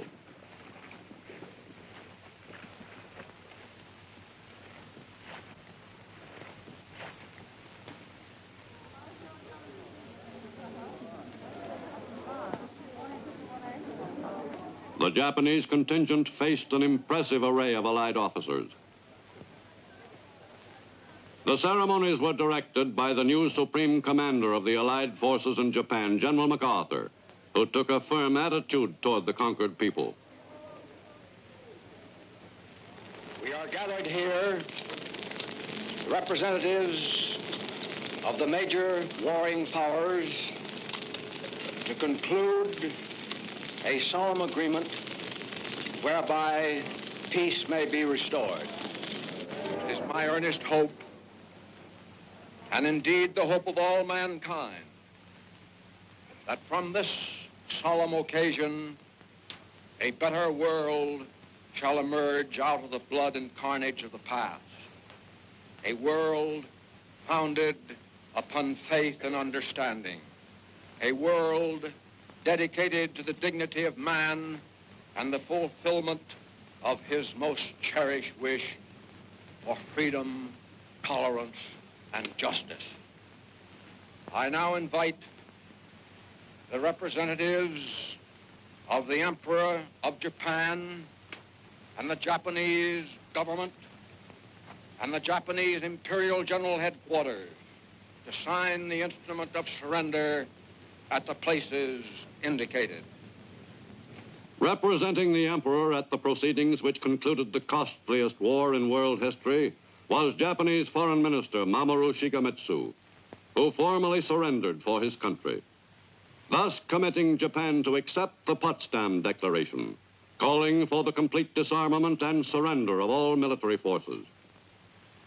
A few hundred U.S. servicemen witnessed the climax of 4 years of war in the Pacific. That war ended officially at 8 minutes past 9 a.m. on September 2nd, 1945. Let us pray that peace be now restored to the world and that God will preserve it always. These proceedings are closed. The formal surrender of the Japanese nation on the deck of the Missouri was followed by other dramatic surrender ceremonies. On Rota Island in the Marianas, one of the many groups of Japanese troops on bypassed islands gave themselves up to the victorious Americans. Great quantities of Japanese weapons and equipment were taken over by the GIs, and the enemy soldiers taken into custody, preparatory to being returned to Japan. The last man off Wake Island, Colonel Walter Baylor, was the first man back. The Japanese garrison surrendered the island to U.S. forces on September 4th, 45, 3 years and 8 months after other Japanese troops had seized the island, in a battle which will live long in the memory of all Americans. In Malaya and throughout the Southeast Asia Command, British Commonwealth forces accepted the surrender of the Japanese troops. Although they conformed to the surrender protocol, many of the Japanese in this theater did not feel they had been defeated. Singapore was the setting for the principal ritual in Lord Mountbatten's command. The Union Jack flew proudly over this British colonial city, which had been beaten into submission in early 1942. In the Philippines, General Jonathan Wainwright arrived after a quick flight from Japan to accept the surrender of the Japanese forces in those islands. Forces commanded by General Tomoyuki Yamashita. The ceremony at the Philippine summer capital at Baguio in northern Luzon took just 11 minutes. The once feared Tiger of Malaya surrendered the remnants of his army in the Philippines. This was a long-awaited moment for General Wainwright, who had surrendered the Philippines 40 months earlier, and for Britain's General Percival, who had surrendered Singapore. Immediately following the brief ceremony, the Japanese commander and his party were taken away as prisoners of war.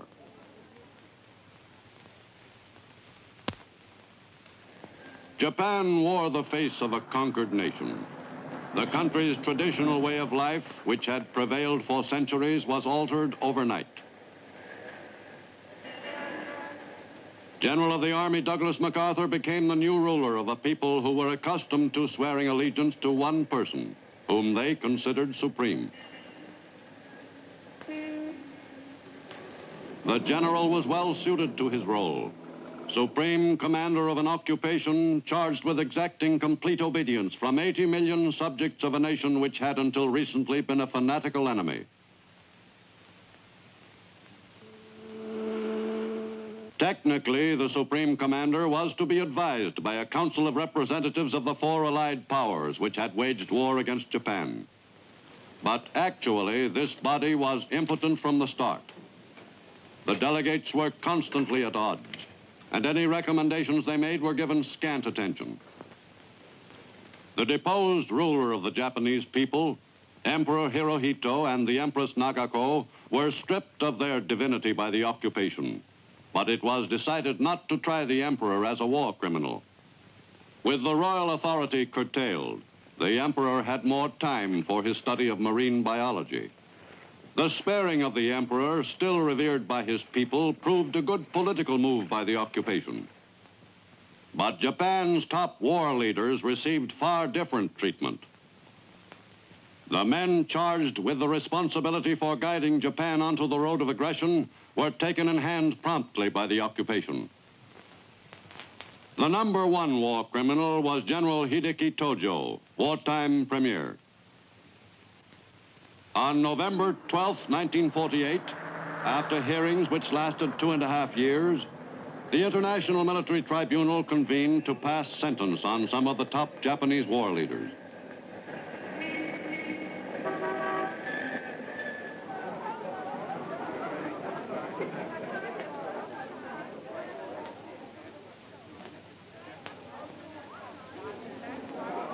Premier Tojo was charged with the planning, preparation, initiation, and waging of aggressive war, and with violations of the laws and customs of war, and crimes against humanity.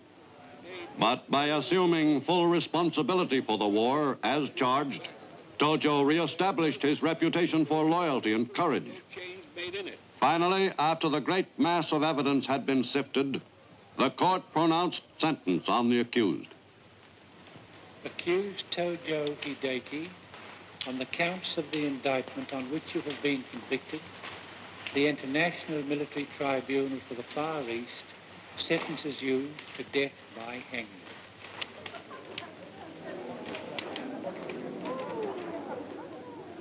The occupation's job of controlling 80 million people who had until recently hated America and Americans went smoothly. The once despised GIs were assisted by Japanese police who had been judged trustworthy. The Japanese people seemed to reconcile themselves quickly to the fact that the war was over and they had lost.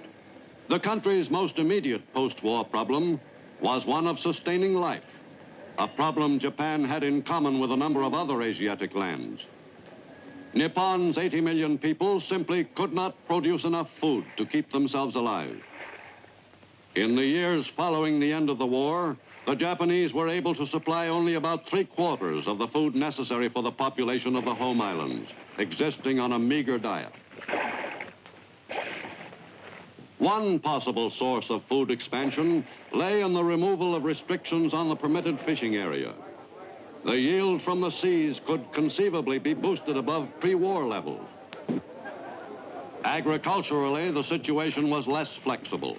The occupation had initiated a program of land reforms, which seemed a hopeful experiment. But the basic problem remained. not enough arable land, and the farmer's small income was drained by increased food and tax collections. Most Japanese, like Hiroshi Akabane, took a philosophical view of the situation. We Japanese have always been frugal people, but after the end of the war, many of our men, women, and children went hungry. Many starved during the first half year. Considering that we are a conquered nation, most of our people felt they were lucky to be still alive. Of course, our people all hope to live better at some future time. And now that the war is over and out of the people's minds and hearts, we can work toward making our life better than it is today on our islands, which we once called Mizuho no Kuni, land of plentiful rice. The American soldiers became very popular in Japan. Most of my people found them friendly and kind. There was no unhappiness in our association with them. Japan was greatly helped by their presence. The important officers of the occupation were very kind to our Japanese diplomats and businessmen, who were given much advice by those officers. With their help, Japan struggled to build a new democratic nation. The Japanese Diet convened on September 4th, 1945, for the first time since the surrender. The Diet voted in favor of bills calling for an end to many long-standing Japanese laws and customs, always following directives from the U.S. Supreme Commander's office. The new Japan's leading political figure, Premier Shigeru Yoshida, had opposed the militarist clique and was thus in high favor with the occupation. While the operation of the Japanese Diet and Cabinet gave all appearances of actively guiding the country, in actual fact, they were simply rubber stamps endorsing policies originating with the occupation. Japan's political leaders were dependent completely on occupation approval. The course of Japan's political progress was not entirely smooth. A small but active communist group operated openly. The Japanese communists were more interested in their own objectives in Japan than in relations with Moscow. Some party leaders, like Sanzo Nosaka, were denounced by Russia. The Japanese communist paper, Akahata, was eventually suspended by occupation authorities. But the party itself was never formally outlawed. It was felt that it was far wiser to permit its members to demonstrate openly than to give their movement impetus by driving it underground.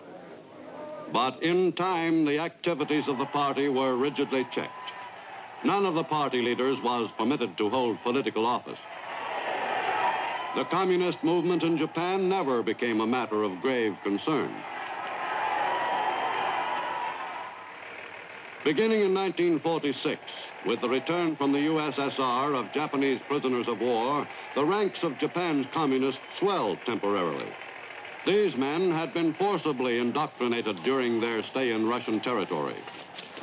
But any enthusiasm for communism the soldiers may have had usually evaporated quickly in the stimulating climate of the new Japan.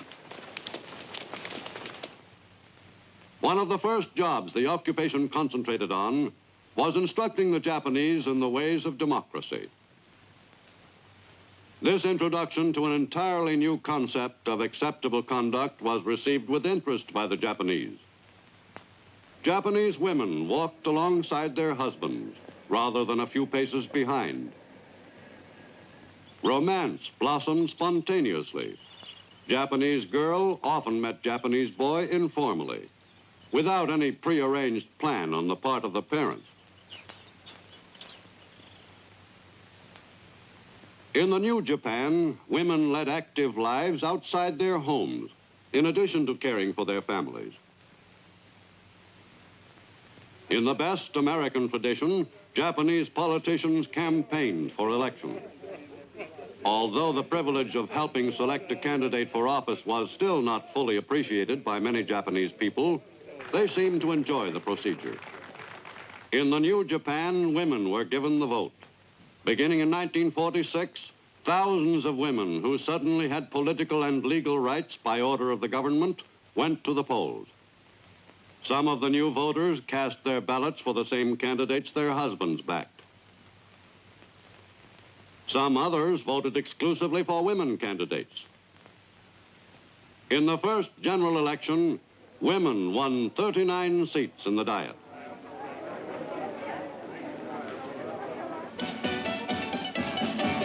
Anything American, even the square dance, was seized on with great determination by Japanese of all ages.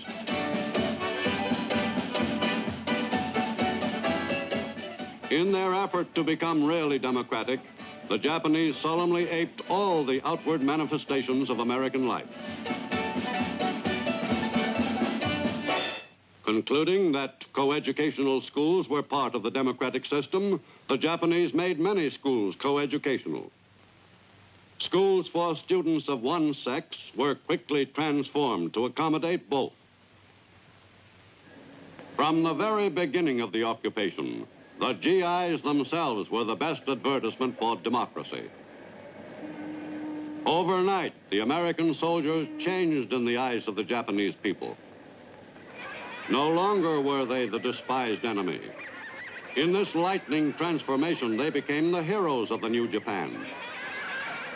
Japanese children grew especially fond of American soldiers. In Tokyo and other large cities, they are reminders of America.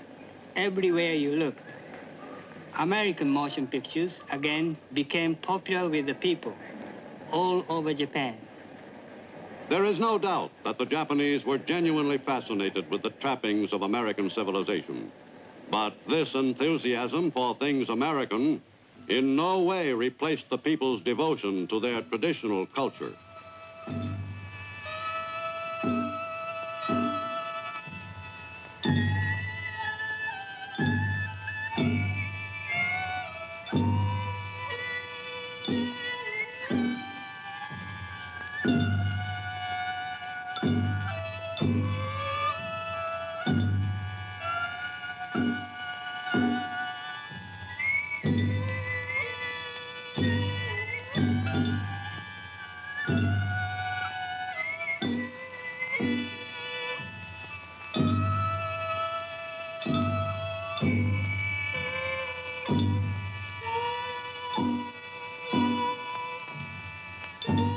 Japan's age-old culture still exerted a powerful attraction.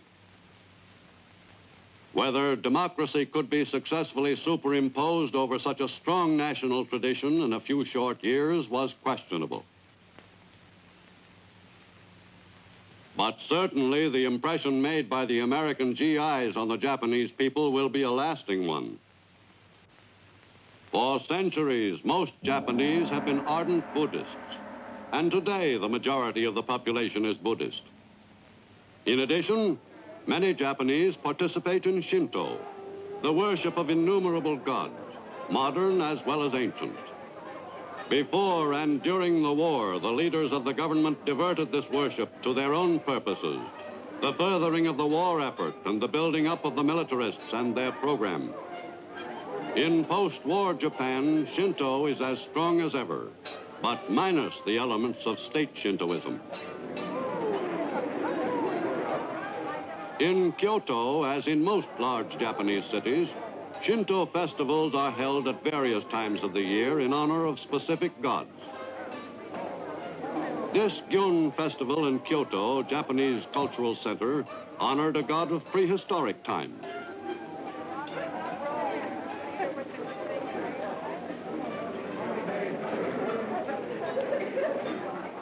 The occupation was particularly concerned with getting Japanese industry back on its feet. Labor unions were formed with the approval of the occupation. But when they showed signs of becoming too strong, their powers, such as the right to strike, were severely curtailed. But the life of the worker in post-war Japan is improving as Japan moves toward its economic recovery. In the first years of the occupation, monopolies were made illegal, but gradually the influence of the zaibatsu, the pre-war industrial magnates, again became strong.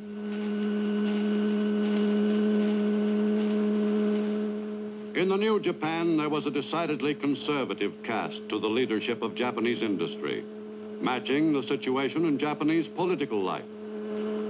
Considering the circumstances which existed at the end of the war, the accomplishments of the occupation in helping effect Japan's recovery have been notable.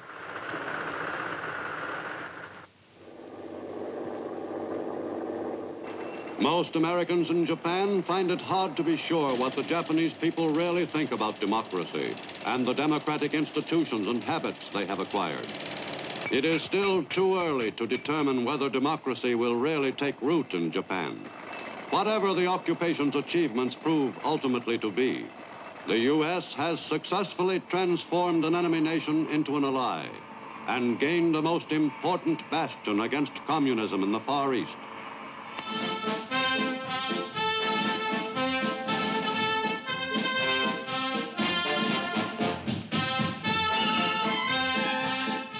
The urgent need for a military foothold in the Orient grows more apparent with each passing month.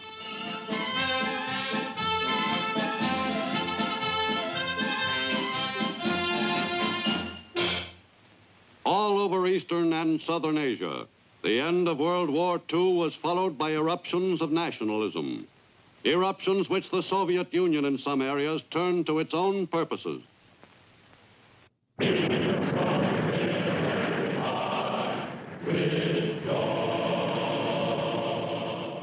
Under the Japanese occupation during much of World War II, the doctrine of Asia for the Asiatics was spread across Eastern and Southern Asia.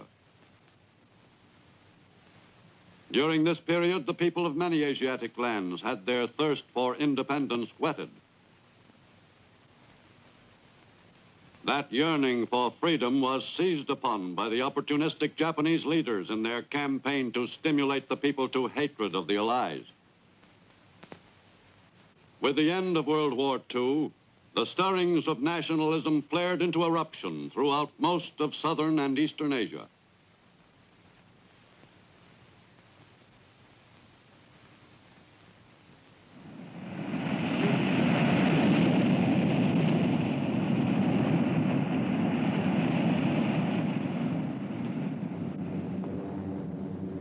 In the spring of 1945, American and Australian bombers opened up on Borneo, the largest island in the invaluable Dutch East Indies.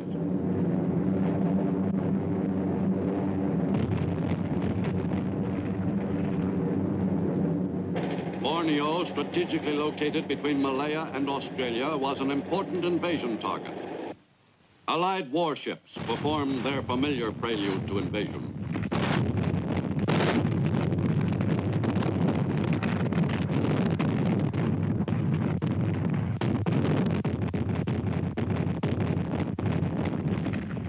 Australian soldiers went ashore at several points on the large island and drove inland against spirited resistance.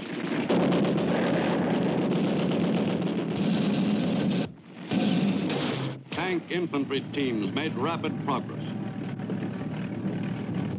On June 10th, General MacArthur landed on Labuan Island off British North Borneo and congratulated the Australians on a job well done. Japanese domination over the peoples of Asia was nearing an end.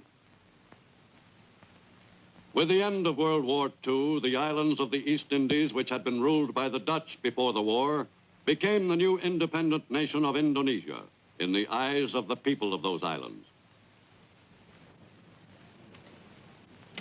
In Yogyakarta, Java, Ahmed Sukarno, the native leader during the Japanese occupation, and a group of associates, proclaimed the independence of the Isles of the Indies. The nationalists consolidated their position quickly. Everyone available was enlisted to work in the common cause, the setting up of a functioning government strong enough to withstand any attacks upon it by the Allied forces scheduled soon to arrive. The nationalists were determined to stand their ground. In December 1945, the first Dutch troops arrived in the Indies, 4 months after Japan's surrender. The Dutch Marines were assigned to take over the job of keeping order and restoring the islands to Dutch rule, a job which had been performed by British troops until the arrival of the Dutch Queen's forces. The men went right to work in an attempt to quell the insurgents' rebellion.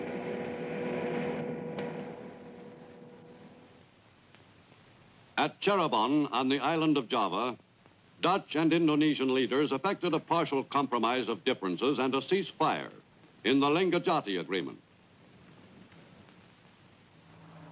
But that condition did not last long. Dutch troops moved into territory acknowledged to be Republican by the terms of the agreement. The Dutch police action resulted in a renewal of violence.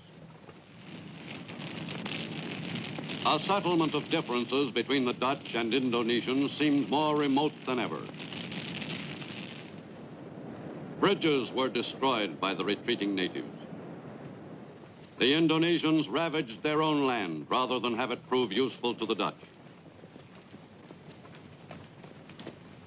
In mid-1947, the United Nations attempted mediation. Australia's delegate, William Hodgson, called for an immediate cessation of hostilities and peaceful arbitration. But the issue was far from being settled. The communists in Indonesia, who had been supporting the nationalists in their fight for independence, rebelled.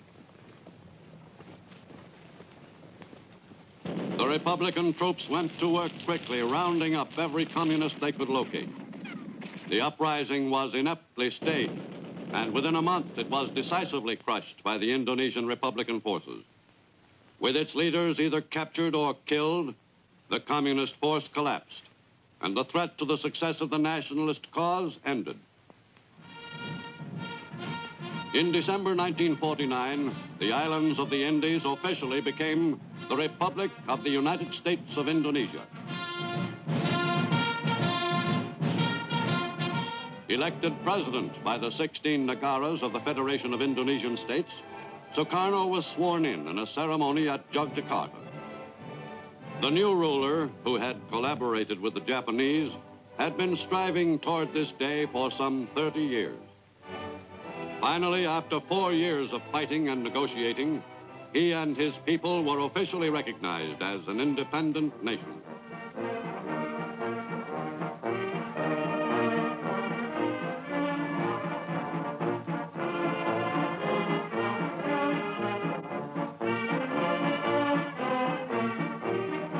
In Indonesia, as elsewhere in Asia, colonialism was dying. India had been working toward an independent status for several decades. With World War II, the stirrings of nationalism throughout Southern Asia accelerated the tempo of that movement. The people of the subcontinent of India had been promised a certain degree of self-rule by the British. Finally, on August 15, 1947, Jawaharlal Nehru represented India's millions at the ceremony in which Britain's Lord Mountbatten presented India her sovereignty. The new India became an important member of the British Commonwealth of Nations, but Britain no longer ruled the vast territory which held a dominant position in Southern Asia. In Karachi, Lord Mountbatten attended another ceremony to celebrate the creation of a new independent nation. Mohammed Ali Jinnah and some 75 million supporters, mostly Muslim, were at last the masters of their own destiny as the sovereign nation of Pakistan. The new Muslim nation of Pakistan was carved out of parts of what had been the India of the British Empire. The balance of the Indian colonial territory became the new Hindu nation of India. But freedom for the peoples of the Indian subcontinent was accompanied by rioting and bloodshed. Hundreds of thousands died in these fierce clashes between the Muslims and Hindus over the division of the land between Pakistan and India. Some of the territory at issue became a no man's land. Millions of natives left their homes to move to an area where their religion was honored. Muslims poured into Pakistan, and Hindus caught within the borders of the new Muslim nation migrated to the new India. For many, the move meant uprooting their lives. But no sacrifice was too great to make for their religious freedom. India's independence was a high point in the life of Mohandas Gandhi, the spiritual leader of the nation's millions and its most powerful nationalist leader. Passive resistance was Gandhi's approach, a doctrine he practiced with great effect in furthering the cause of nationalism. But in January 48, Gandhi was assassinated by a member of an extremist faction. India had lost her steadiest guiding hand. Thousands upon thousands paid homage to India's great leader. The mourners included not only Hindus, but Muslims, Sikhs, and Britons, who sincerely believed that the world had lost a great man. In Pakistan, as in India, strong efforts were made to effect conciliation of differences between the two nations. But in Kashmir, a disputed province, the strange situation flared into open warfare. To the Western world, Kashmir had long been a fabled, remote land. In 1947, Kashmir's Maharaja refused to accede to either India or Pakistan, and the fight was on. Indian armed forces arrived to combat the Muslim troops from Pakistan. In the closing months of 1947, the disturbance turned into a real war.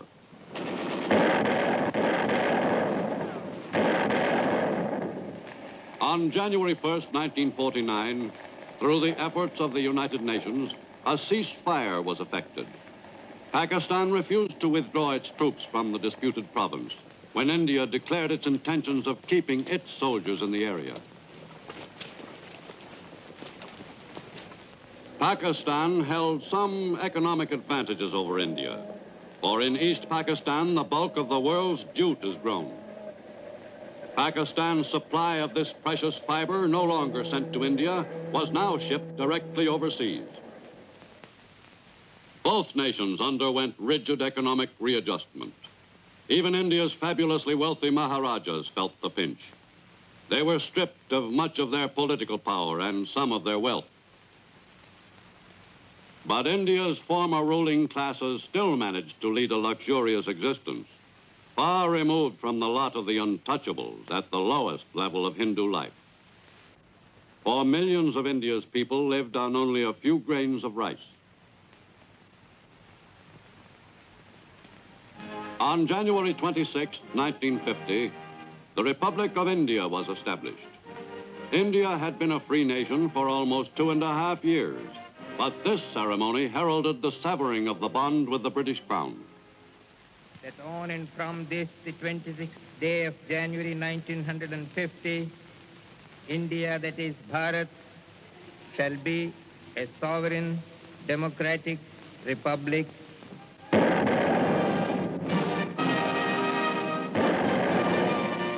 The raising of the flag of the Republic's first president symbolized complete freedom to the Indian people. In Burma, which was granted its independence by Britain in 1948, a struggle for control was waged by about a dozen political factions of varying shades, including 2 communist groups. In nearby Malaya, Britain continued to rule. But its colonial administration was constantly challenged by communist guerrillas operating from the hills. British and colonial troops were pressed into service to protect Malaya's rubber plantations and tin mines from the raids of the guerrillas. But the soldiers had difficulty in coming to grips with an enemy which disappeared into thin air, or so it seemed to the colonial troops.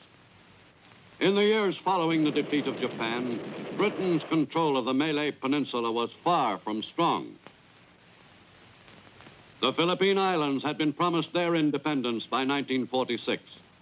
But with the Japanese invasion and conquest of the islands, the people's hopes dimmed.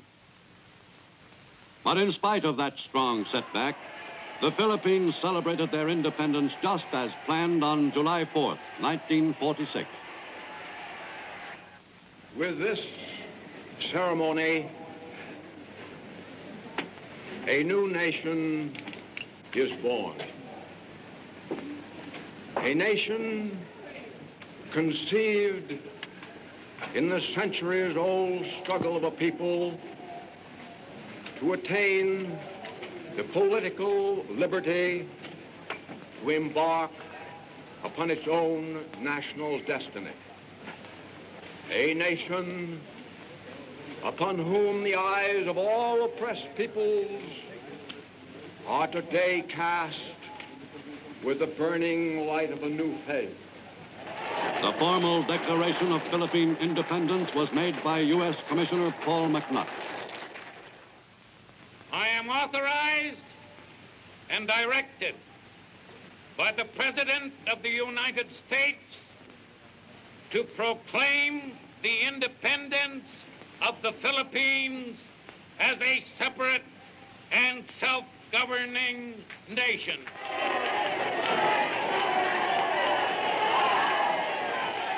The infant republic experienced the customary growing pains during those first heady months of freedom. Philippine political life still reflected the upheaval caused by the war and the Japanese occupation. In fact, one of the election issues, in addition to government corruption and the control of communism, was the degree of collaboration with the Japanese indulged in by one or another of the candidates. The Philippine political picture remained muddled for many months. The first president of the republic was Manuel Rojas, who had worked with the Japanese, but was cleared by General MacArthur. The Hukbalahaps constituted the government's biggest headache. Once strongly anti-Japanese, the Huks now trained their sights on the new government and its policies. With the end of World War II, French Indochina seemed destined for a revival of French colonial administration. In the French Empire, no colony was more desirable than Indochina. General Jacques Leclerc, the liberator of Paris, arrived in Indochina in late 1945 to conduct mopping up operations against the Vietnamese. The Vietnamese were ardent nationalists who lived in an area comprising almost half of French Indochina. The bitter clashes with the French troops marked the start of a full-scale war which continued for some 17 months. The French proclaimed their control and backed up their statements by force of arms. French soldiers were fighting in dead earnest.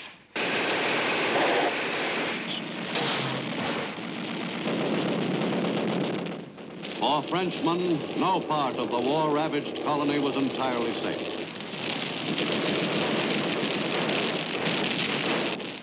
The military operations the French were conducting against the Vietnamese were in no way dissipating the natives' desperate urge for freedom from French colonial rule as they had known it before the Japanese occupation. Most of the fighting was in Vietnam, which includes 3 of the 5 countries comprising pre-war French Indochina.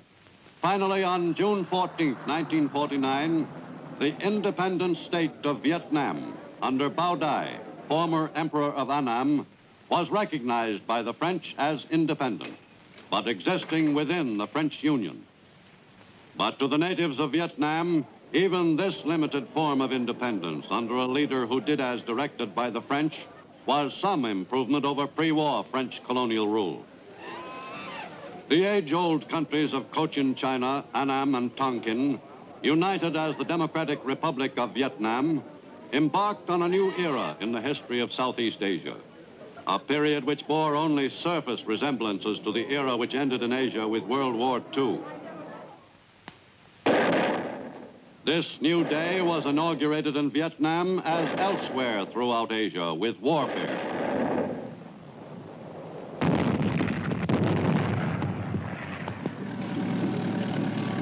The most urgent task facing the French and Vietnamese was the job of containing the advances of communist Viet Minh forces, which were operating in strong guerrilla groups throughout Vietnam. To the north, Asia's most troubled country, China, moved right from one war, that with Japan, to another, the war with the communist forces, without a pause.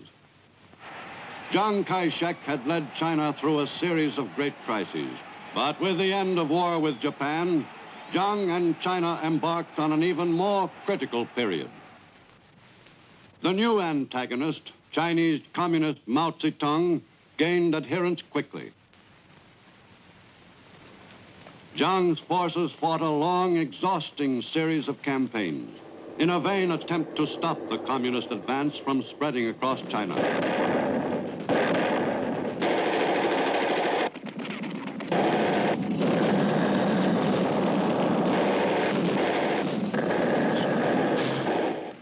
Over a period of 2 years after the end of World War II, China received hundreds of millions of dollars worth of material aid from UNRWA, the United Nations Relief and Rehabilitation Administration.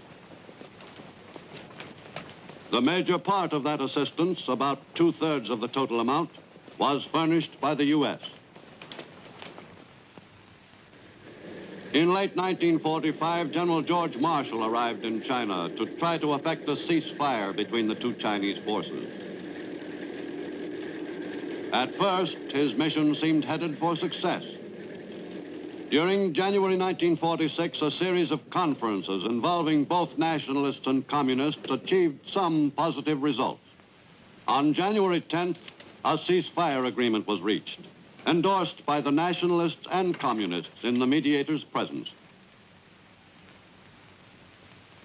But the Marshall Mission and a subsequent survey of the problem conducted by General Albert Wedemeyer both proved inconclusive. Meanwhile, Mao's forces grew stronger while the debate raged on what U.S.-China policy should be. By early 1949, Mao commanded a formidable fighting force. In late May of that year, Shanghai fell to the advancing Chinese Communist armies. The Communist soldiers moved quickly into the heart of the city, which had been evacuated by the nationalists after they had boasted that they would defend it with the last drop of their blood. The Chinese civilians in Shanghai were quick to applaud their new masters. Overnight, Shanghai's population became ardently communistic. In Beiping, in October 1949, Russia's ambassador, Roshin, presented his credentials to Mao Zedong, and the bond between the Chinese communists and the Soviet Union was cemented. Mao Zedong, once a lowly party worker, now assumed the stature of the dominant figure in all of Eastern Asia. The nationalist troops, those that hadn't joined forces with the communists, fled southward with their families. Many surrendered their weapons to the French in Indochina. The nationalist defense of China had turned into a rout. From a small area in North China, Mao's forces swept over all of mainland China. Formosa provided a haven for Chiang and the remnants of his army. Beginning in December 1949, on his island sanctuary, Chiang worked toward the day when China could be freed from the communist yoke. He had the support of the United States, but Britain, by recognizing Red China, weakened the cause of Generalissimo and Madame Chiang. Britain has bartered the soul of a nation for a few pieces of silver. I say, for shame to Britain. One day, these pieces of silver will bear interest in British blood, sweat, and tears on the battleground of freedom. For that which is morally wrong can never be politically right. In addition to U.S. military aid for his troops, Chiang was further aided by the presence in waters off Formosa of the U.S. 7th Fleet, which was assigned by the U.S. to save the island from the communists. In Korea, which had been ruled by the Chinese and the Japanese during the past century, the end of World War II introduced two allied powers, Russia and the United States, which occupied the northern and southern sections of the country. It is my sincere belief that our great victories on the battlefields of the world will be followed by complete cooperation and collaboration around the council tables of the great nations, resulting in continuance of world peace, and that our conferences here will solve the pressing problem of the Korean people.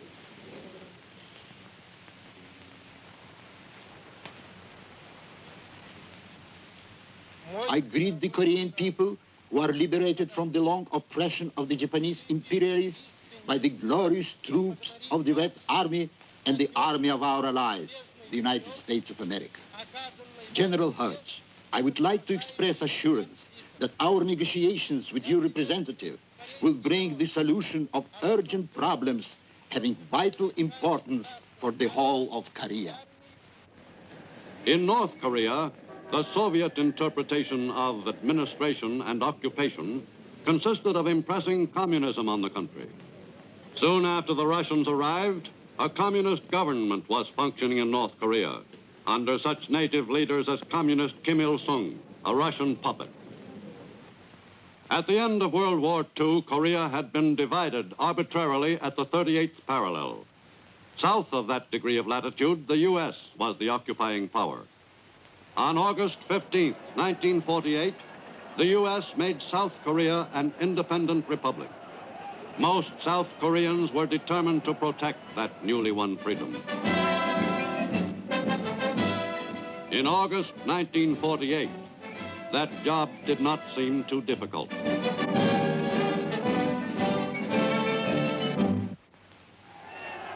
But during the first years of the infant republic's existence, the job of protecting that independence assumed larger proportions. Communist demonstrations inspired by natives in the northern half of Korea gave the first inkling of further trouble ahead. The 38th parallel of latitude was to prove a most ineffectual barrier against the sweep of communist aggression from the north.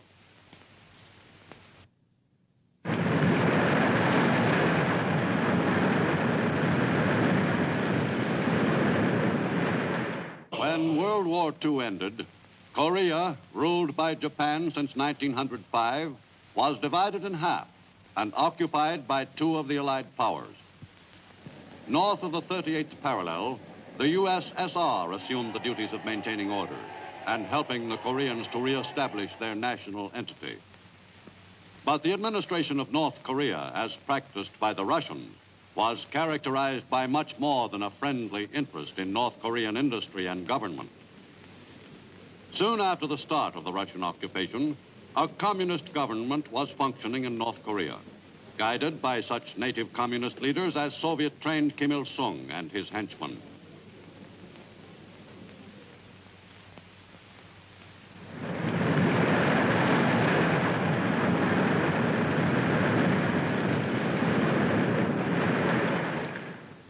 South of the 38th parallel, the Koreans made an earnest attempt to arrive at a basis for closer understanding with the occupying U.S. force. But to the South Koreans, young and old, it was difficult to comprehend the mysterious foreigners from another hemisphere who had arrived in Korea suddenly and set about introducing American methods into the life of South Korea.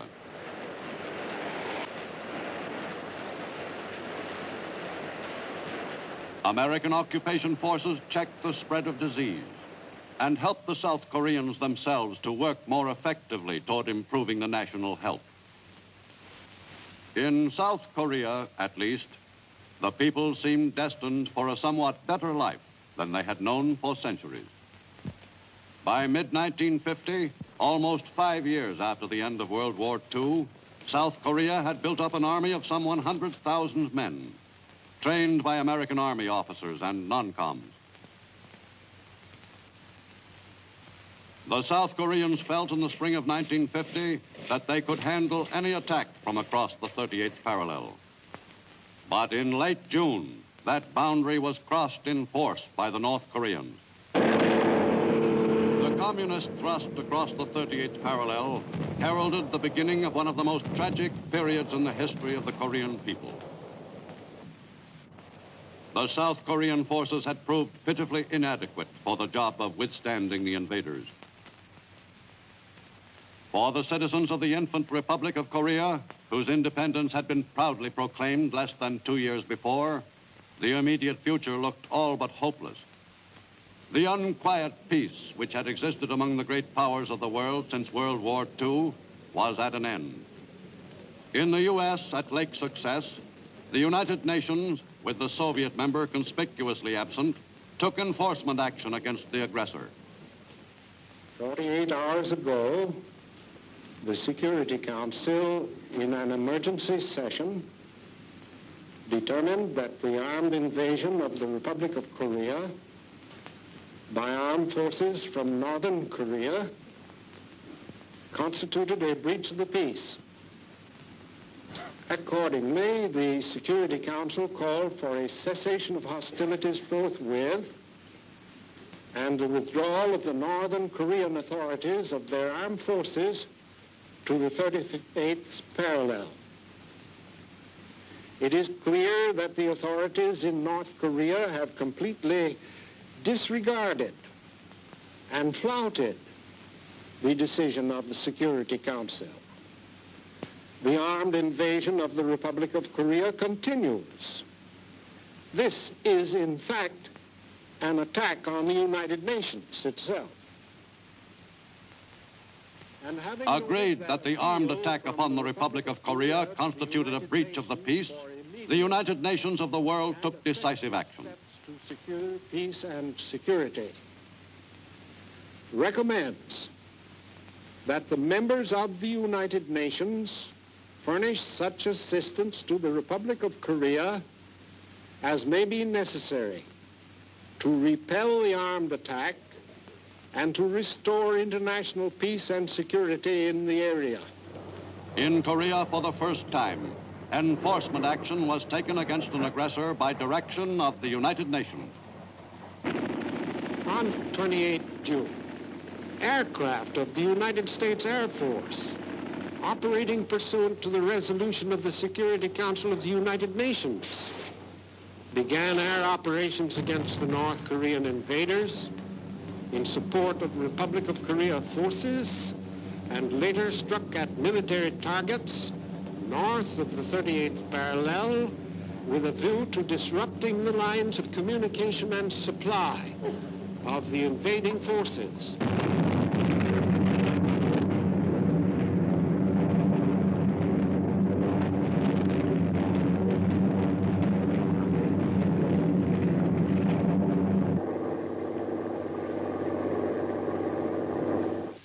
The badly decimated Republic of Korea forces reformed south of the Han River, sought to delay the North Korean advance.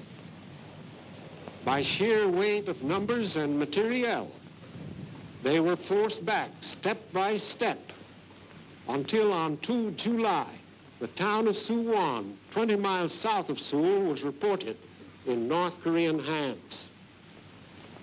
Meanwhile, in pursuance of United Nations recommendations, United States ground forces were committed to the area for stabilization of the front.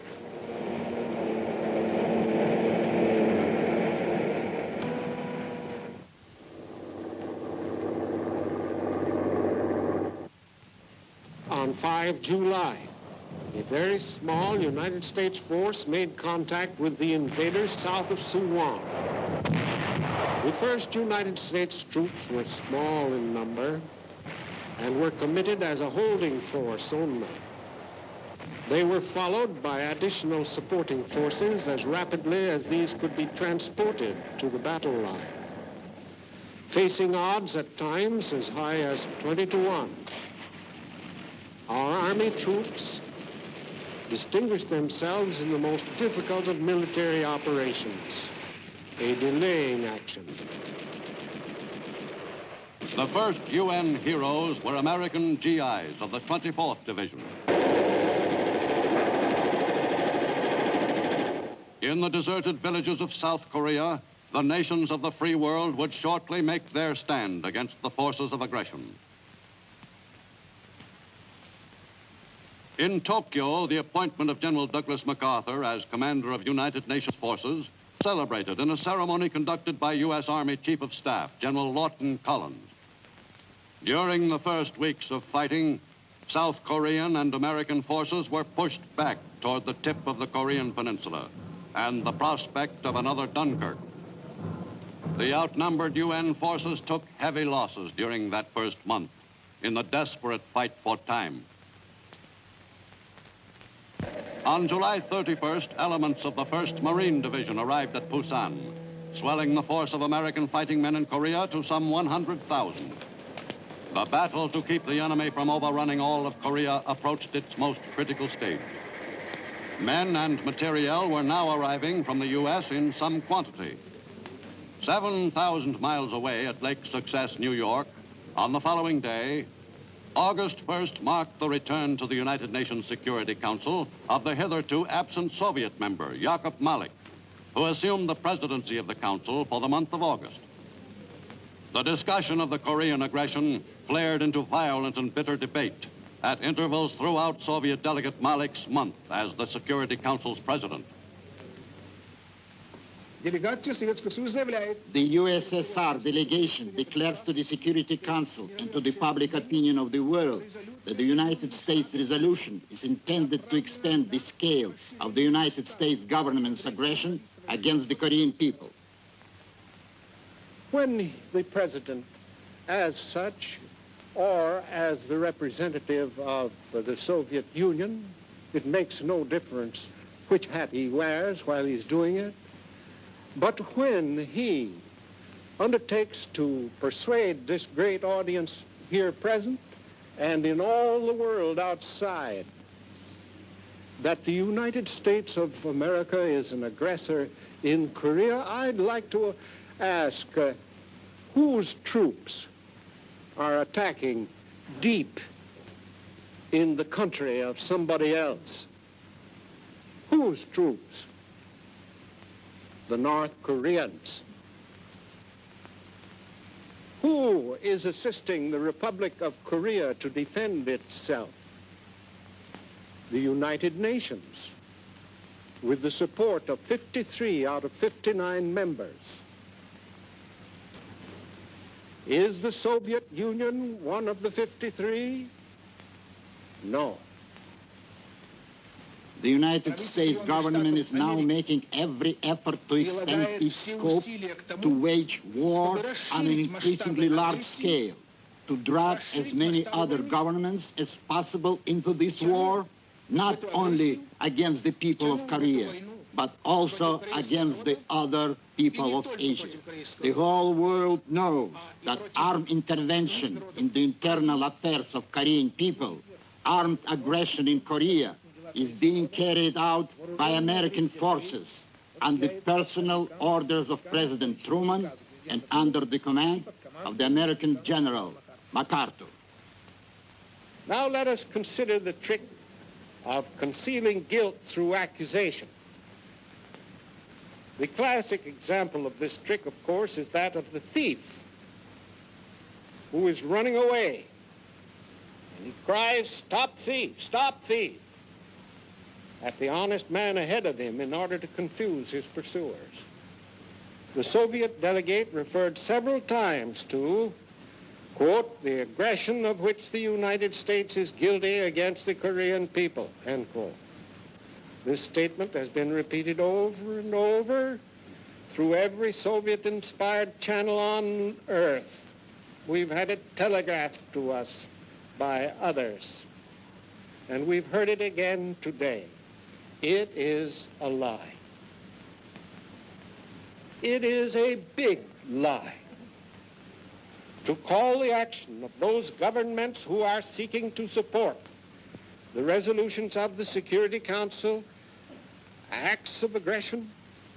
It is a falsehood so grotesque that even the technique of the big lie will not disguise it. The determination of the United Nations to ensure that Korea shall be free, unified, and independent of outside influence from any great power on or off the continent has never wavered. This is what the United Nations forces are fighting to uphold in Korea. It is a supreme effort to give the Korean people the right to control their own destinies, a right that so many countries caught in a net of imperialism with a new name, communist imperialism, have lost. In Korea, the identity of the aggressor was no mystery. By late August, the North Korean forces had seized most of South Korea, except for an area surrounding the port of Busan. With their backs to the sea, American forces fought desperately to hold their ground against the powerful enemy drive. The crucial battle was fought in the hills flanking Taegu.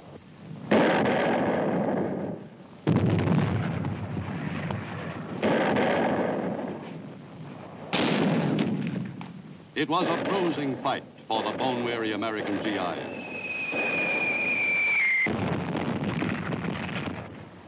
But they never gave up the battle.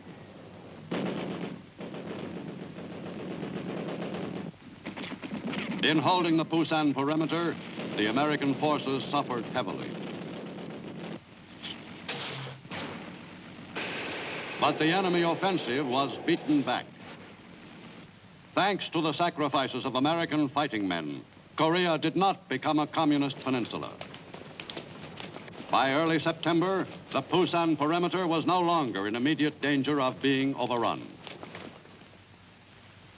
On September 15th, the tide of battle turned by virtue of a daring amphibious attack at Incheon. The attack force which made the assault on Korea's west coast was engaged in an extremely difficult operation. An operation undertaken at the insistence of General MacArthur.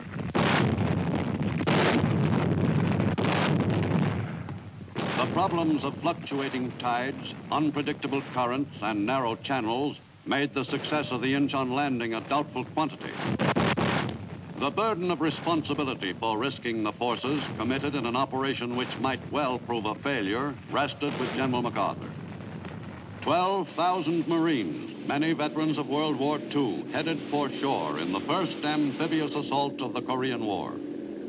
With the Marines who stormed the beaches at Walmy and Incheon was Time Life correspondent Frank Gibney, also a veteran of the war with Japan. Some of the Marines in the assault had been brought from duty in the Mediterranean. Others had been pulled out of the line in southern Korea. Incheon had to be taken to cut the enemy's communications with the southern front and to trap thousands of his troops in between. The Marines didn't give the enemy time to recover from the surprise attack on his flank. Progress was swift. Many of the Marines I was with were past masters at flushing enemy troops out of holes, an acquired talent they never lost. Hundreds of North Koreans were killed on that overcast September morning, D-Day at Incheon. The surprised North Korean troops had failed completely in their hurried attempt to beat off the amphibious attack. The operation was a spectacular success. A proud day for General MacArthur, whose judgment was vindicated, and for Marine General O.P. Smith. On the southern front, the situation had changed considerably by virtue of the Incheon operation. For the enemy, the battle had taken a turn for the worse. U.S. 8th Army GIs smashed into enemy positions with renewed spirit and moved slowly but steadily forward.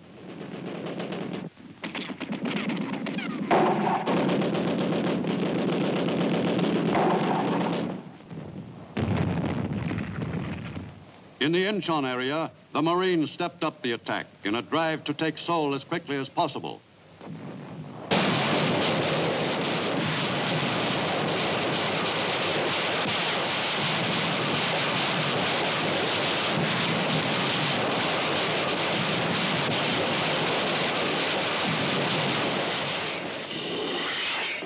On September 24th, only 10 days after D-Day at Incheon, U.S. Marines and soldiers were fighting in Seoul. The fight for the South Korean capital was bloody, but relatively brief.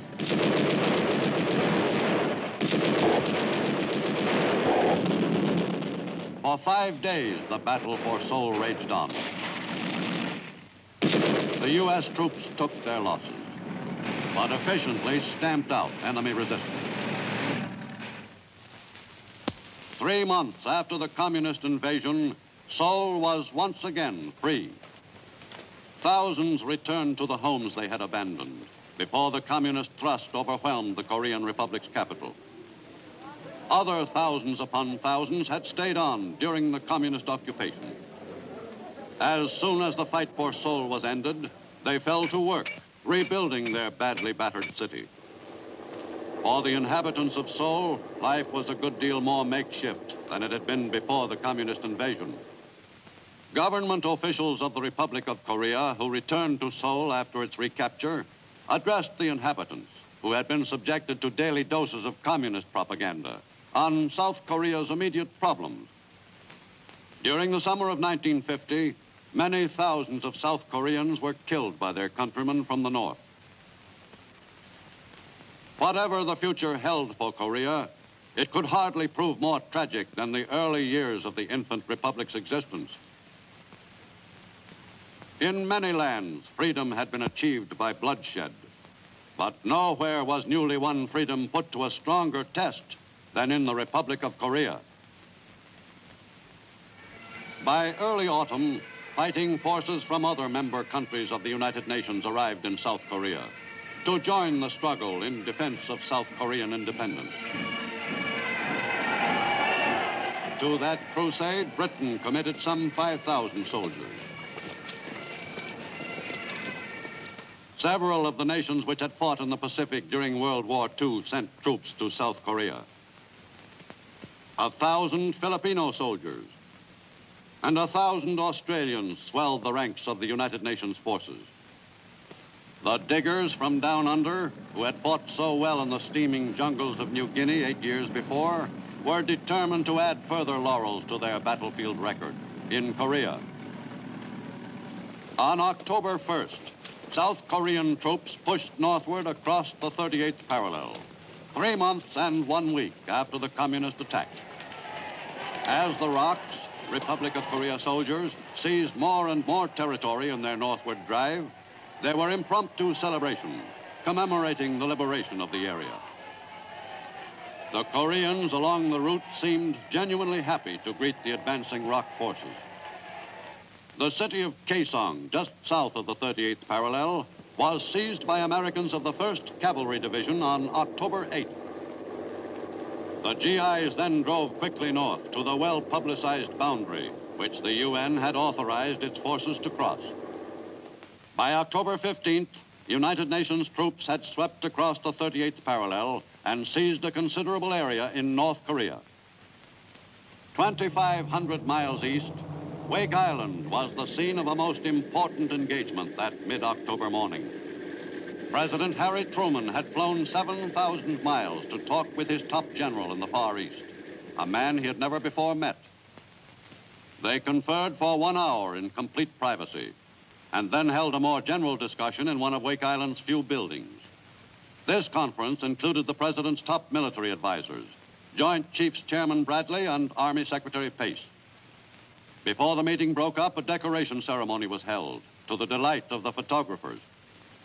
Though only the two men knew what had been said at the secret meeting, they claimed to be in complete agreement. On October 20th, ROK soldiers and American GIs seized the North Korean capital of Pyongyang. After 5 years, the communist hold on that city had been broken by the UN forces. 2 days later, 120 troop carrier planes transported paratroopers of the 187th Airborne Regiment to an area some 25 miles north of Pyongyang. Over the target area near Sukchan and Sunchan, the paratroopers hit the silk. General MacArthur cruised above the area, watching the initial stage of the operation. The 800-foot drop took each man only about a minute. The operation went off smoothly. The drop was made at precisely the points indicated in the original planning. The trap on the enemy was sprung. Some 30,000 North Koreans were bottled up between the UN forces in Pyongyang to the south and the men of the 187th Airborne Regiment. The North Koreans were completely taken by surprise by this unfamiliar maneuver. On North Korea's east coast, off Wonsan, U.S. minesweepers went to work on clearing out one of the most intensive sea minefields in military history. The job was done by laying magnetic lines.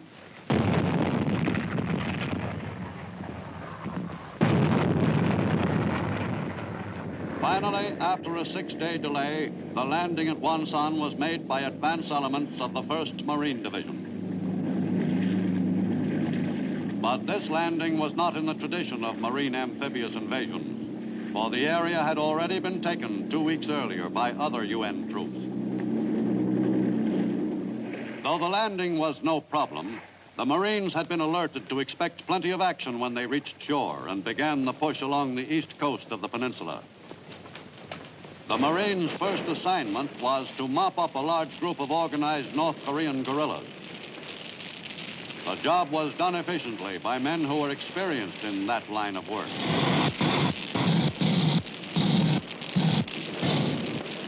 The Marines fighting along the East Coast were part of the U.S. 10th Corps, a combined Marine Army force commanded by U.S. Army Major General Edward Alman, who reported directly to General MacArthur in Tokyo.